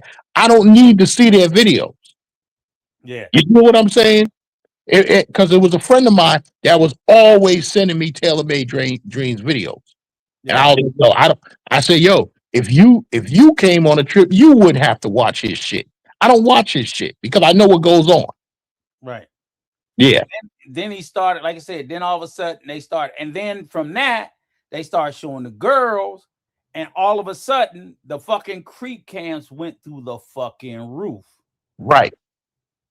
So at that point, it's like the genie's out the motherfucking bottle now. Mm-hmm. The genie's out the bottle, and they got a whole motherfucking mess on their hands. Mm-hmm. I never wanted to watch those videos. Those who was it? It was damn, I forgot the creep camera dude's names. Fudo TV. Fudo TV. I never watched their videos until the same friend of mine who was sending me all Taylor Made Dream video. He hit me up. He said, "Yo, Gans, this dude walk past you, and you right in the video." I said, "Get the fuck out." Right. And then after you got the creep cameras, then you start getting YouTubers that want to start creep camming. Mm-hmm. Like, you already got the creep cameras. Now you niggas want to go around and start creep camming. Like, come on, man. You know, this is crazy. And then they start everything for views. Everybody want, especially during that pandemic time, they wanted to blow up. Everybody wants to blow up on YouTube, and I talked about that. They want to be YouTube famous. Man, listen, don't nobody know who the fuck you are. Nah, you don't make the money you think, and all you end up being is a hoe to the subs. Mm-hmm. Now, which is what got partially Floyd being a hoe to his subs. That's what NYC. Yeah, out there doing all kinds of stupid shit where you got on their head and shit. Yeah, Social Loner and CC treating him like a hoe, making him do all kinds of go up to that girl, get her number, blah blah blah, doing like real creep shit. So they making him do real creep shit. So I'm just like, it's just too crazy. It's too crazy. But I don't know, man. This shit's been a mess. We gonna shut it down here in a minute. It has been. I'm gonna drop off and let y'all, do your closing statements and all that. Okay, hey, and Big Game, let me know. Look, let me give you my number in the back chat. Yeah, I think I got it. Yeah, I don't know if you have it or not. Put it in the back chat, and I'm gonna take a screenshot of it. Yep, and then like you said, I get over there with you. Just send me a WhatsApp or whatever like that, and shit. And then that way you be able to get. If you don't have to wait till you see me on a fucking live, you can just always hit me. Yeah. And shit. And Okay, I got it. I took a screenshot. Okay, cool. So I mean, like I said, we just wanted to go over, like I said, to review the conversation I had with BMT last night. So that's the latest, and the fact of, when I had found Tanya TKO confirmed, I was like, yeah, he ran and snitched to her on him. That I just thought that shit was like, I was like, this shit is crazy. And the thing is, like I said, at the end of the day, don't nobody hate BMT. I don't hate him. I don't care about him traveling. I don't care about him doing nothing. But he just can't bring himself to a place of responsibility. Right. He feel like he did what the fuck he did, and fuck it. Oh well, it ain't my problem. I'm like, no, you don't get, nigga, you don't get to walk away from the day. Same way like Taylor May, right? Like right now. And I'm glad he's no longer doing what he did. But he left a lot of damage. Yeah, he did. He don't want to face it. He don't want to come back and say, and I get it. People have said, he didn't intend it. And I don't believe the brother intended it. I don't believe that was his intention. I don't think he had any ill will. But he left a lot of damage in his wake, intentional or not. And I think that if I left something damaging in my wake, whether I meant to do it or not, I need to come back and apologize for it and try to make amends or make it right. That's you don't get justice, people, until to me, just walking away is saying you ain't even sorry you fucked it up. You just fucked it up and said, fuck it, oh well, and you gone. So I'm like, do you feel bad about how the space is, knowing you opened Pandora's box? Yeah, I didn't know. Okay, well then come back and say it, because I still think he got enough voice that if he came back and owned up to it and said, man, I had no idea these motherfuckers were going to do it, but I feel bad about it, that would go a long way towards helping repair. It ain't going to fix everything. And it would definitely get my respect. And I would be, not that he wants it or gives a fuck one way or the other, but I could sit there and say, hey, I get it. We are all, capable of doing something wrong. But if you're just going to do something wrong, like, man, fuck you, nigga, that's on you. Then you know what? It's like, okay, there you go. There you go. So again, all of us play a part. I ain't always got it right. I ain't going to always get it right. But I'm always working my ass off to try to do the right thing and to try to lead a space better than when I came in. So I hope I was able to catch and clean up as many of these hoe ass niggas doing hoe ass shit. Because again, all I think about is the young 21-year-old, the 25, or like you said, 19-year-old that wants to come into the space. And I think they should be able to travel. I think they should be able to. But I think that they should be able to travel with the right advice and a sense of honesty and the right information, and not, be set up to be all fucked up. Because, a kid go overseas and he may end up locked up or dead. And all it takes, like I said, when I was in the military, like, hey, they would give us, information briefings before we went into other countries. It's like, we're not going to see you out there stupid. Are you crazy? You in the wrong fucking neighborhood, get snatched up. It's gangs, it's drugs, it's all kinds of shit. And like I said, ain't nobody, the military ain't gonna send you out in the Medellin and not talk to you about scoping. Don't sit your ass down and talk to you. But these niggas are sending niggas straight to Medellin and won't even say nothing to them about it. Like, bro, you can't send no youngin' into Medellin and don't talk to him about the fucking scoping and watching their drink. Are you crazy? Come on. So that's all I got. I hope you guys enjoyed the stream. Me and Peso gonna shut it down. You got anything you want to say, Gans? No, I'm out. All right, peace. All right, brother. All right. All right, Peso. You back? You sleep? Come on back up. All right, guys. We're gonna shut it down here in a minute. I hope that we feel like it was a good live. I hope you got some useful information. At least, like you said, it was more of a receipt show. Where we wanted to show receipts. And basically, like I said, we did the review of me being on the live. But again, shout out to Ronin Travelers. Thank you for letting me up, brother. And shout out to the Andrew Show. Thank you for letting me up and receiving me as well. And and definitely shout out to Blue Collar Brother, Avery Travel, Drew G. I can't remember whoever else was up on the panel. I know that I can rub some people the wrong way.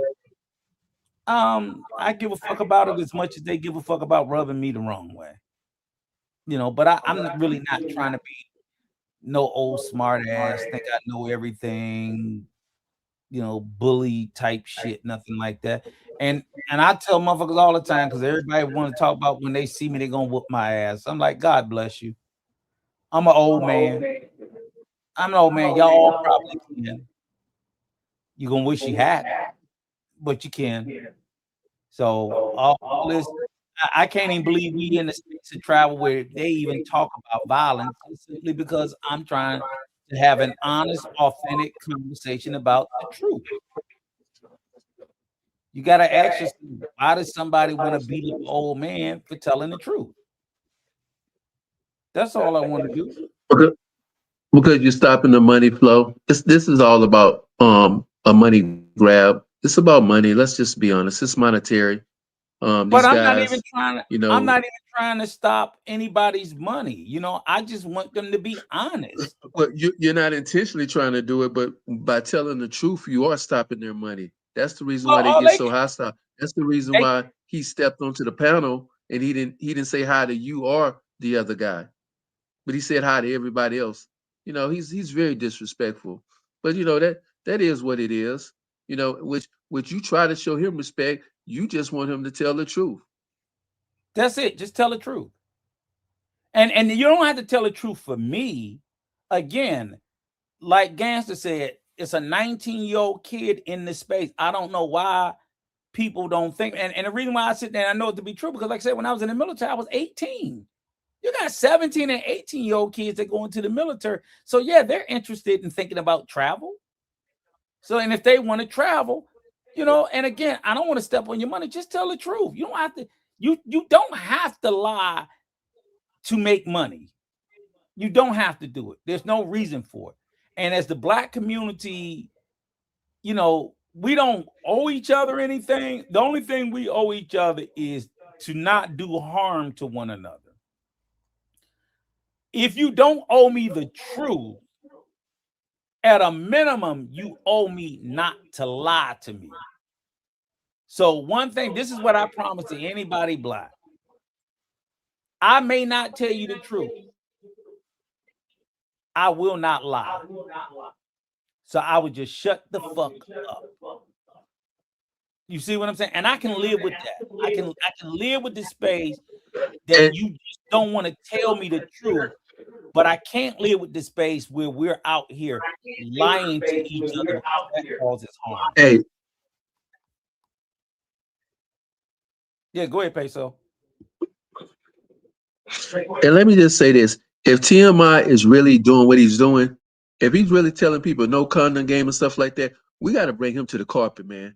And also, we challenge you to come up to our show. We know none of you cowards will. See, that's how you know when somebody's real and when somebody's not. Because if you come up to our show, we know you're real. None of them has stepped up. Floyd has never came to our show. He cowered out. Austin Holloman, he cowered out. Jay Rello, he cowered out. That's why you've never seen these guys on our show. Yeah, it's real. They all cowered out. Yeah, I'm not saying TMI ever. When I had my show, they all cowered out. Yeah, but Peso, like, I've never heard TMI tell niggas not to wear condoms. He pushes him, Giamo, a couple other ones push this team no condom gang. Oh, Big Boss, remember, he pushes, he don't wear no condoms. So they push an ideology around no condom like it's a flex. Oh, so I'm not gonna don't say forget Johnny. Who? Johnny preached no condom. Right. Johnny Yeah, raw dog. I think you stay raw dog or whatever. Yeah, I can't All remember. these Right. guys, man, just And Johnny was also the same one that was preaching you can fuck 15-year-olds in Colombia. So again, I don't want people to sit there and think I'm making this stuff up.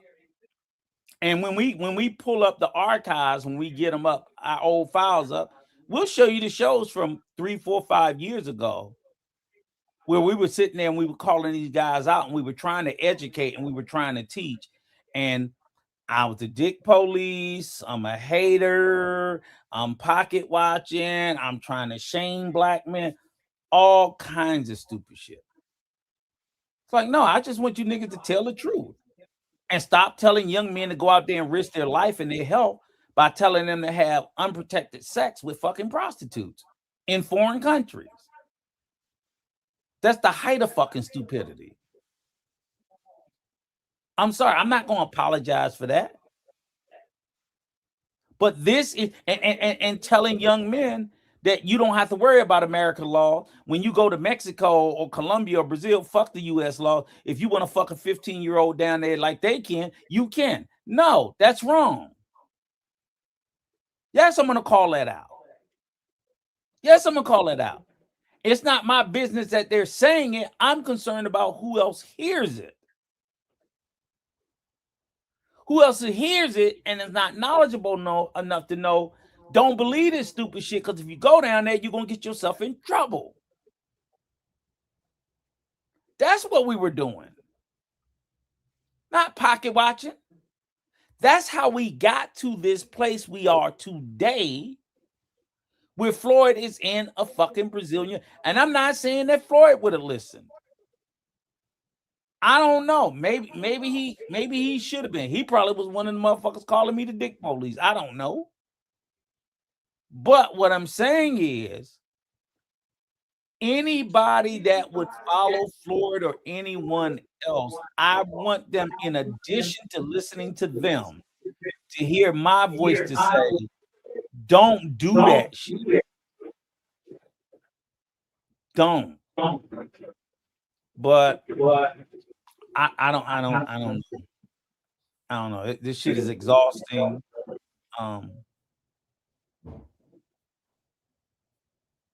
Yeah, it's just, and again, if BMT's not the leader of the passport, bro, go ahead.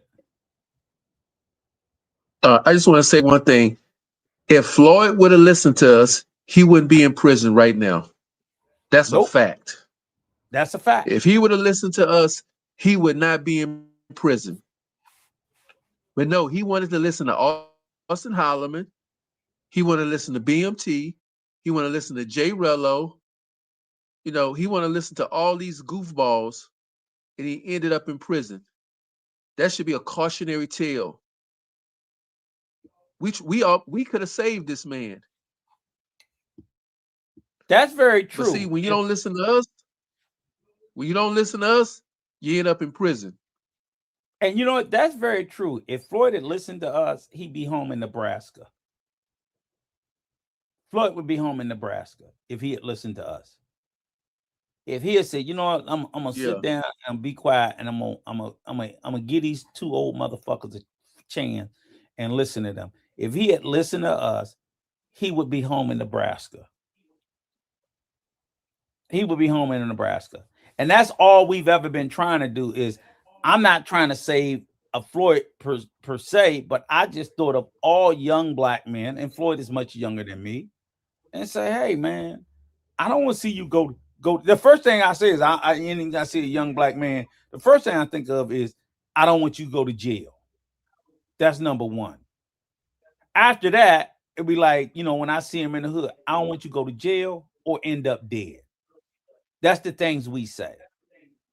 I don't want you to go to jail, because I'm praying that that's the worst, or worse, end up dead. Floyd is in jail right now. I don't know if that's the worst he's going to get or not. All I'm saying is, he didn't have to be in either. Now, Yeah, if he listened to, think about it. He listened to Mm-hmm. Austin Holloman. He rolled with Austin Holloman. He in prison. If he would listen to us, out of prison. Oh, and let me just remind you of this, Peso. Let me remind you this. When you go back, like I'm sure they're all taken off of Austin channel because he deleted all the fucking Floyd videos, right? So anybody go to Austin Holloman channel, I bet you don't see their video with him and Floyd up there anymore, right? I saw one came through my feed, I think last week. I don't think he removed them. Austin Holloman is such a narcissist that he would keep them up there because they getting views. They making money for him. I'm gonna look and see. Because I would have just automatically assumed this motherfucker took down, because pretty much other people done took down their Floyd videos, right? But in addition to that, if they are, I'm definitely gonna go looking, because the reason being is there was an older black man with them. It wasn't just fucking Austin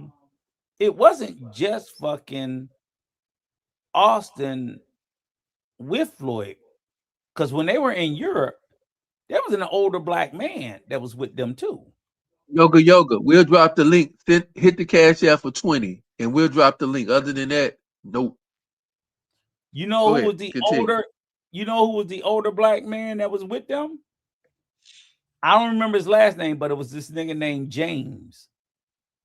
You remember him? Yeah, James. I think the retired. I don't know if he's Army. Yeah, he's still around. Navy. Huh? He's still around. Hey, look at your boy lying. Your boy lying like BMT. Oh, you know that. Tell me you got. We fell for that before, didn't we? Remember, we fell for that before, right? Yeah. Well. How about this? Yeah. How about this, Yoga? If you got the files, send us a cash app for $20. If you got the files, we'll return your cash app. If you don't have the files, you don't get your cash app back. So if you got the files, if you confident you got the files, send $20 on the cash app.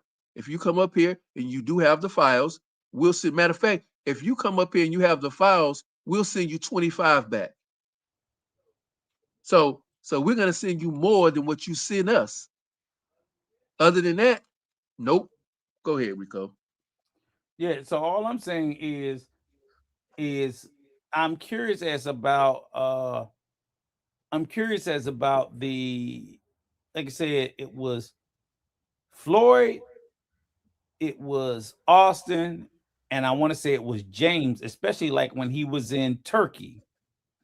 When I remember when Austin and James got denied. Hey, hold on, Rico. Hold on 1 second. Rico, Hey, Rico, hold on just one second. I don't mean to interrupt you, but you see how these passport bros be lying? Yeah. You see how they be lying? We told the man that we would send him more back, and he said no deal because he's lying. That's what they do. They lie. But anyway, continue. Right. So, yeah, he probably is. I don't know if he. Bottom line, I don't care. All I'm saying is, like, all of them in that space, they move and navigate it the way that they moved and navigated, and it's like it's fine with me. I don't care. The reality is, at the end of the day, we were proven right. We sat there, and all the shit came out. Now I can't believe that now in BMT's mind, he can say, I'm not the leader of the movement, but I'm gonna sue your ass if you say anything bad about it. I'm not gonna fuck with you if you small, but if you big, I'll think about it. But then I'm really not gonna sue you. I'm just gonna twerk for you because we might do some work in the future. I'm like, how the fuck does the person who trademark the term, got the app, the leader, this, that, whatever, twist himself into so many ways to do this shit, and y'all still listen to him? He's nothing but a liar. So I'm just glad that we had the clip to review, we had the video to review, to go word by word where he said this, that, this, that, this, that. We had the Tanya TKO. See, that's not me. That ain't Peso. That's BMT. That's Tanya TKO. I'm just showing y'all how to break down evidence, to take things that people say and do, and how to cut them into small digestible pieces and say, what does this mean? What are they saying? What is the source of this? What is the reason? What is the motivation? So on and so forth. And in doing all of that, there you go. We were good. I agree with you, Passport Life. Like I said, you know, we do need any black man going to South America need to watch his back. He does, and that's what I said when they were talking about going to wanting to go to Venezuela. I'm like, Venezuela is the last place on earth you need to be, and in addition to that, probably even going to Brazil right now and Colombia, you need to be careful because those countries are starting to foster anti-American sentiment because of what 47's done. And it's nothing for them to sit there and snatch a black American because the USA ain't gonna care. They might hesitate to snatch a white one, but they'll snatch your black ass in a heartbeat. And 47 ain't coming to get you. So you be sitting in a Colombian or Brazilian jail or Dominican jail, oh, America not coming to get me. You just show the fuck and like, fuck you, nigga.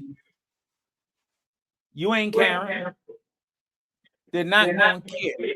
So that's why I told black men the other day, I'm like, look, travel less out. I'm not saying don't travel, but don't let people tell you that that's fear mongering because someone tell you that. That's not fear mongering. That's just being cautious. Fear mongering would be me telling you not to do it. I'm telling you, whenever the U.S. gets into these war positions, this war footing, as Americans, we have to be careful how we travel around the world. That's all. And people who tell you it's fear mongering, I promise you this. If your black ass end up locked up or kidnapped, that same person that called it fear mongering ain't coming to get your ass. They're not coming. So put your own personal safety and security first. It's okay to be a little bit afraid. I want you to come home. I don't want you to be so carefree and reckless that you end up saying, man, fuck that shit, fuck Rico, fuck Peso, blah, blah, blah, blah. And then all of a sudden you end up somewhere you ain't supposed to be. And the next thing you know, your ass tied up in the fucking jungle. I don't want you to do that. I don't want you to do that. I want you to be careful because I want you guys to come home. Don't let nobody tell you that that's fear mongering. It's okay.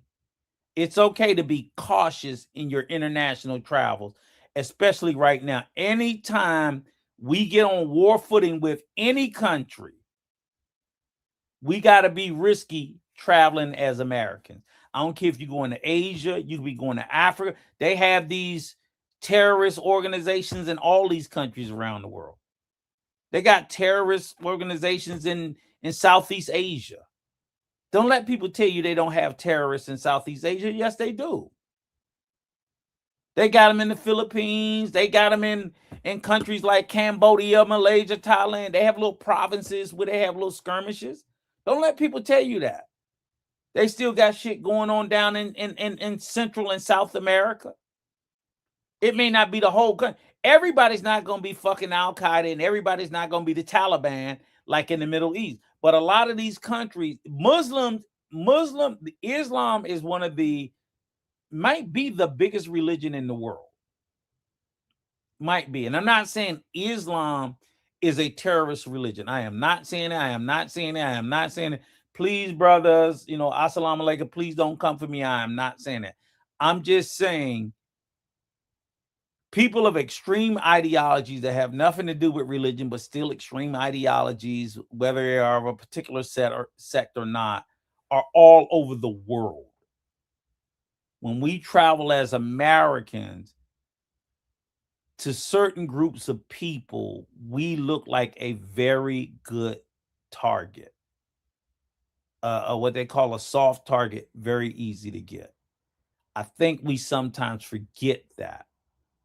Anybody would love to grab an American, hold them for hostage, for money, for this, for that, and whatever. I just don't want you to go out there, because niggas last night we was talking about they was ready to break their neck to want to run and go to fucking Venezuela. Who in their right fucking mind want to go to Venezuela, a failed state right now? The level of insanity in even thinking that is mind-blowing, but people do. So with that being said, I'm done. You got it, Peso.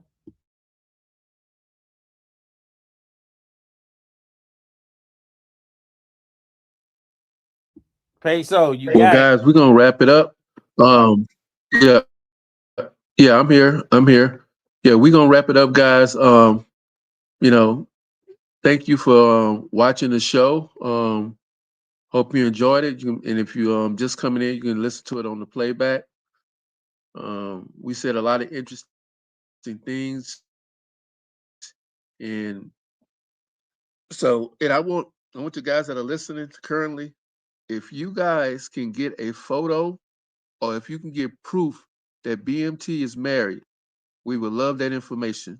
We're gonna look for it too, but we want to find out if he's lying, because he's always lying. You can never believe nothing he say.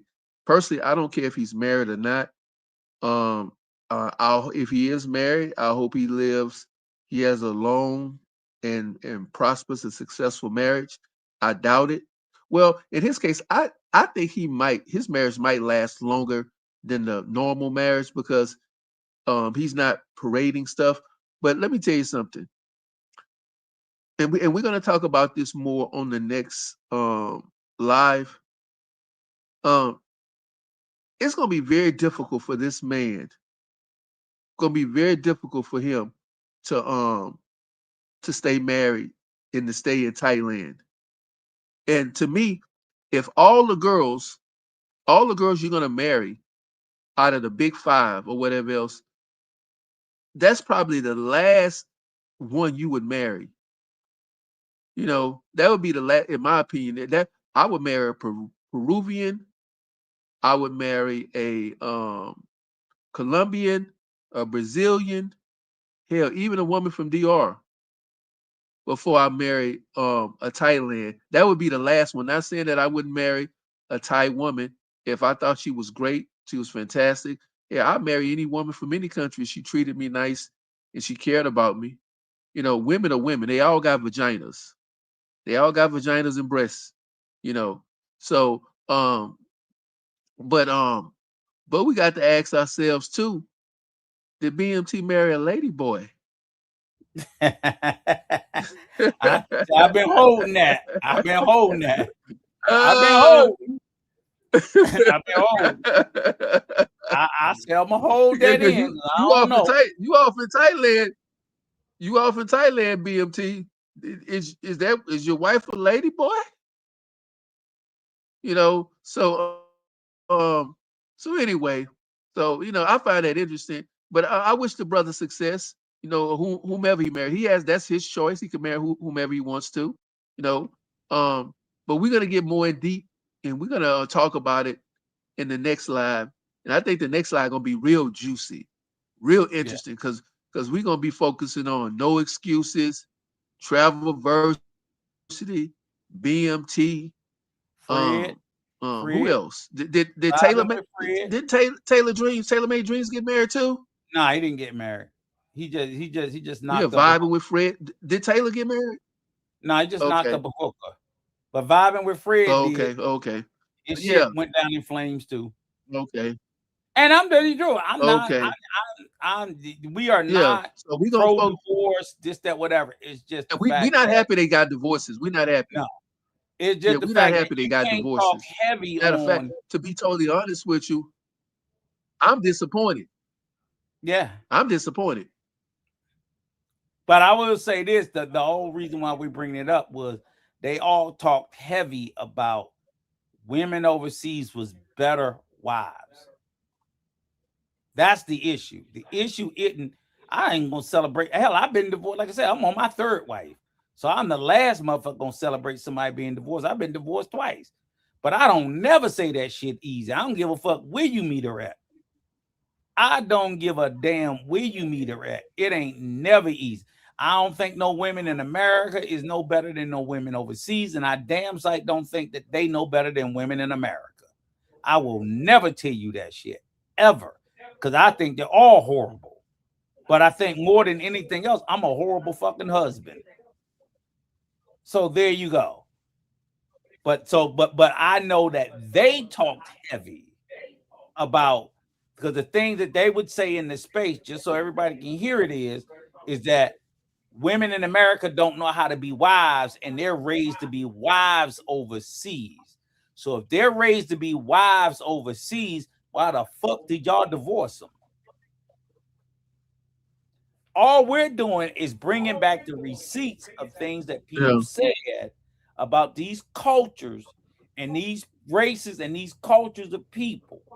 And again, with full transparency, my wife is Salvadorian. Okay? So I'm married into a different culture. I can tell you, they ain't no motherfucking better. Yeah, I think they the same. I can say they could have stayed over here and saved themselves a plane ticket. They got that same rate of fucking failure. Exactly. That's all I'm saying. I mean, I could have said that even before, but I mean, they wouldn't go. You know, at that time, you dick policing, you a hater, you this, and that, and I'm not thinking now like you niggas hate you didn't listen. Okay, I'm a hater, but you hate that you didn't listen. All I was trying to tell you was, you going overseas, they you drunk going the same shit. They drunk their own Kool-Aid, Rico. They drunk their own Kool-Aid and died. They, in other words, they Jim Jones they self. Yeah, they did. They made the Kool-Aid, put the poison in it, and drank the first cup. Yep. It's funny. But anyway, we gonna get out of here. You guys have a wonderful night, and we really, really appreciate it. And we're out. Hey, give them we got a closing song for them? Yeah, you know we do. Oh, okay. Passport, what you gonna do? What you gonna do when they come for you? Passport, what you gonna do? What you gonna do when Rico and Peso come for you? Tell me, what you gonna do when Peso and Rico come for you?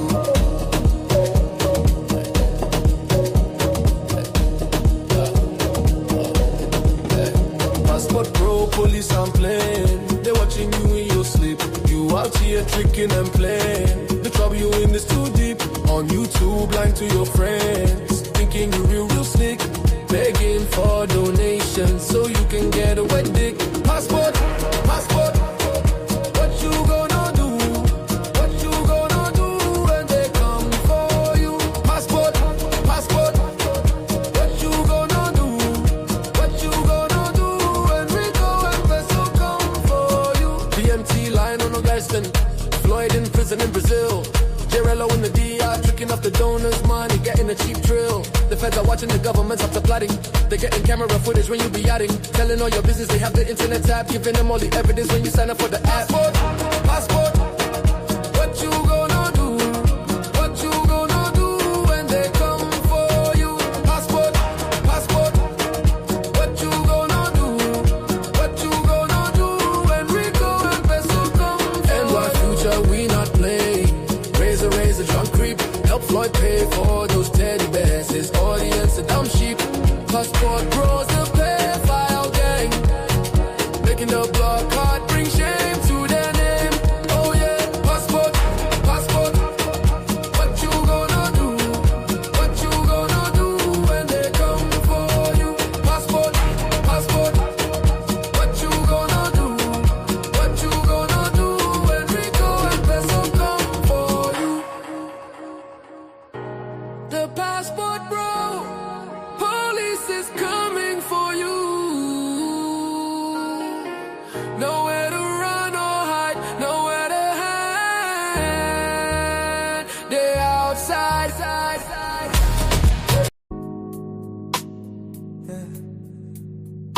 She mine, oh, she mine, oh, girl. It's on the low, nobody's gonna tell. When I'm in town, she treats me well. Everyone knows she a looker. Leave her alone, cause she my hooker. I took her from a passport bro that treated her like a hoe. Had to let him go. She said he was too damn slow. I already know she mine. She now mine hooker. My Brazilian queen doing nasty things. She'll make a grown man cry. I got a wife at home, you don't need to ask. I don't wanna lie. Flight touched down in Rio last night. I called her up on a cell, cause we have what we have. I don't kiss and tell, the fellas wanna know. I tell them no, I'm not a passport bro. Silly boy, I don't share photos. Cause she mine, she mine, she mine, she mine. She my hooker, I'ma be honest with ya. I took her from a passport bro that was really kinda slow. We had to break it down to him, she had to let him go. It was time to hit the door. Girlfriend experience is our little golden rule. We an item while I'm there. People wanna talk, I don't care if they stare. Nobody knows how much I love you, babe. You my world, you make me up. Nah, let me talk to them. Ain't nobody gonna take my place. I don't care how much you beg, they gonna chase. She mine, mine. Oh, she mine. Oh, she my hooker. I'ma be honest with you. I took her from a passport bro that was really kinda slow. We had to break it down to him, she had to let him go. It was time to hit the door. Women in America say I'm just living a lie. Tell them she's my only thing, so Keisha can't wait goodbye. I visit her in the favelas, I'm ready to die. My hooker can't do me wrong. The bond we have is just too damn strong. Doesn't matter the situation, we always get along. Dirty Mac and passport bros be scheming, you better leave her alone. When I'm in the US, I dream about her every night. When I get my vacation, baby, I gotta take that flight. Women in America say I'm just living a lie. I tell them she's my only thing, so Keisha can't wave goodbye. I visit her in the favelas, I'm ready to die. She my hooker, I'ma be honest with you.